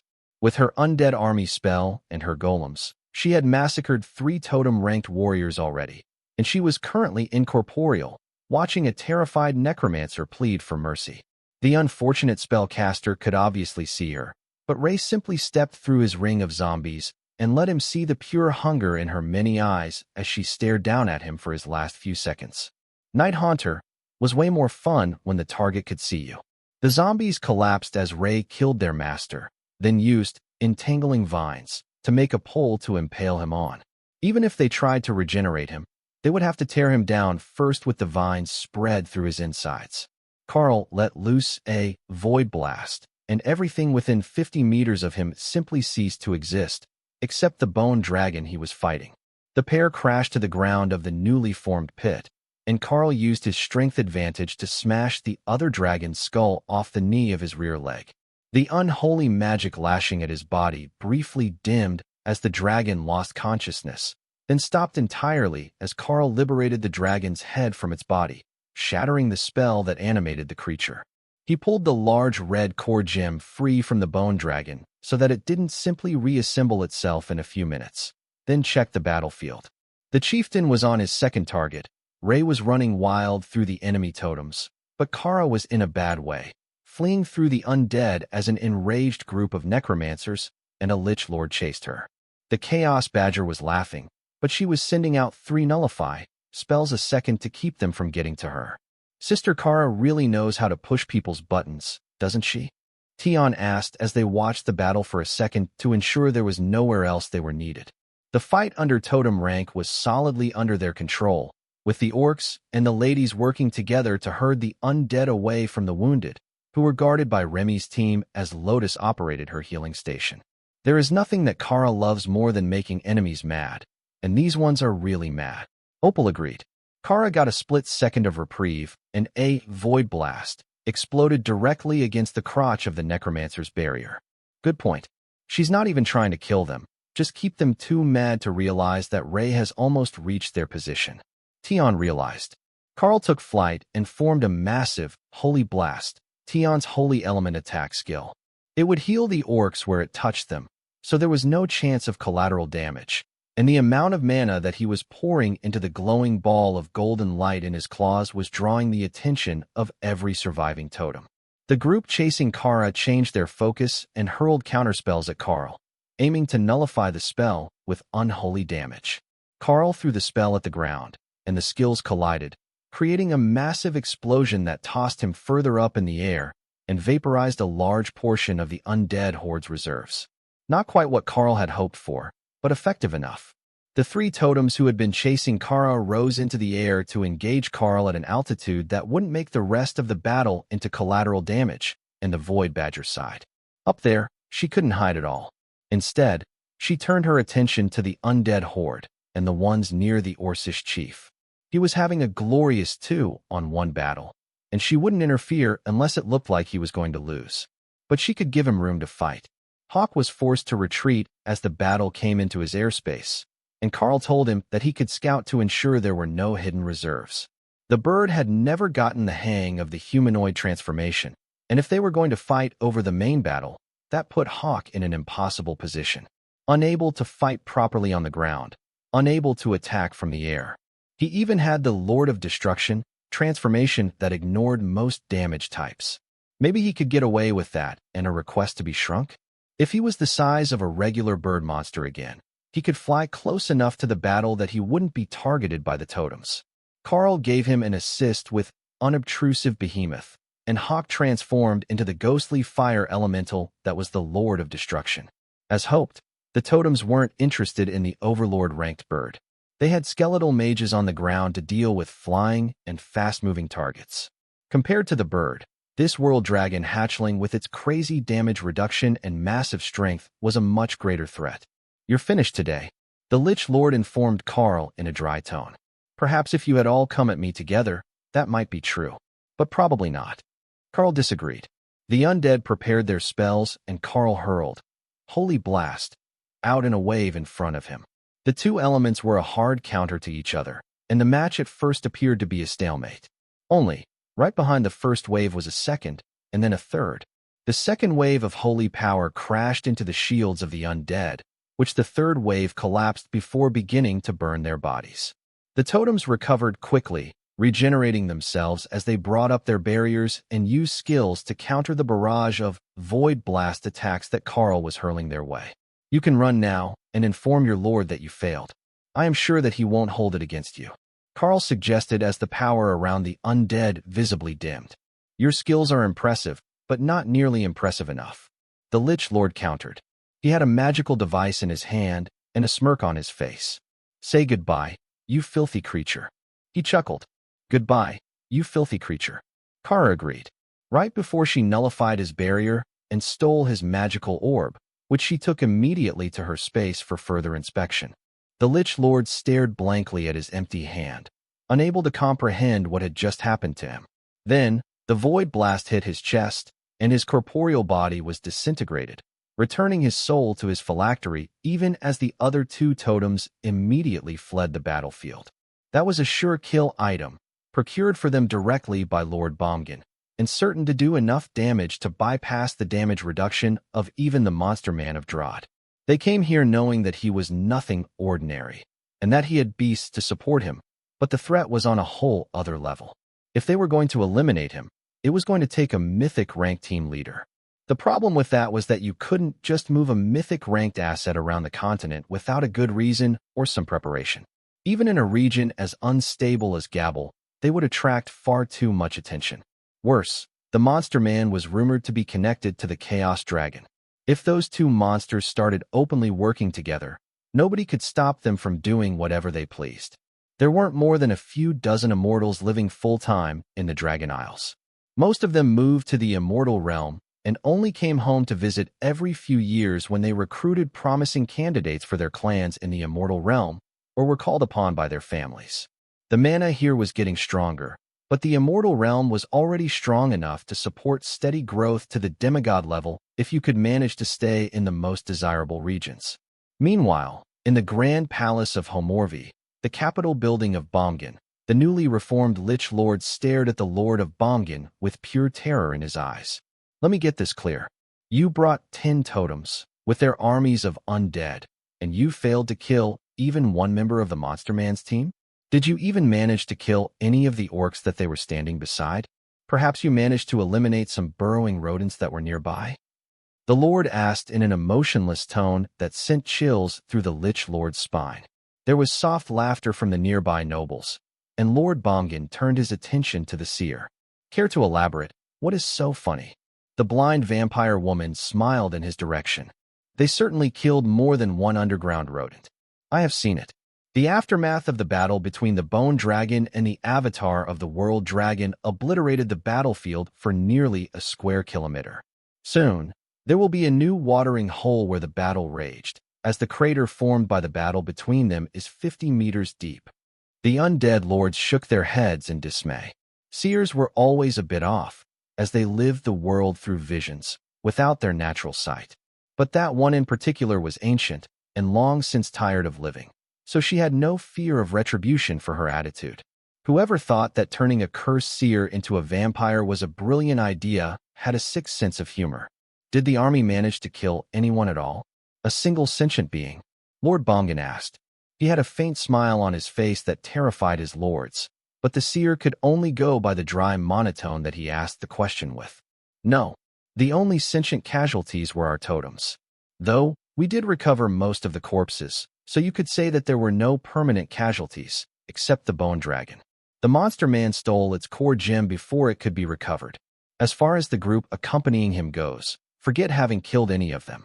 None of them sustained any injuries. Perhaps they are immortal? I don't know. They simply don't get injured when they are hit. You should invite them here. It might make the court a bit less insufferable if we let him rampage in the palace. Lord Drod actually laughed, and the majority of the undead lords knelt and bowed before what they assumed was his rage. You don't get to die that easily, old woman. Besides, even if I brought him here, he has an uncanny connection to the Chaos Realm, and he would most likely just ignore your presence. But it appears that his trip has granted him far more than expected. Advisor Fell informed the generals to focus on the coastal regions. If the World Dragon had left his treasures in the core of the nation, the Avatar would have found them by now. Now, get out of my throne room. All of you. Once the throne room was empty, Lord Bomgan turned to the seer, who was still standing in her position, lost in a vision. Once she returned to the present, Lord Bomgan cleared his throat. What did you see? The end of the last resurgence. I know where the system stones were then, but they are not there now. The temple is gone. She replied casually. Destroyed? Lord Bomgan asked. No, simply gone. I didn't see where it went, but not so much as a stone remains in the region. It was indeed where the Monster Man of Drod was standing. You weren't wrong to send the army after him right there. It was simply a few thousand years too late. Then, she turned and left as Lord Bomgan considered the possibilities. The god of death had never failed him in all the years of his life. But against this particular pest, nothing worked quite right. He suspected that it was interference from the chaos element, what many would call luck. But as he searched through his memories, Lord Bomgan knew exactly where the seer had seen the battle take place. He had been there before, a few centuries after the system failed, and there was indeed a temple at that exact spot, one run by an old crone from the Supreme Ladies Guild. However, he didn't recall there being system stones there. Perhaps she had taken them before he had arrived? He might need to change his tactics. If he was going to find the method to alter the system and exclude the food species and chattel from the system, he couldn't keep relying on the advice of the gods. The god of the underworld wasn't the only one willing to manipulate probability, and the most likely locations always had others on unrelated missions set by the other gods present. The other gods might not want him to find the system stones, but he would find a way to obtain them without relying on the advice of the gods. He just needed more time. Kara was immensely pleased with her new acquisition. She had no idea how it was supposed to work, as she had failed to make it do anything but glow faintly with chaos energy. But as that was all she could make it do, it had been repurposed as a rather beautiful decorative night light over her bed. That might seem like a small thing to others, but they didn't understand how difficult it was to make chaos energy glow. Dana flopped down on the grass beside Karl as Thor and Hawk finished cleaning up the battlefield. The others had retreated into the tiny world to rest, but the afternoon was clear and warm, but not scorching hot as the desert had been. Well, that was quite the battle. Do you think that it's something personal between Lord Bomgan and us? She asked, unsure what to make of the situation. Yes and no. I am reasonably certain that he despises me, but I have the feeling that he's not deliberately targeting us, but the locations we're standing at. As I recall, his goal was to remove the system from humans and others weaker than the undead. But we're standing on the former location of a full set of system stones. If I'm not mistaken, we've become a recurrent foil to his plans. We keep ending up at the best possible locations for advancements and system benefits, but those are also the locations that the undead army is trying to find so that they can destroy them. Karl mused. So, we just keep getting attacked everywhere that we go? Karl shrugged and rolled over to kiss her forehead. That's not really up to us, is it? If we keep ending up in the locations where system relics are, it's likely that we will keep getting attacked. But there are only so many of them to be found, so it might be months or longer before we run into another one. And by then, Lord Bomgan might have come up with a better idea. If it becomes a real issue, we can start exploring a different region for excessive numbers of monsters. The undead army is focusing on just this one region, so if we switch nations, there is a very low chance that we will keep having trouble with them. Dana was skeptical of that plan. She knew that no matter where they went, strange and unexpected outcomes would follow them, and the Lord of Bomgan might not be the biggest troublemaker that they attracted into their tangled web of fate. I will talk to the others about what they would like to do. There has to be some sort of solution that doesn't lead to the undead army sending stronger and stronger opponents at us until we're all dead. She quietly informed him. It will all work out in the end, you'll see. Karl agreed. Karl and Dana simply lay beside each other in the grass for a while, enjoying the afternoon sun, until a disturbance in the distance caught Karl's attention. Something is coming, and it's not the orcs coming back, he whispered, not wanting to alert whatever was coming their way if it hadn't already noticed them. His aura was strong, and he wasn't trying to hide it, so if it was wild monsters, they should have realized that there was a totem-ranked thread in the grass here. Leaving his aura fully exposed was practically setting a warning flag on his location to chase wild beasts away. The group wasn't slowing, and they had adjusted their course to approach Karl directly. Definitely not an accident, and possibly from a monster spawn. So, Karl got up out of the grass and watched the group of Naga as they approached. They slowed down 100 meters away, as if confused, and began casting some sort of spell. Not an attack, Karl decided. They were looking for something. Is there something I can help with? Karl called, loud enough to be heard by sensitive ears. A totem from the group slid over and nodded politely to Karl. We detected a queen nearby, a strong overlord, nearly a totem.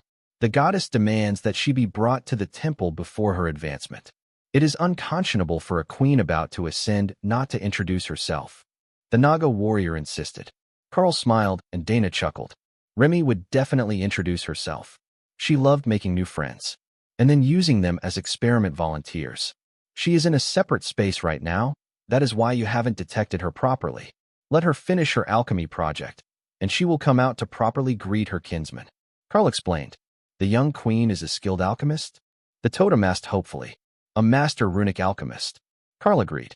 Dana poked him in the side. If these Naga insisted that Remy stay with them, there would be real problems for the group. The Naga didn't react, other than to coil his lower body into what looked like a comfortable resting position. Clearly, he had nothing more to say, and no intention of moving until he had met Remy.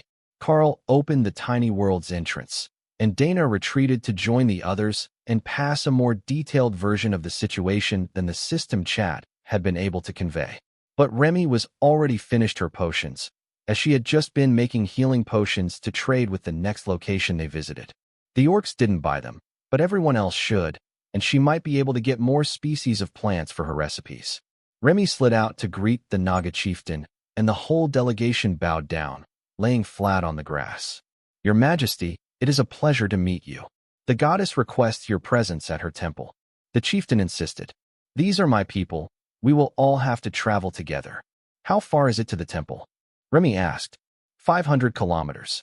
Not more than 10 days' travel. Remy chuckled.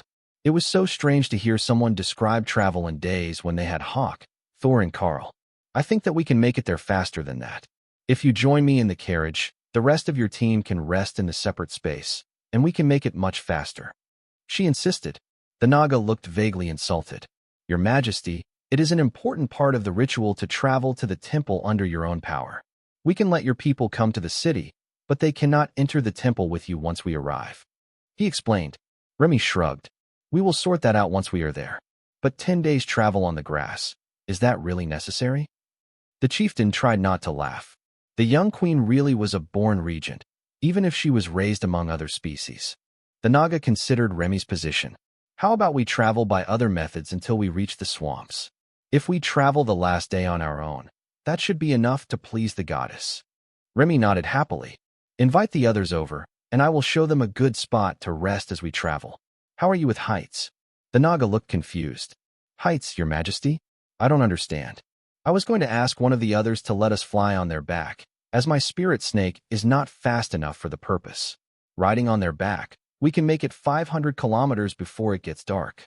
We're headed to Kathar in Nulnulgat, or into the swamps just east of the city. It's not that far. The hopeful tone said that he was definitely afraid of flying, but didn't want to say it out loud. Karl cleared his throat. We can have Thor pull the wagon and spend the next few days going over land instead. It's simply more efficient to get there on wings. Thor perked up his ears when he heard the word wagon. It sounded like they would have things to do again soon. The rest of the search team came over, all overlords. They showed signs of recent battle, with damaged and stained gear, but their wounds were all healed. Naga had some natural regeneration, and while it wasn't on the level of the regeneration skills, it was still good enough that minor cuts and such would heal in a matter of hours. There was a shaman among them, a young boy. He was giving Remy a most reverent look, like he had just seen a movie star. Karl was keeping an eye on the young Naga, and Remy tried not to laugh. The Karl was worried about her virtue, but the young shaman was far too cute and naive. He grew up among Naga, while Remy had a much more interesting group of siblings. She knew how to deal with strangers who were too forward. Sister Ray taught her. Follow me. There is a swamp area in the separate space that should be comfortable for everyone. I have built resting platforms, but do try not to overfish the waters. The numbers are limited, and they are part of a breeding experiment. She explained, then motioned for the others to follow her through. The mana level in the tiny world was increasing with Karl's power, he noticed. He had tied it to his power instead of letting it feed entirely off the outside world so that the others could get higher quality mana. But feeling it now reminded him that he could start to expand the space again. His mana pool was many times what it was when the spell was created, so he shouldn't have any problems increasing the tiny world by at least a third.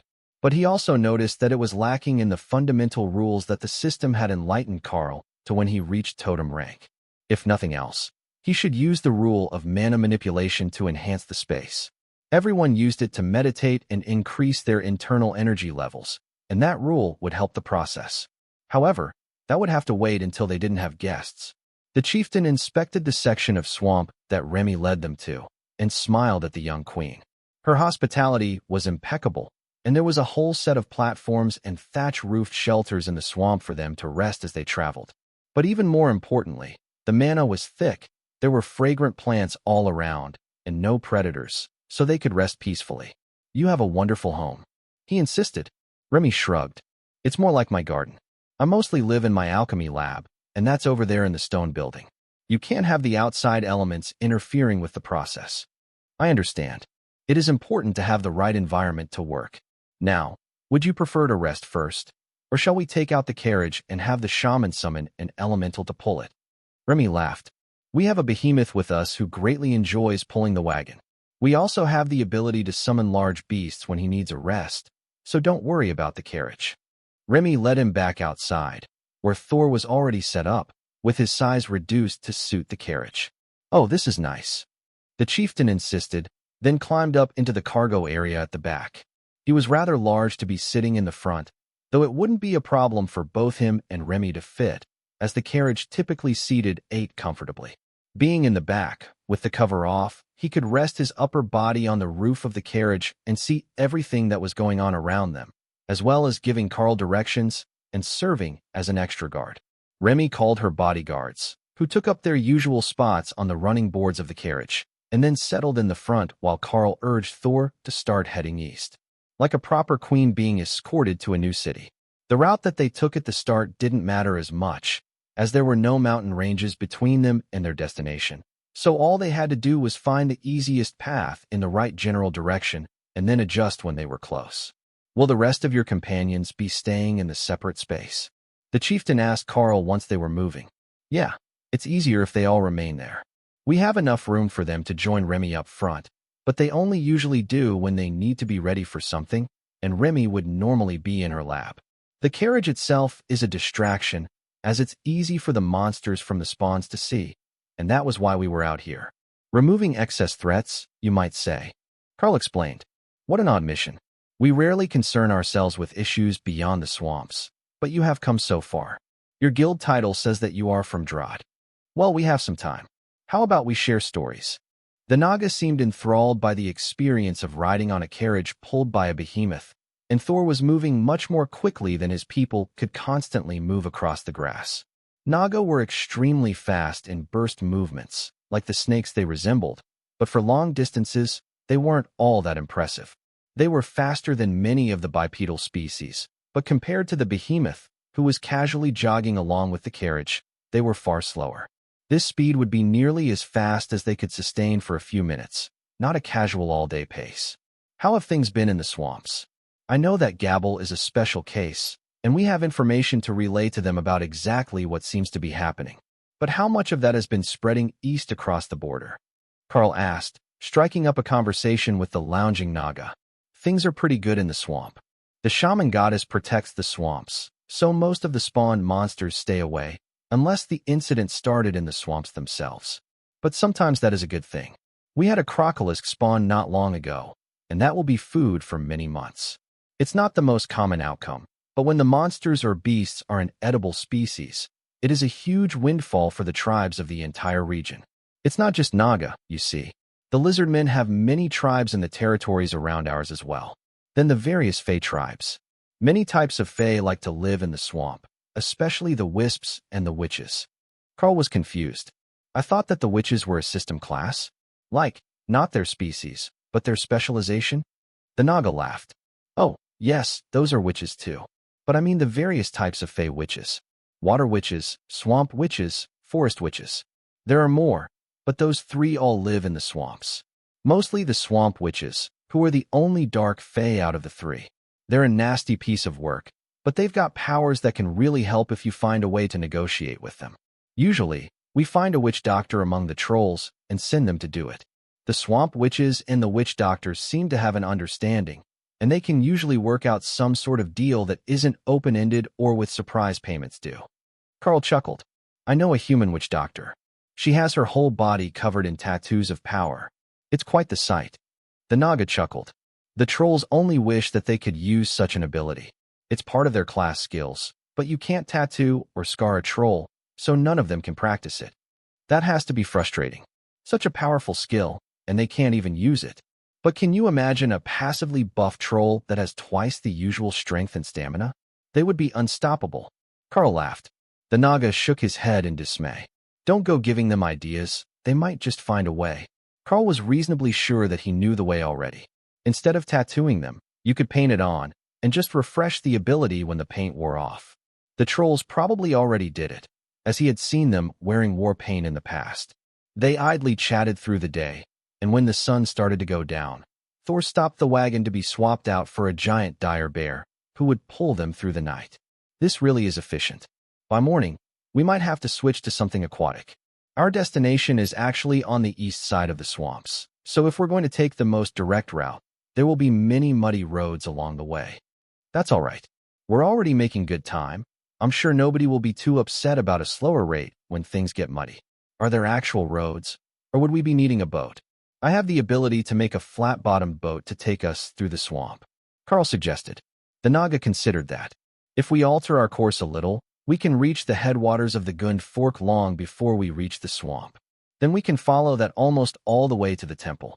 It's only a few kilometers from the river. Hawk, do you see a river in front of us somewhere? Karl asked. Northeast. The road doesn't go anywhere near it, but it should be easy to get to. I can turn the carriage northeast toward the river now. Karl offered. Northeast? No, it should be east, past the road, closer to the village of Nararam. Karl shrugged. He didn't know any of the river names. Oh, I see it. That's still 100 kilometers away. You will be there tonight sometime. My scout says that he found the one you mean. It's 100 kilometers away. Your group must have been searching for some time. Karl explained. The Naga nodded. We were sent out over a month ago, expecting trouble in locating anything within the wilds of Gabble. Karl sighed. That's quite the adventure. I can only imagine how many times you had to double back, searching for a target that kept moving. We've been all over the place in the last month or two. The Naga laughed.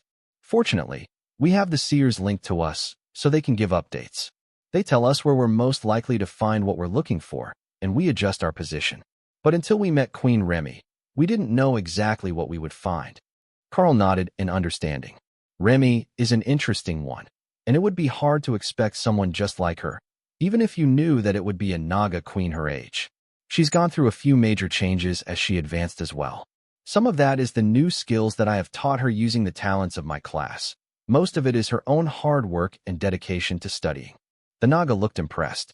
She is remarkably studious for a young queen. It is somewhat more common for them to live a few decades as a spoiled debutante after they rise from the rank of princess. But then, even the princesses are notoriously spoiled, as they are expected to become the next leaders of their tribes, even if they can't advance and become true queens. Though our people have advanced past the state where we were unable to deny the will of our leadership caste, they innately hold a huge amount of power and respect among the Naga, simply for what they are. Leading us is literally ingrained in their genetics. The bears carried them through the night as Hawk rested, and by the time that the sun came up, they were at the lone road that ran north up the eastern side of Gabble. Nararam should be just south down this road. Do you want to go through the city, then to the river, or continue east and pick up the river in the wilderness? Karl asked once the Naga woke up. You're still awake? The Naga asked, surprised to see Karl. Sort of. I prefer to meditate, so I don't have to leave my spot. The golems give me enough input to keep us out of trouble. That's why I used my own golem. Karl explained. The Naga nodded. That's a good idea. Not many have the skills to do that, but your class is a unique one.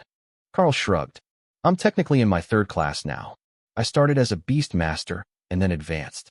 Each has been better than the one before, so no complaints. Oh, what sort of class comes two advancements after a rare class? Remy laughed from inside the carriage. This should be entertaining. It's still a Beastmaster base, but Beastmaster champion. It helps advance both me and my beasts, but primarily the changes were that it designated me as the avatar of the world dragon and granted a new transformation and some related abilities. Karl explained. The Naga stared at him in silence, unsure how to answer that. Avatar of the world dragon as a class skill? What sort of broken skill was that? And what sort of related skill would even come with a power like that? So, you can transform into a dragonkin. He tried. Karl shook his head. A totem-ranked world dragon. The Naga slowly blinked, first one set of eyelids, then the other. Karl shook his head. A totem-ranked world dragon. The Naga slowly blinked, first one set of eyelids, then the other. Well, that's unexpected. So, your skills are all focused around being a dragon. No, my skills are all focused around improving both myself and the beast team. New skills, higher combat power, even the option to add more group members. The dragon transformation is more of a flex on enemies than a core skill of the class. Karl explained. Remy and the Naga team leader both laughed. Transforming into a totem-ranked dragon was an immense flex on any enemy that you might be facing, especially to a Naga or any other scaled species. As far as scaly creatures went, dragons were the pinnacle of performance. The morning passed smoothly as they headed for the river, but when they finally arrived, the Naga realized that there might be a problem with this plan. You couldn't put something as large as a carriage in your system inventory unless you had a special skill for it. Plus, they didn't appear to have a boat. The first problem was solved when Karl helped Remy down from the carriage by letting her transform into a reduced form of her spirit snake form and drape herself over his shoulders. Then Thor took his carriage back into his space, and Tion created a large metal flat-bottomed sailboat. Karl jumped over to land in the boat, then let Remy use her basic, elemental control to create a gust of wind to push it to shore. Climb in, and we will head down the river. The current is flowing with us, and Remy can make a steady wind or use water manipulation to push us along faster. Both Naga looked happier now that they were on the river, and the older Naga chuckled as they started to move. Normally, we have someone stick their tail in the water to push the raft, but this is fancy. I like it. But will it be all right when we get to overhanging branches? He asked. We can switch techniques when it comes to that. I can also choose aquatic beasts as my golems, so we could have them pull the boat if we needed to. Remy paused. She hadn't thought about that. There were some excellent fish monsters. Not particularly powerful, but if they were summoned as golems, they would be totem ranked by default. If Karl summoned something like a silver catfish, a commander rank river monster, it could swim at nearly 50 kilometers an hour. Hawk had found a few of them while scouting in Drought. You should call the water golems. It will be fun, like a water wagon, Thor suggested. The concept of a wind-powered floating wagon was just too weird, in his opinion. Remy hid her dismay at his lack of enlightenment. Even on land, you could push a carriage with wind if you wanted to. But such a concept was anathema to Thor's Sero-developed mindset. Strong legs were far better than letting something as soft as air try to do the work. The silver catfish had no good way to hook up a harness, but Ray solved that by creating a bit to go in their mouth, like the ones you use to guide horses. The fish could pull the boat that way, and it wouldn't interfere with their fins. She passed the custom-crafted rope to Karl, who hooked it to the boat and passed it to the golems. Then, they were really off to the races, skimming along the water at breakneck speed as Remy laughed in joy. With no natural wind, the surface of the river was glass smooth, perfect for high-speed boating. Now, we just need to keep this speed up for half a day, and we will be close to the temple, Karl announced.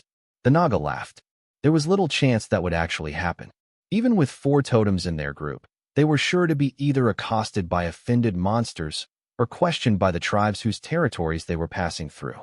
A major river was an important part of many territories, and they wouldn't allow just anyone to go down it without at least checking them out. His group of investigators had been stopped dozens of times before they had made it to the Gabble border, and some of the stops took entire days to settle passage rights through the territories of tribes they had no agreements with. If the sky wasn't so terrifying, he would have suggested that they fly over and avoid this part. The first signs that the Naga's fears would come correct came half an hour later, long before they had even reached the swamps, where he was concerned about the tribes. Their way was barred by a pair of lizardman warriors, each with a team behind them, stationed on both sides of the river, with a net stretched across the width. Karl had the fish slow them to a stop, but waited in the middle of the river. "Good morning. What seems to be the issue today?" he asked politely, while the lizardmen stared at him. "There is a toll to pass. You have traveled through our territory without a permit," the lizardman demanded, but Karl could hear the fear in his voice. For amusement value, he let an aura leak using one of his less used Packmaster skills. Dominating power. The Packmaster's aura gains a mental domination effect at will, requiring weaker minds to submit to his will. Hypnosis-type ability. He wasn't giving the lizardmen any sort of intimidating look, but he could see them begin to cower under the power of the oppressive aura. The leaders of the 2 groups managed to stand firm, holding the net across the river, as Karl reached into his inventory and took out a handful of gold coins. "How about I pay the fee in gold? 2 coins for each of us should be fine. That's 3 for each of you," he insisted. The lizardman bandits were about to remind him that this was a robbery and that his way down the river was blockaded, but after careful consideration, both nodded. It was better to let this one pass. They caught the coins Karl threw at them and lowered the net as the lizardmen behind them complained. It was only 3 people in a fast boat. Even with a pair of totems, they weren't a threat to a whole clan, so they should have been grabbed and forced to turn over their valuables before they were killed. At least, that was the consensus of those 2 far away to feel Karl's aura. But the boat was already past the net and moving faster than they could run. Not that Karl would make it far. They weren't the only bandits along the river, and the next tribe wasn't welcoming to outsiders. Karl found that out in person only an hour later. This time, the tribe had placed a raft in the middle of the river with a pair of overlord-ranked warriors on it, waiting for them to arrive. If that was intended to fight them, it would be laughable. But Karl could feel that there were totem-ranked warriors in the village nearby, and these were just the border guards. So, again, he pulled to a stop and wondered if there was a better way to deal with lizard men. "Good afternoon. We are headed east to Kadhar. Might we get passage through your territory? We have room for an escort if you want to send one with us." Karl called. "Disembark. Our chief needs to speak to you. End any transformation spells and lower your barriers." The border guard insisted. The Naga team leader got worried when Karl smirked and Remy began to giggle, but there was nothing he could do when she transformed back from her minimized spirit snake form and Karl splashed into the river as an enormous dragon. The lizard men were utterly baffled. "What do we do now?" One of them whispered. "Well, they did it. So I guess we take them to the chief?" "I don't know. Nobody ever complied before." His partner whispered back. Remy turned to their escort. "You know, this might be easier if we let you rest with the others until we're close. The Karl is superb at dealing with other species." The Naga rolled his eyes. "That remains to be seen."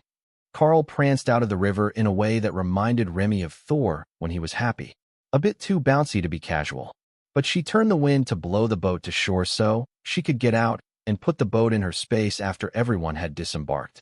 No need to risk it getting damaged. "Why the FCK is there a dragon on my lawn?" She heard someone yelling, then winked at the Naga beside her. "See, all is planned." Karl's amused voice replied to the village chief. "Your guards insisted I should come in this form instead of my travel disguise. I can change back. It's much more convenient for conversation, even though your grass is soft under the feet." By the time that Remy got to the center of town, Karl was back in cat demon form, and the lizard man was looking tense. "Now, you were here to request passage through our territory?" the chieftain asked. Karl nodded. "Yes, we are going east down the river, and my friend is afraid of heights. So, we decided to go down the river." The lizard men weren't sure what to make of that, but the embarrassed look that the Naga was giving made it clear who Karl was talking about. The lizard men of the tribe began to gather, in case this stranger was a threat. They had their pride, and just letting strangers show up and move through their territory without so much as a formal request to the chief made them territorial. Karl couldn't have made an advance request, as he had no idea their territory existed. But telling them that would only make things worse. The lizard man chief didn't know how to respond. They couldn't stand the Naga, but that was a world dragon. Lizard men worshipped the dragons nearly as much as the drakes, though they didn't claim to be descended from dragons themselves. "I will grant you permission to pass through the territory one time. Your boat is fast, so I request that you are gone by evening." The chief decided. That was enough to keep his people happy. Make the intruders leave by the end of the day, and don't let them linger and hunt the tribe's resources. Once they were out of sight of the village, and Karl had ensured that there was nobody trying to follow them, he turned to the Naga. "I will transform and bring Remy with me to the city of Kadhar. This is becoming too much of a nuisance, and if we don't change methods, we're guaranteed to get into an unnecessary fight." Karl insisted. The Naga sighed, then nodded. "I won't argue. The lizard men control the first part of this region, and they hold a grudge against the Naga, so they won't make it easy for us." Karl opened the tiny world's entrance for him and called for Thor to escort him to the others as they were spread out through the swamp area in the tiny world. Then he transformed and went for a swim in the river as Remy climbed on his back and put away the boat.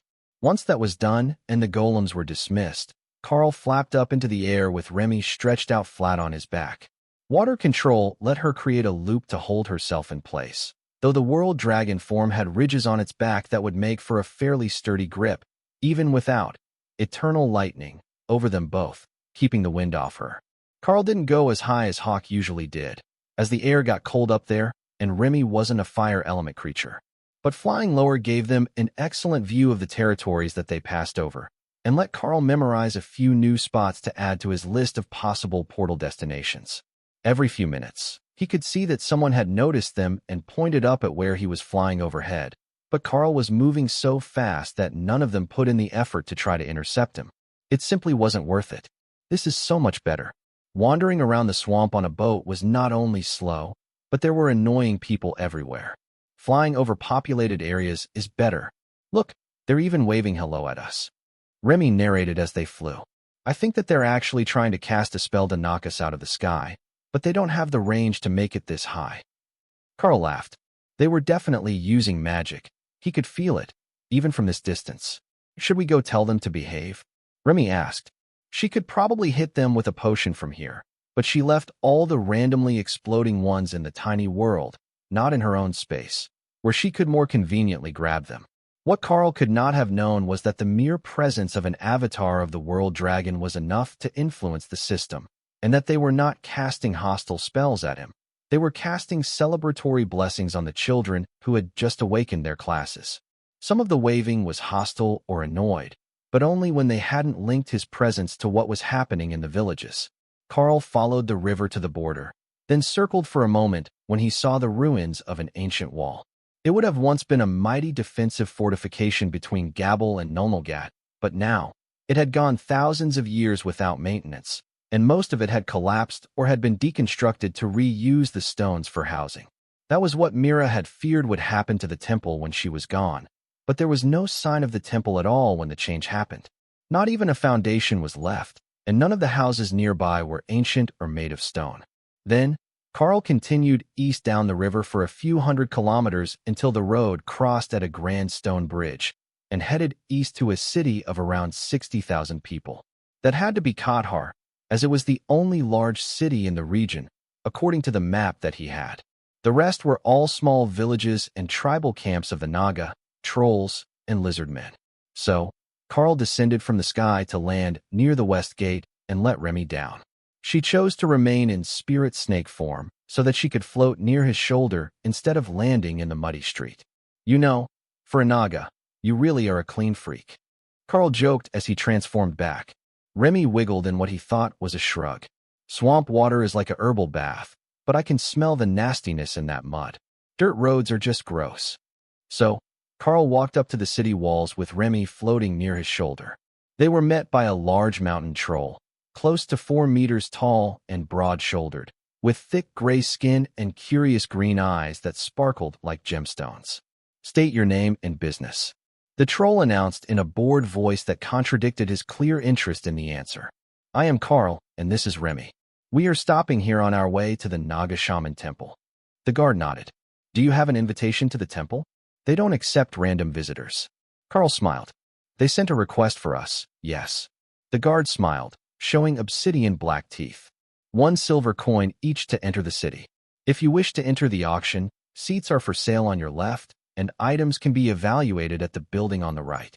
Oh, in that case, I might enter an item for the auction.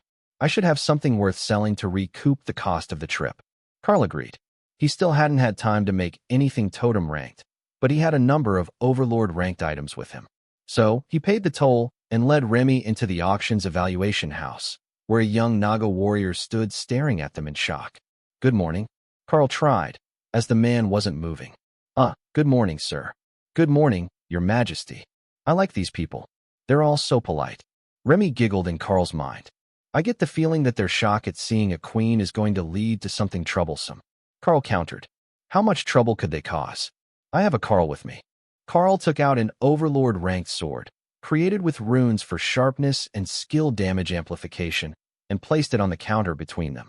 I would like to have an item evaluated for auction, he explained. The Naga nodded rapidly, breaking himself from his shocked stupor. Of course, sir. That is, certainly to be acceptable to the auction house. Even with the dungeons producing more gear lately, there isn't much overlord-ranked gear circulating. That was only natural. Most people who had the power to do overlord-ranked or higher dungeons didn't spend all day grinding out gear for sale. They could afford to live well after only a few visits.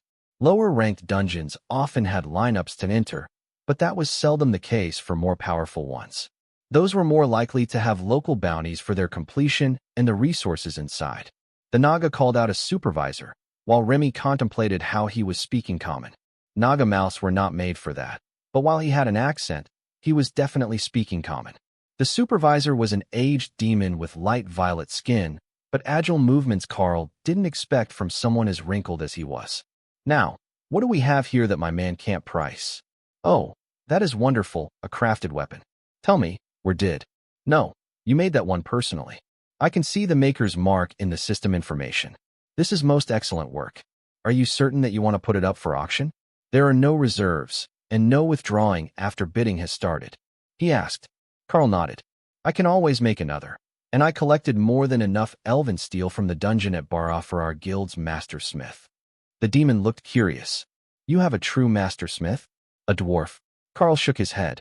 No, a demon named Ashbringer. The auction house representative nodded, not knowing the name. He had been hoping it was a dwarven master, as their work was known as high enough quality that it would demand a higher price simply because a dwarven master had created it. The auction is tomorrow morning and runs until later in the afternoon, depending on the number of items presented. As a contributor, here is a pass for you and your +1 in the back rows, so you can watch the sale. They shook hands, and Karl headed into the city with Remy floating at his side. Ooh, they have new forms of cake. You have to stop there. Get at least 3 of each. Remy insisted. 3 of each. Remy nodded. 1 for me, 1 for Lotus, 1 is reference to make more. The Beastkin girl working the counter gave them a tired smile as they entered. Sir, madam, welcome to Annette's Bakery. Do you know what you would like, or would you like me to explain our offerings? She asked, clearly a rehearsed line. Karl smiled back at her. Actually, I need 1 of every flavor of cake that you have, sliced for 12. Then I need 3 of each of the squares and puff pastries. I have a large group who would like samples. The girl looked panicked. That was half of the goods in the store. Sir, that will be quite expensive. She began, but Karl set a small sack of gold coins on the counter, and she gulped. I see. Very well, sir. Remy silently celebrated as the worker packed up box after box of treats. Lotus had gotten new food-related skills when she changed classes, and one of them was to recreate simple baked goods that she was familiar with. It wasn't perfect, so she still had to make most things from scratch, but she could just conjure the puff pastries and then make the fillings, which was so much faster when they needed sweets. Puff pastries were the peak treat in Remy's mind, as they were bite-sized, no matter what form she was in. She could just pop them in her mouth intact, and that was much better than having to cut bits off to eat. In fact, in this greatly reduced spirit snake form, they would completely fill her mouth. It was just a shame she couldn't make herself even smaller. The baker came out as the girl was packing up the last of the food, which Remy quickly moved to her space for safekeeping. Damn it, the woman muttered, looking at all the sparse shelves. Sorry, if we had known that we needed so much, we would have sent word ahead of time, but we just entered the city. Karl apologized. That's all right, sir. I have extra help coming in tonight anyhow, as the auction day tends to be one of our busiest. Karl and Remy left the shop and headed into the street, looking for a spot to stay the night. Well, somewhere to safely pretend they were staying for the night, as there was no need to bring everyone out of the tiny world into separate rooms. There weren't many inns in the city, and it looked like most of the merchants were staying in their carriages, parked in the street. Even the beasts pulling them remained in place, and were mostly still hooked to the carriages, with feed bags in front of them. We might have miscalculated. Perhaps we should have brought out the carriage and had everyone exit from there. Karl muttered, then spotted a sign with a picture of an ale mug on what looked like a 3-story inn. Never mind, we should be in luck. He stepped inside the dingy tavern, and the heads of 24 beastkin briefly turned toward his feline form, then turned back to their drinks. Karl nodded to the waitress, who gestured to a table. What can I get you, handsome? Karl smiled at her, and the cat girl purred. I was hoping you have a room for rent for the night. I have a few friends waiting to be called through a portal, and we need a spot to stay until the auction is over tomorrow. The waitress nodded. Indeed, we do have rooms for beastkin and dwarves. It was clear that she meant only for beastkin and dwarves, and not because of size issues. Karl frowned. If you count dragon priestesses as beastkin, then we're in luck. The waitress smirked. I will pay you to stay here if you have one who can create rice. The blight beetles got almost the whole crop this year. Karl winked at her, then reached into the tiny world and grabbed Lotus, opening the space just enough to pull her out. Hey, I was funny. The locals began to laugh as one unfortunate man panicked. But Karl kept a hold on the excited priestess, who thought that she was being given a present. You're not here for bunny ears. I called you to help this lovely lady with her kitchen inventory issues. Take Remy with you as well. She has treats for you to try." The waitress took the odd pair into the back of the tavern, where the smell of stew and fresh baked bread wafted through as the door was opened. "You're going to have to plead for mercy when the old woman comes out here," the foxkin man beside Karl whispered. "Probably. High Priestess Lotus is a bit intense, especially in a confined space." The beastkin snorted in amusement. "The matron of the inn is from a family of mice." Karl wasn't sure where that stood in relation to the fluffiness of bunnies, but he suspected that the old woman would not be happy with his volunteer helpers.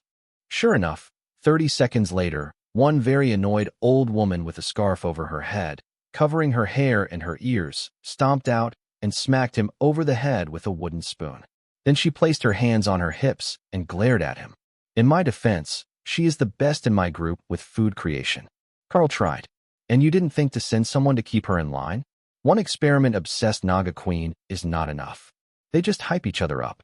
Karl could see that, especially in the kitchen, when Remy was excited about experimenting with new foods. Anything that could be turned into a research project was enough to get Remy excited. And if it was both an experiment and edible, it was even better. After all, food was the introductory level of alchemy in Remy's mind. All the mixing and precise measurements.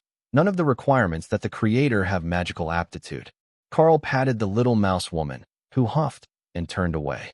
"They'd better be helpful in the kitchen, with all the mess that they're making," she muttered as she walked away. "Ask them to make you extra sweets, and to stock your pantry. High Priestess Lotus will help you out," Karl called after her. The beastkin laughed quietly as the angry chef returned to her work, then laughed harder at the sound of happy squeaking after the door was closed.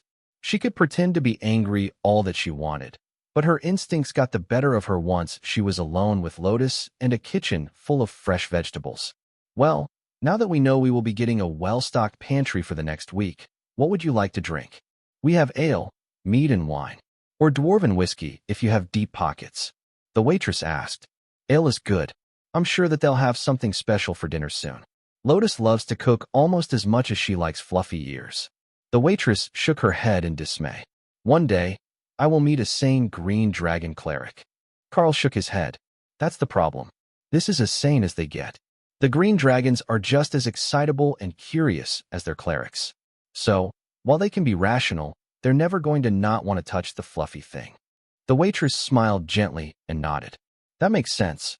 We tell our children to watch for them, like they're a terror, but I can't recall the last time that I heard of a green dragon cleric intentionally starting a fight. They get in plenty, but they never mean to start them."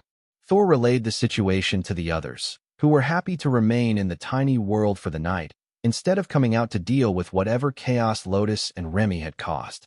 Thor had explained fairly well that the spot Karl had found was not very welcoming, but it would be good enough for the evening, and then they could come out tomorrow to see the city if they wanted. However, his description didn't make it sound all that appealing, other than the food that was promised once Remy and Lotus were done experimenting. Really, this city wasn't all that grand. It was large and built on somewhat of a hill, so it wasn't too swampy, but the land around it was still very much waterlogged, and the buildings were all discreetly elevated by a meter, with a space underneath to allow flood water to pass when it rained. The terrain was the primary reason that there were no major cities between them and the western border as well. It simply wasn't desirable enough for tribes who had the resources to contend for territory elsewhere to stay. The waitress continued to bring drinks as Karl chatted with the locals about the situation in the area. There were no major incidents lately, which was a good start, but there had been quite a bit of rain, so the roads would be worse than usual between here and the temple. It wasn't open enough to travel by boat, but the Naga group would certainly want to make the last bit of the trip under their own power, as it seemed to be some sort of holy pilgrimage for them, or at least for their shamans. In fact, it was almost suspiciously quiet in the town, with everything that was going on in the nation to their west.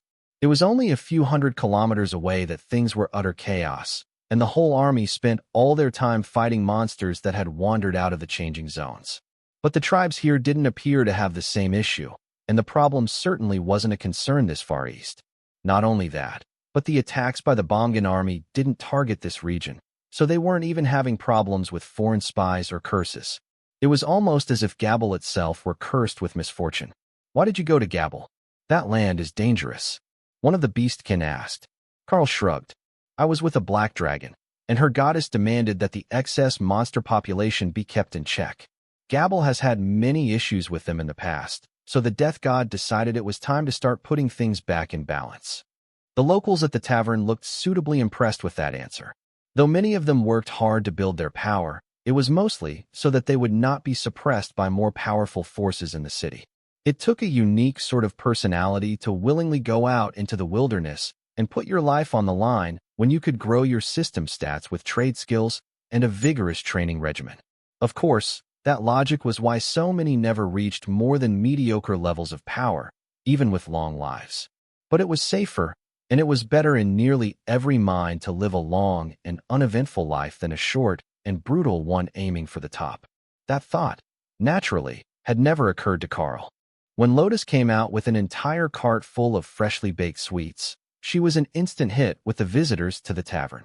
Even the old construction workers who were sitting in a corner, looking grimly at their mugs of ale, were smiling as she passed them a small plate with a selection of baked goods on it. Her enthusiasm for snacks was contagious, and even Karl had chosen to ignore the fact that she had a large mug of coffee on the tray for herself. If she got too hyper, he could just send her back to Ophelia. The sound of blades clashing and wood smashing from outside caught Karl's attention, and the waitress quickly moved to bar the door. Is the area that bad? Karl whispered to the man beside him. The werewolf shook his head. Probably. We sit near the edge of the district, and the Naga get into it with the trolls on a fairly regular basis. The city guard doesn't care how much they break in their brawls, and they never make them pay for the damage. So, we just get out of the way, or bar the door, so that nothing happens to the building. The building itself was made of common field stone, oblong rocks patched together with mortar. If things actually got serious, Karl knew that it wouldn't take much to throw someone through the wall. But it wasn't likely that things would go that far in the city. You look like you just had a strange thought. The werewolf noted. I was just thinking that if they were serious about fighting, it wouldn't take much to throw someone through a non-magical fieldstone wall. Karl replied quietly. The werewolf laughed. You're not wrong. But they're usually not trying to kill each other, just to assert dominance. A territory fight of sorts between the two most populous groups. A middle-aged catwoman smirked at Karl. You say that as if you could also throw someone through the wall. Lotus giggled when she heard the comment, and sipped her coffee before patting the woman on the shoulder. The Karl is a monster in disguise. Forget throwing them through the wall. He could probably throw them out of the city from here. Over the city wall. The woman laughed along with her, but Karl did a quick calculation. If he transformed, he was fairly sure that he could hurl an average-sized troll at least 200 meters. That was far enough to make it over the city wall.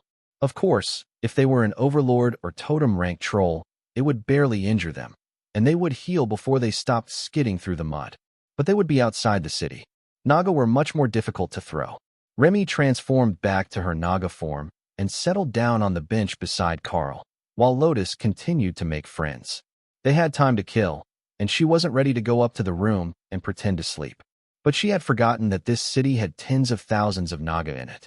None of them actually slept, they just rested when they didn't have things to do, conserving energy. So, the schedules of everything in the city were adapted to a population that was active at all hours of the day. The markets were always open, and the staff just changed shifts 4 times a day. The same was true for most of the shops, and especially the taverns. One shift would finish drinking and go home, but another would arrive right after. And that was what the crowd did a few minutes later, once the fighting outside stopped.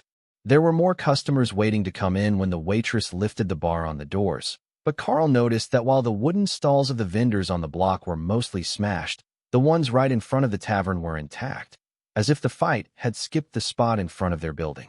The waitress sighed as she saw the extent of the damage, then shrugged. Well, at least they spared a few this time, though they might just have not wanted to annoy the totem. She muttered as she welcomed the next group to their seats, along with 2 more staff members, who were quickly served a meal so they could get to work. That also meant a whole new batch of people for Lotus to meet and serve sweets to.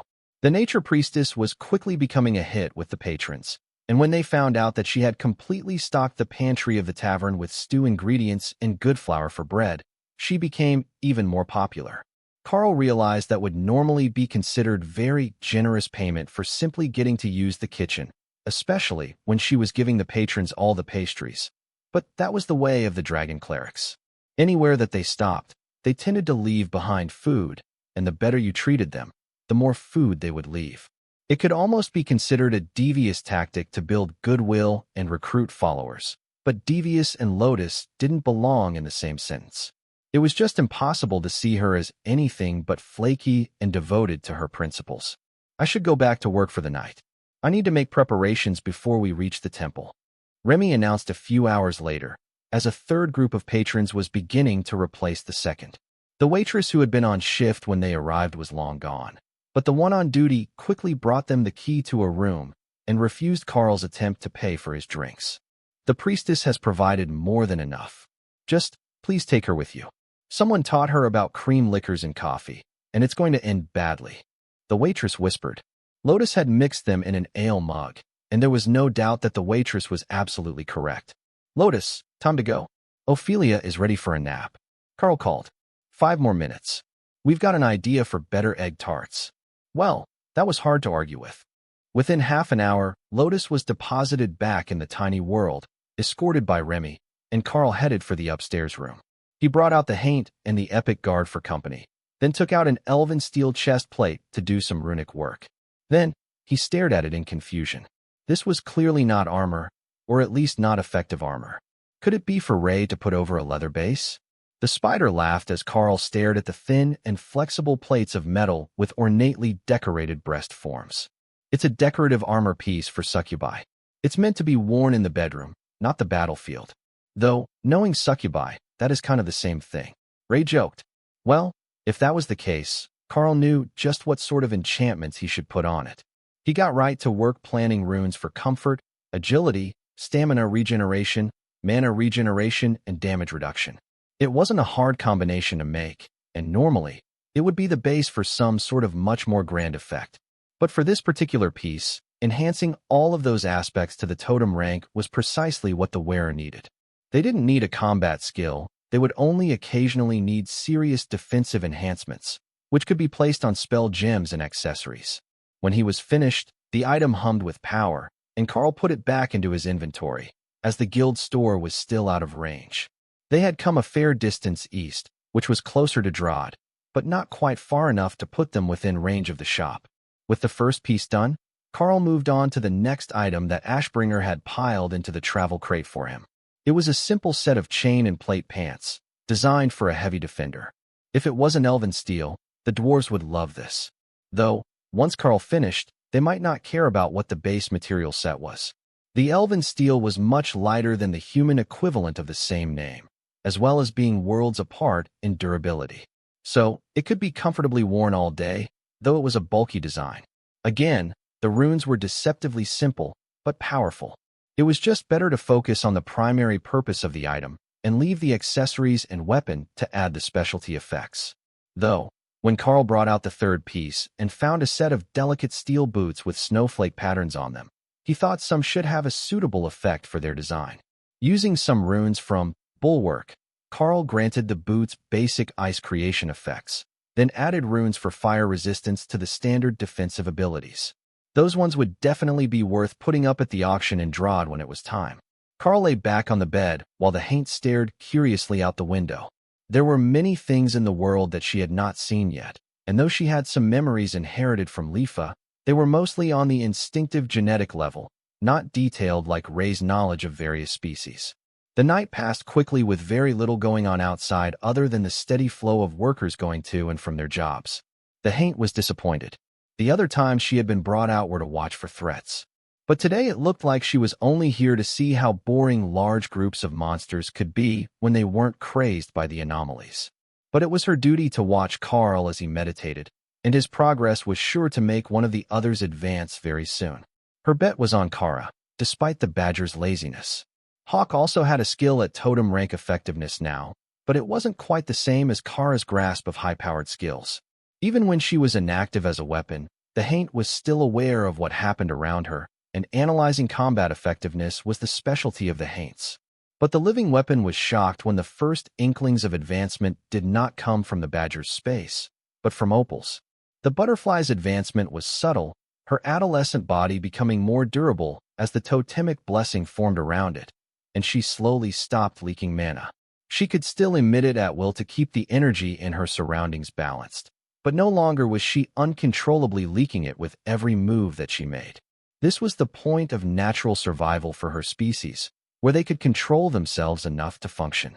Both the Haint and Karl watched in fascination as Opal began to redecorate her space, throwing a party for herself to celebrate her victory.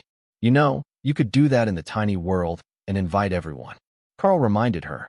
Oh, that is a great idea. I can come out and visit with everyone for like 30, no maybe 20 minutes. Karl tried not to laugh. Interacting with others in person really is that tiring, isn't it? Opal bobbed her wings in agreement. She would return to her space, but she could leave her illusion there, and it would fill in for her once her social battery was exhausted. The other beasts passed over small gifts for her, all tailored to either her nature as an illusionist or to something in her space. The thoughtfulness would have made Opal tear up if she had eyes. She was realizing that she had underestimated the importance of the affection of family, even though she had been observing it all this time. Now that she had opened up to being included in it, the feeling was quite warm. Even the notoriously unserious Kara and the food-obsessed Hawk had found her appropriate gifts for her advancement. Then Karl finished engraving an illusion element stone with the golem spell and placed it on the stage in the small practice amphitheater in Opal's space. It's beautiful. I can make better solid illusions for my plays. She gasped. I thought that you might appreciate that. I know that it's not actually an advantage in most of the shows, but now you can have crowd interaction when you want it. I remember that you were reading a book on fake illusionist shows, where they have audience volunteers. Karl explained. Opal flitted around her space in joy. She really did have the best family members.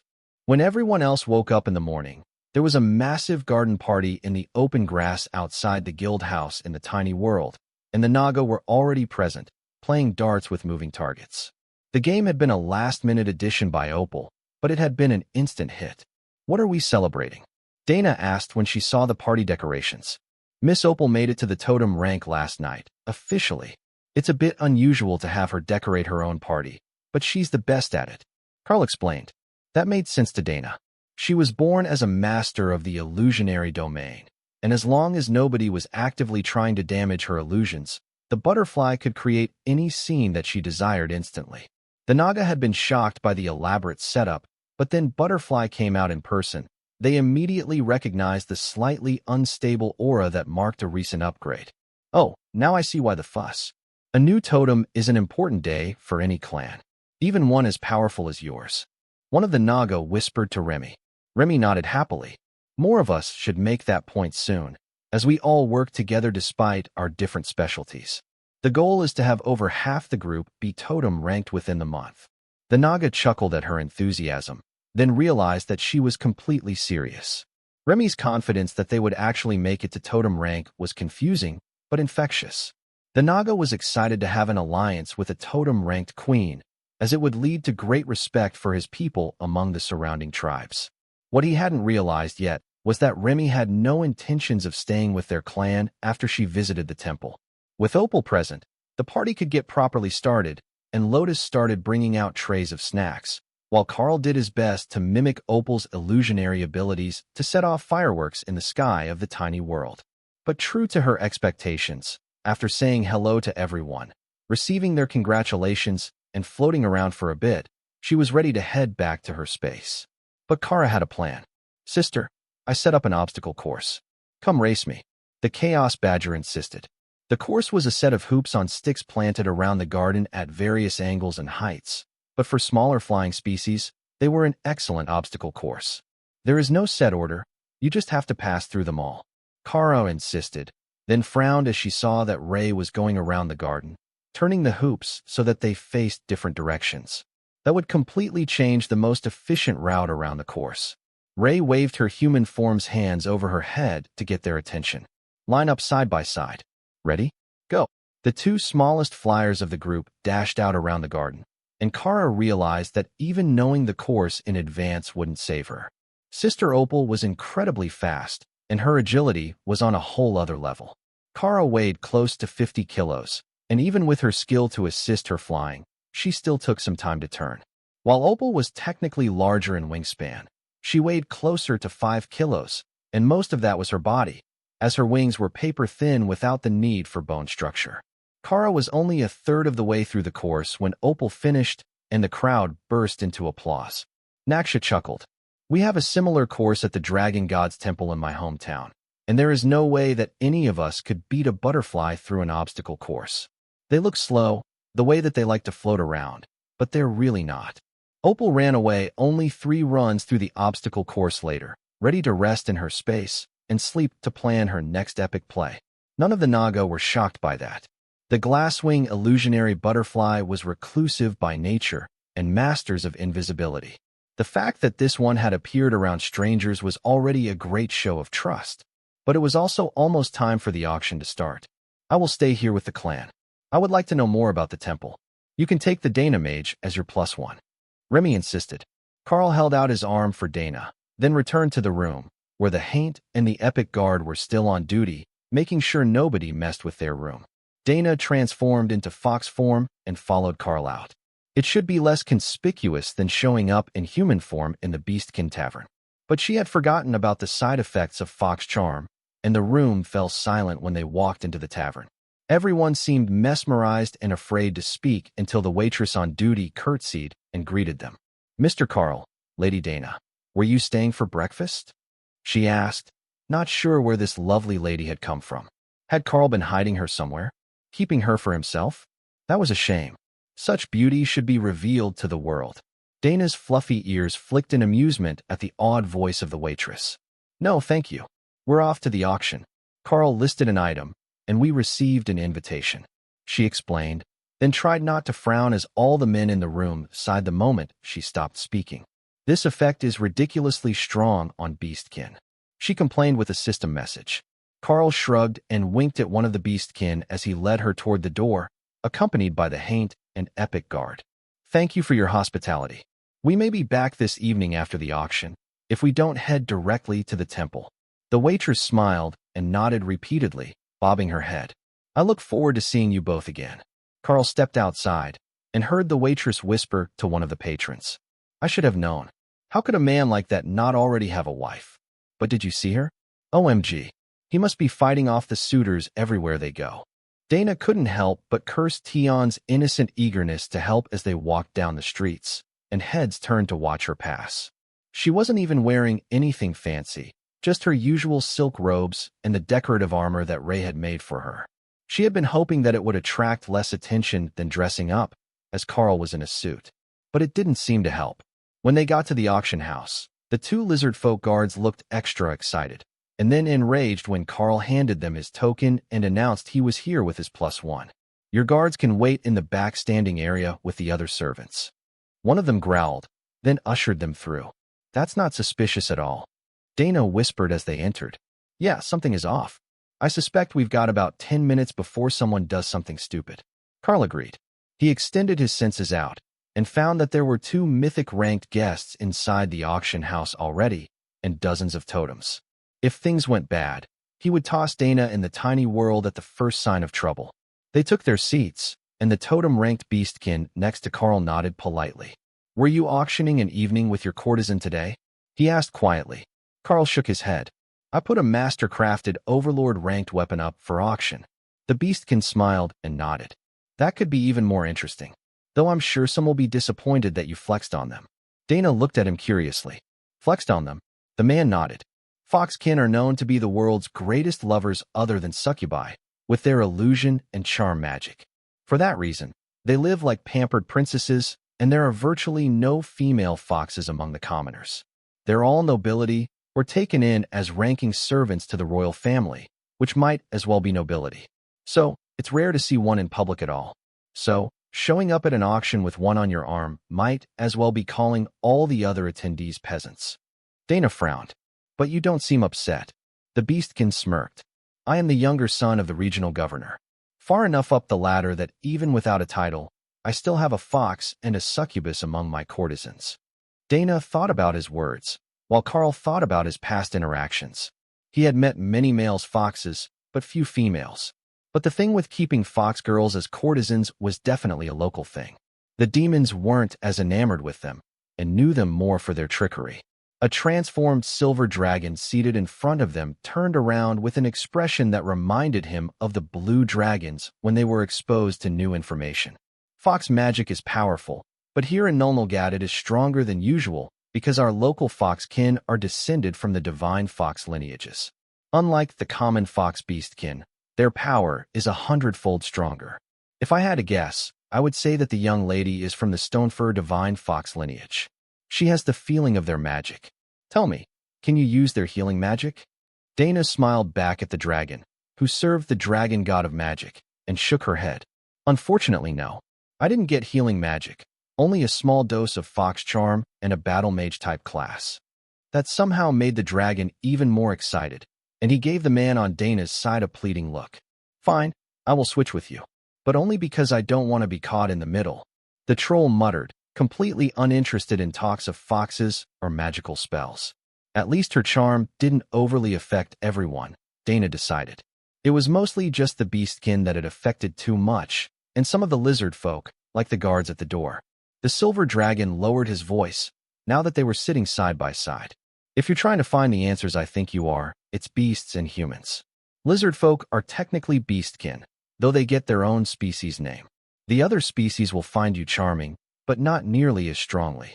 Dana nodded in relief, but the dragon was curious. How did you make it this far without learning the extent of your powers? He asked. It's a recent development. I used an experimental potion to advance to Overlord rank, and it had divine fox fur in it. The silver dragon was enthralled now. New magic was as exciting to them as new knowledge was to the blue dragons.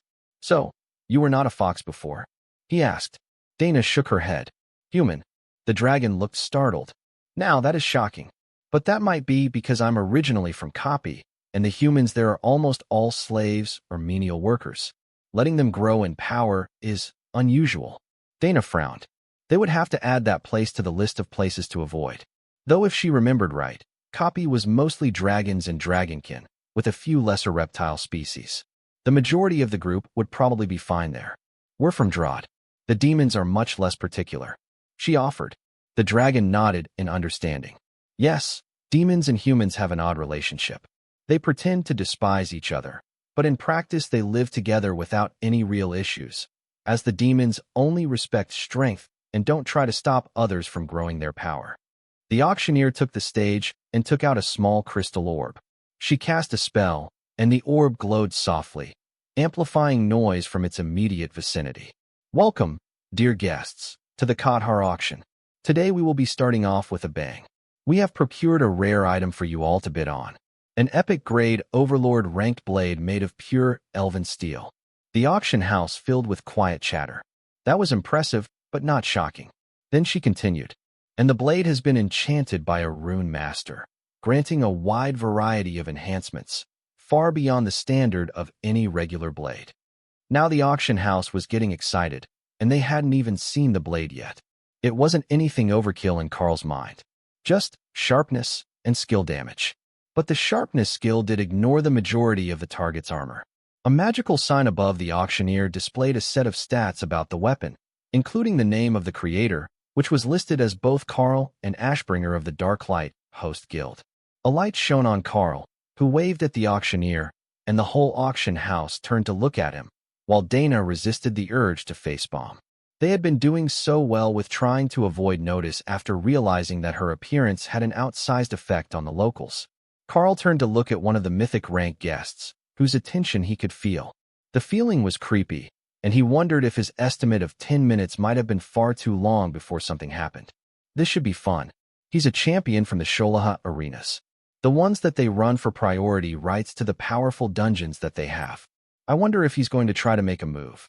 The silver dragon whispered to Dana, with the same excited tone that Kara used when she was about to cause chaos. The beastkin beside Karl snorted in amusement. It says right on the sign that he's the actual runemaster. You'd have to be crazy to offend him here and risk having yourself blacklisted from his future sales. The auctioneer turned off the light on Karl and began speaking again. We will start the bidding at 5,000 golden gat. Karl determined that those were the larger local gold coins, and the bidding was quickly going up, But the myth who was giving Karl the strange feeling wasn't bidding at all. Perhaps he simply wasn't interested in an overlord-ranked weapon. The bidding moved quickly past 20,000 coins, then 50, before finally selling for 85,000 coins. That was more than enough to keep Karl happy. Transfer notice. Kathar Auction Guild wishes to transfer 80,750 gold coins. That should be the full payment, minus the 5% auction house fee. Transfer accepted. The auctioneer was about to move on when a large winged form leapt from the upper balconies. The mythic rank champion had made his move. He took the voice amplification orb from the auctioneer. The Sholaha Dominators Guild challenges the Darklight host. We claim the right of ownership over the members Karl, Ashbringer, and Dana. He declared. Guild War Challenge, accept? Y/N. Karl got to his feet, and the spotlight shone on him as he helped Dana to her feet and moved her through the entrance to the tiny world. The Darklight host accepts your declaration of war. Do you wish to hold an open war, or settle this by a challenge of champions? Karl asked, raising his voice so the whole auction could hear him. Then he equipped his armor, letting everyone see the double golden borders of 2 successful over-ranked challenges. In her space, Ray smirked. Oh, I hope that he picks open war. Kara and Matilda are ready to explode with excitement. The Dragonkin smirked at Karl and made a come-and-get-it-type gesture. We will settle this by champions. Auctioneer, clear the arena. The Silver Dragon turned to look at Karl. I hope that you know what you're doing. Karl winked. Come and watch. You'll laugh until your sides hurt. But Supreme Lady Matilda was hoping for a real war. The dragon went pale as he realized just what the mythic-ranked warrior had done. If the Supreme Lady decided not to wait for the duel to be finished, or that she didn't want Karl to be the champion for the fight, she could declare herself the champion, and they would lose by default, as the challenging guild didn't have anyone to fight her. Then, they would have to pay reparations equal to the demand that they had made. 2 overlords and 1 totem-ranked member. Whether the Darklight host took equal payment for them, or killed them didn't matter to the system. The auctioneer opened a portal, and a powerful mythic-ranked mage stepped through with an annoyed look on his face. Who is causing trouble here? He demanded. The Dragonkin bowed slightly to him. Your Majesty, my apologies. It's a simple guild matter. We will leave to settle it, and the auction can continue. The new arrival looked between them, then laughed. Oh, I think not. The auction is on hold. We will move to the arena now to watch this battle. That confused the guild master. Why would the king of Nulnulgat care about a guild duel, even if it was at this level? What he didn't know was that all the myths who could use portals had gathered when Karl had advanced, and as he shared a border with Gabble, he had come to see what was going on as well. The advancement of some Totem 2 nations over hadn't concerned the warrior, so he had no idea that Karl was no average craftsman.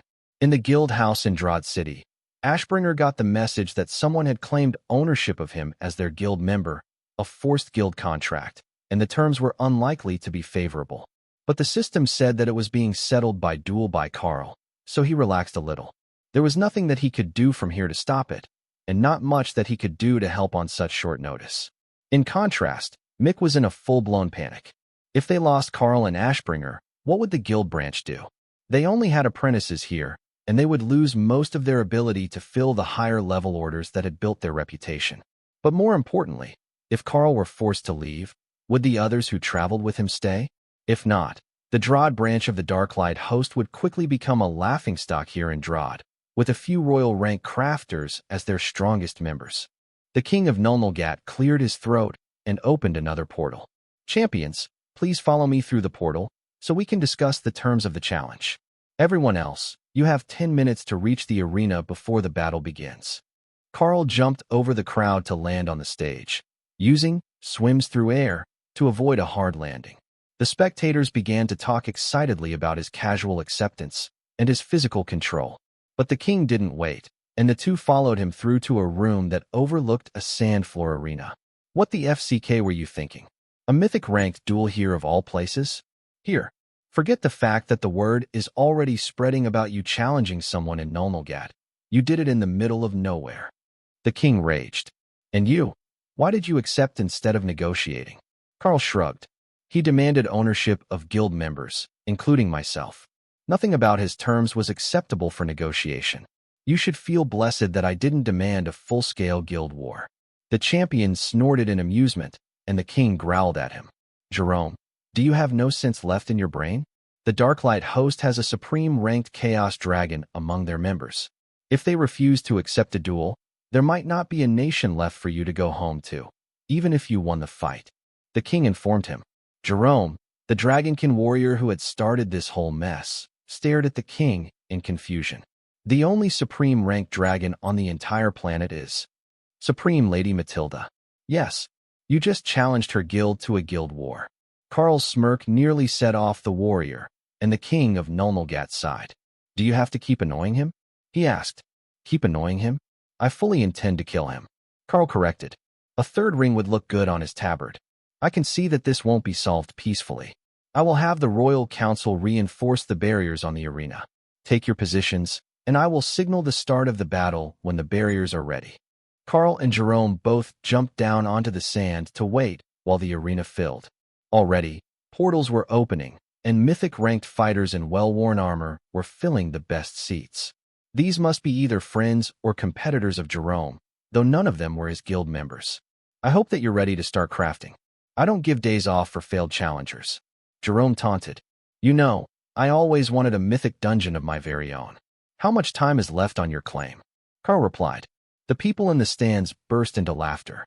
The annual contest had just ended. He had it for over 300 more days. At 20% tax on what was taken out, Karl would be filthy rich by the end of the year if he could actually win the fight. But if he could, then he could likely claim a totem-ranked dungeon in next year's challenge anyhow. Not that any of them expected him to actually win this fight. The visiting mages joined the Royal Council in reinforcing the barriers, trapping the two contestants inside. Hey, what's the rule on duels? Ray asked. She had never properly seen one done in an arena like this before, and wasn't entirely clear on whether she got to come out and play.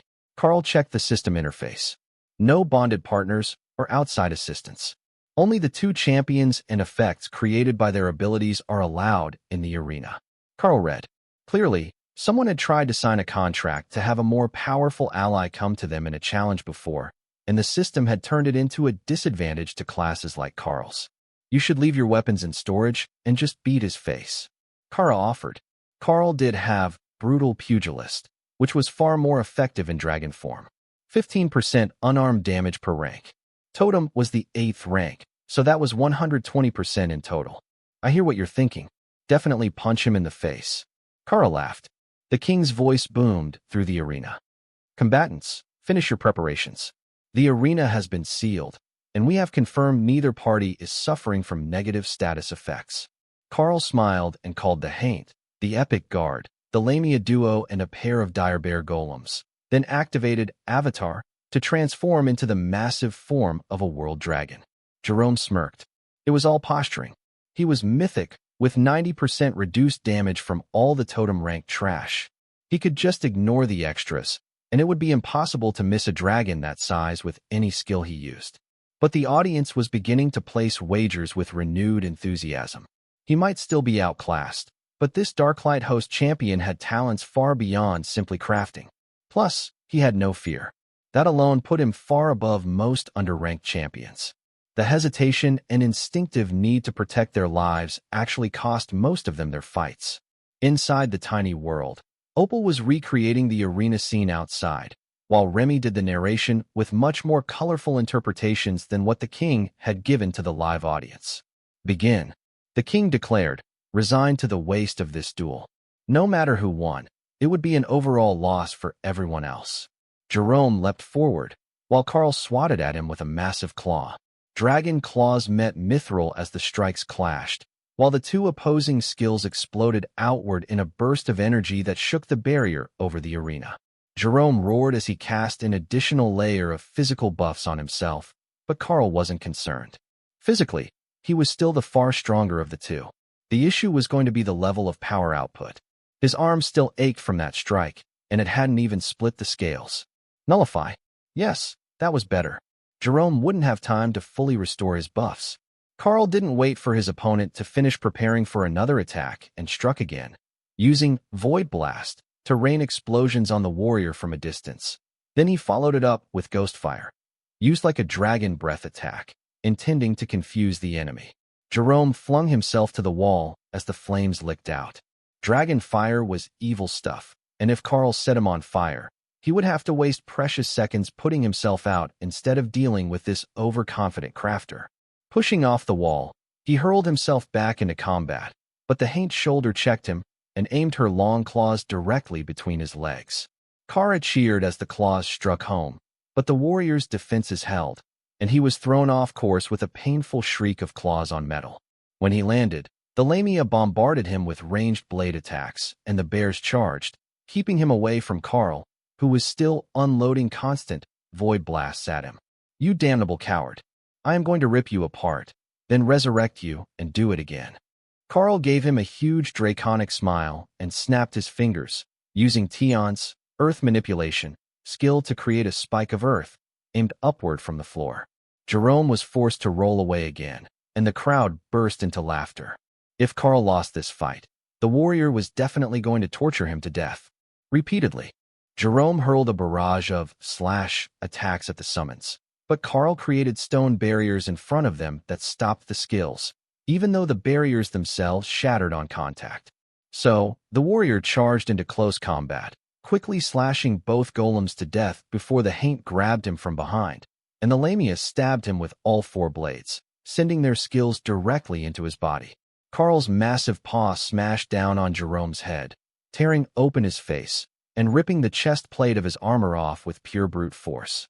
The 3 long claw marks, from his forehead to his navel, gushed blood as hemotoxic strikes passively prevented healing from physical injuries. Jerome burst with power, throwing the Haint back and destroying the Lamia. "It's just you and me again," he growled, looking pleased with himself. Karl swung at him again, and Jerome erected a shield in front of himself. But at the last second, Karl stopped his paw and used it as the focus to hurl purgatory flames at the warrior, engulfing him in flames that used every bit of mana in Karl's body. Mana that he was quickly recovering from the mana crystals in the tiny world and from the spaces of the beasts. Jerome staggered back, scorched and dropping ash from his body with every step. He coughed, and smoke burst from his lips, even as blood spattered the ground in front of him.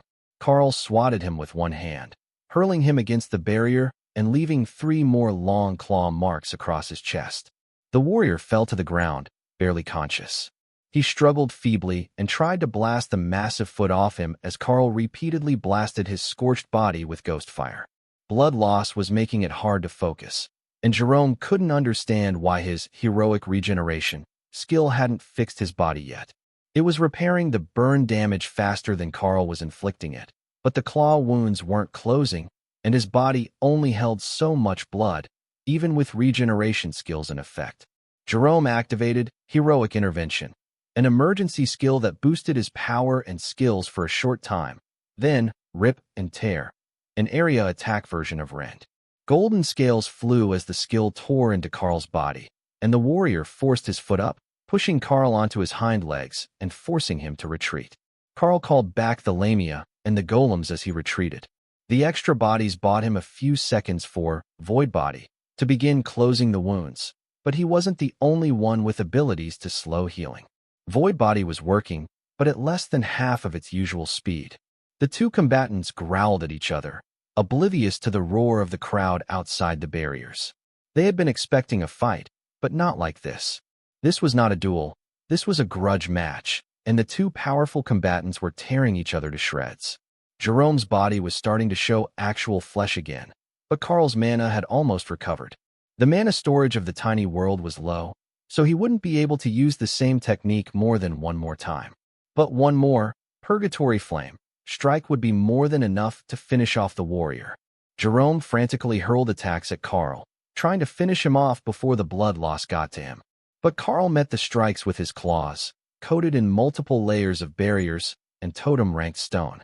With the summons back in action, it was only a matter of time now, and already the warrior was slowing, his mind becoming fuzzy. He repeatedly tried to go for potions, but before he could get them to his mouth, the uncanny accuracy of the Lamia shattered the bottles, dumping the healing potions in the sand. If he hadn't had the mythic ranked blessing, those massive gaping claw wounds would have bled him out in a matter of seconds. But as the minutes drew on and the stalemate continued, he was still holding strong. The sand of the arena was entirely soaked in gold and black blood from the dragon and dragonkin, as well as scales and ash from scorched flesh. But still Karl couldn't get the advantage. "We're getting low on mana," Tion warned. Their spaces were at a third of capacity and holding steady, but they wouldn't be able to make much of a final push if Jerome had more skills hidden. Then, the warriors seemed to deflate and simply collapsed. No attempt to stop himself. Jerome simply fell face down as heroic intervention ended and the last of the energy left his body. "This duel is over.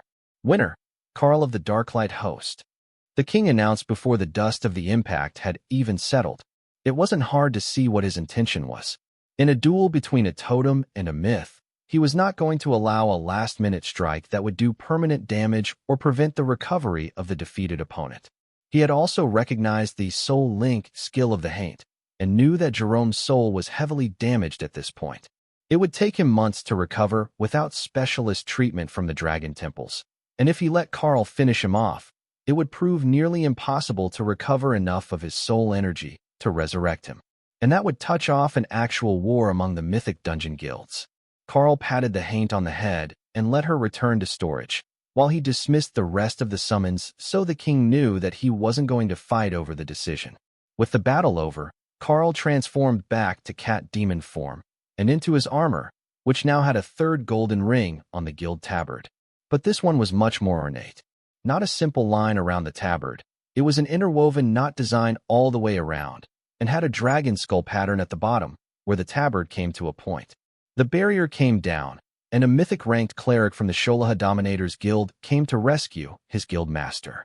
He winced as he saw the extent of the damage, but the hemotoxic strike skill only affected non-magical healing, and he was a mythic-ranked cleric of the White Dragon. Jerome was carried out of the arena by a mythic-ranked mage, and Karl turned his attention to the cleric. "High Priest, welcome." The man looked startled that Karl was greeting him courteously. They had no idea what had touched off the war, as Jerome hadn't elaborated in the message that said he was going to claim a group of powerful crafters for the guild. "War Champion, congratulations on your victory. Tell me, what was the agreed prize?" The guild master didn't inform us in advance. A totem-ranked rune master and 2 overlords. A grandmaster demonic smith and a divine foxkin woman. Karl informed him in a dry tone, attempting to convey his anger without actually snapping at the cleric. "And your counter?" the cleric asked, knowing that had to be what Jerome wanted, as they didn't have any such members. "The whole proceeds of his current dungeon claim." The cleric blanched and then cursed repeatedly in a language that the system didn't translate. "Is there a chance that could be negotiated?" he asked hopefully. "Everything in life can be negotiated for the right price." The cleric sighed in relief and gestured to the exit of the arena. "Perhaps we could do this in private?" From the stands, there was a round of booing. "Hey, no taking this to a back room to pressure him. We're enjoying the show," someone shouted. "FCKU Bill." A number of the other spectators laughed at the interaction. Of course, they wouldn't negotiate terms in public. Bill just wanted more of a show. But the battle between the World Dragon Avatar and the Battle Master with a whole rank between them had been an epic that would be told for ages. Karl hadn't noticed, but even with Void Body working, he still had countless slowly fading scars, both small and large, visible to everyone on his face and arms. It was only the insane amount of damage reduction that he had with the extra 20% from his new class, plus the limited invulnerability from Void Body that ignored the first portion of damage that actually made it through, which had given him the ability to stand against Jerome's attacks. None of the others were confident that they could take such a beating and still keep fighting. The cleric led Karl to a sitting room that looked like a staff break room, and then flopped down on a sofa. "Give me a moment to come up with something. I know you're not obligated to, but I think that I can make it worth your time without causing a riot among the guild members." Karl shrugged. It took 5 mythic-ranked members to clear the dungeon in question, so it wasn't like he could do anything with it on his own, even though there was free access as well as the tax on those who the guild allowed to enter. A few seconds later, the door opened and 2 more people entered, one wearing the logo of the Kingdom of Nulnulgat, and a mythic-ranked mage whose pointed ears made Karl think she might be an elf or some similar sort of fey species. "What have you come up with?" No offense, but we've talked to the guild master, and nobody among the juniors is particularly eager to sign a servitude contract with the Chaos Dragon. Have you seen what she does to the vampire? Karl cleared his throat, and the woman jumped. Sorry, I forgot you were going to be here. I'm sure she's a very nice person, but making a totem-ranked vampire council member where? Never mind. I can't bring myself to say that in public. Karl laughed. He would ask Kara about it later. Supreme Lady Matilda was actually quite fond of Tiffany, but it wouldn't surprise Karl if she treated the vampire like a living doll. It's not that bad. Matilda has been making her wear the same dress that Ray has Mick wear to work, only with a shorter skirt. Kara explained. So, a black and white frilly Lolita dress. That didn't sound so bad. But who knew what else Matilda had done to it? Though for someone of Tiffany's stature and age, it would be much more embarrassing than it was for a young shop clerk. The cleric leaned forward and took out a sheet of paper to write out a list of something, while Karl and the mage waited. The elf girl turned to Karl and tilted her head. You're an interesting one, but I don't see why the guild master went so far trying to recruit you. Karl shrugged. It might be because I'm a rune master, or it could just be that his little head was doing all the thinking. The second person he demanded was my wife, while the other was our guild's grandmaster demonic blacksmith. The elf rolled her eyes.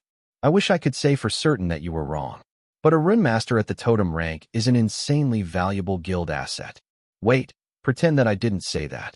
The cleric winced, then sighed. Praising the man who was about to determine if their offer was equal to what had been demanded of his guild was not helping their case when he was part of the deal. But come to think of it, how did you value a war champion with multiple victories? That thought gave him a renewed headache. The tax from the dungeon was the primary source of income for their guild, which had no crafting division. It was primarily assembled around a team of mythic-ranked adventurers and their lackeys. Once they removed that source of income, the guild would fall apart. And at this point, there were over 200 people relying on that income, as well as the income from the other dungeons that they visited as a guild. The guild also owned a few businesses, but they weren't profitable yet, and building them would take some time. There had to be something that he could offer the war champion. Drod was at a significantly lower power level than the dungeon region around Lake Naraletum. What if he offered him knowledge? That should offset some of their loss, but it wouldn't be nearly enough to cover the debt unless he could come up with something incredibly rare. Thor's words were amused as he contacted Karl. The dragon gods think that it's funny that you're making him sweat. All three clerics say so. Karl tried not to laugh, as that would just confuse the two mythic guild members in front of him. Finally, the cleric sighed and began striking out ideas on his page.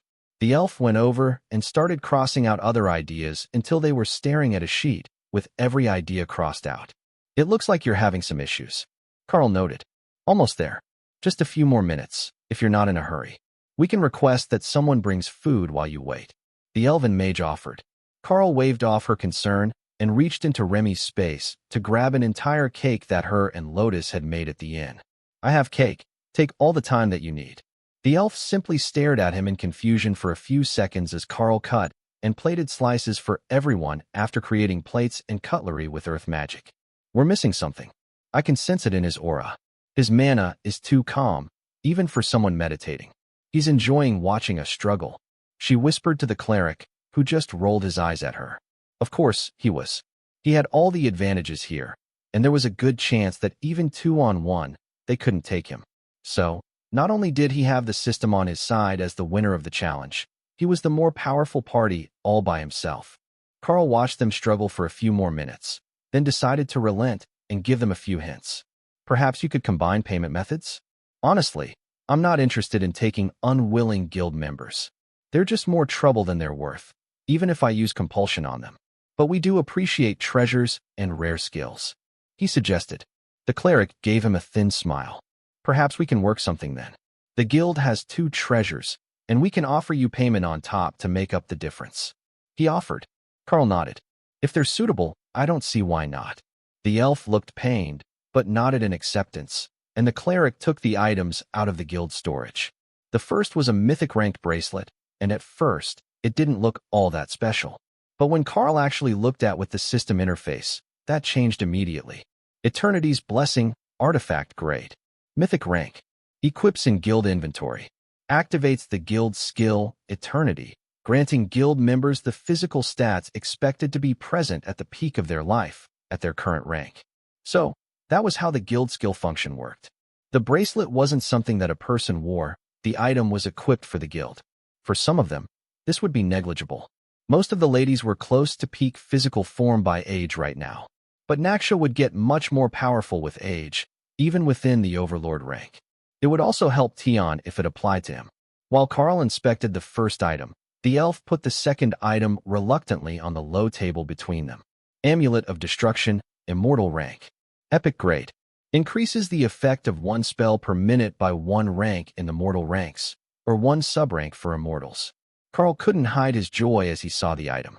Activating Avatar at the mythic rank would be absolutely devastating, and it was incredibly unlikely that it would be dispelled within a minute. But they were balancing items against 3 lives, including his own. At least they were taking it seriously. The elf and cleric shared a look, then nodded in response to whatever message they had sent each other.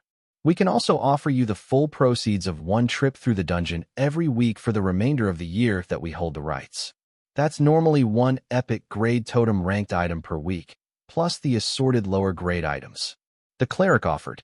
Karl considered the options, including any and all crafting materials and trash drops that come from the dungeon. As a crafting guild, the Darklight host also has need of the raw materials. The cleric sighed in relief. That was very reasonable. All right, what is the best way to keep in contact, as neither of us has branch offices in the same city?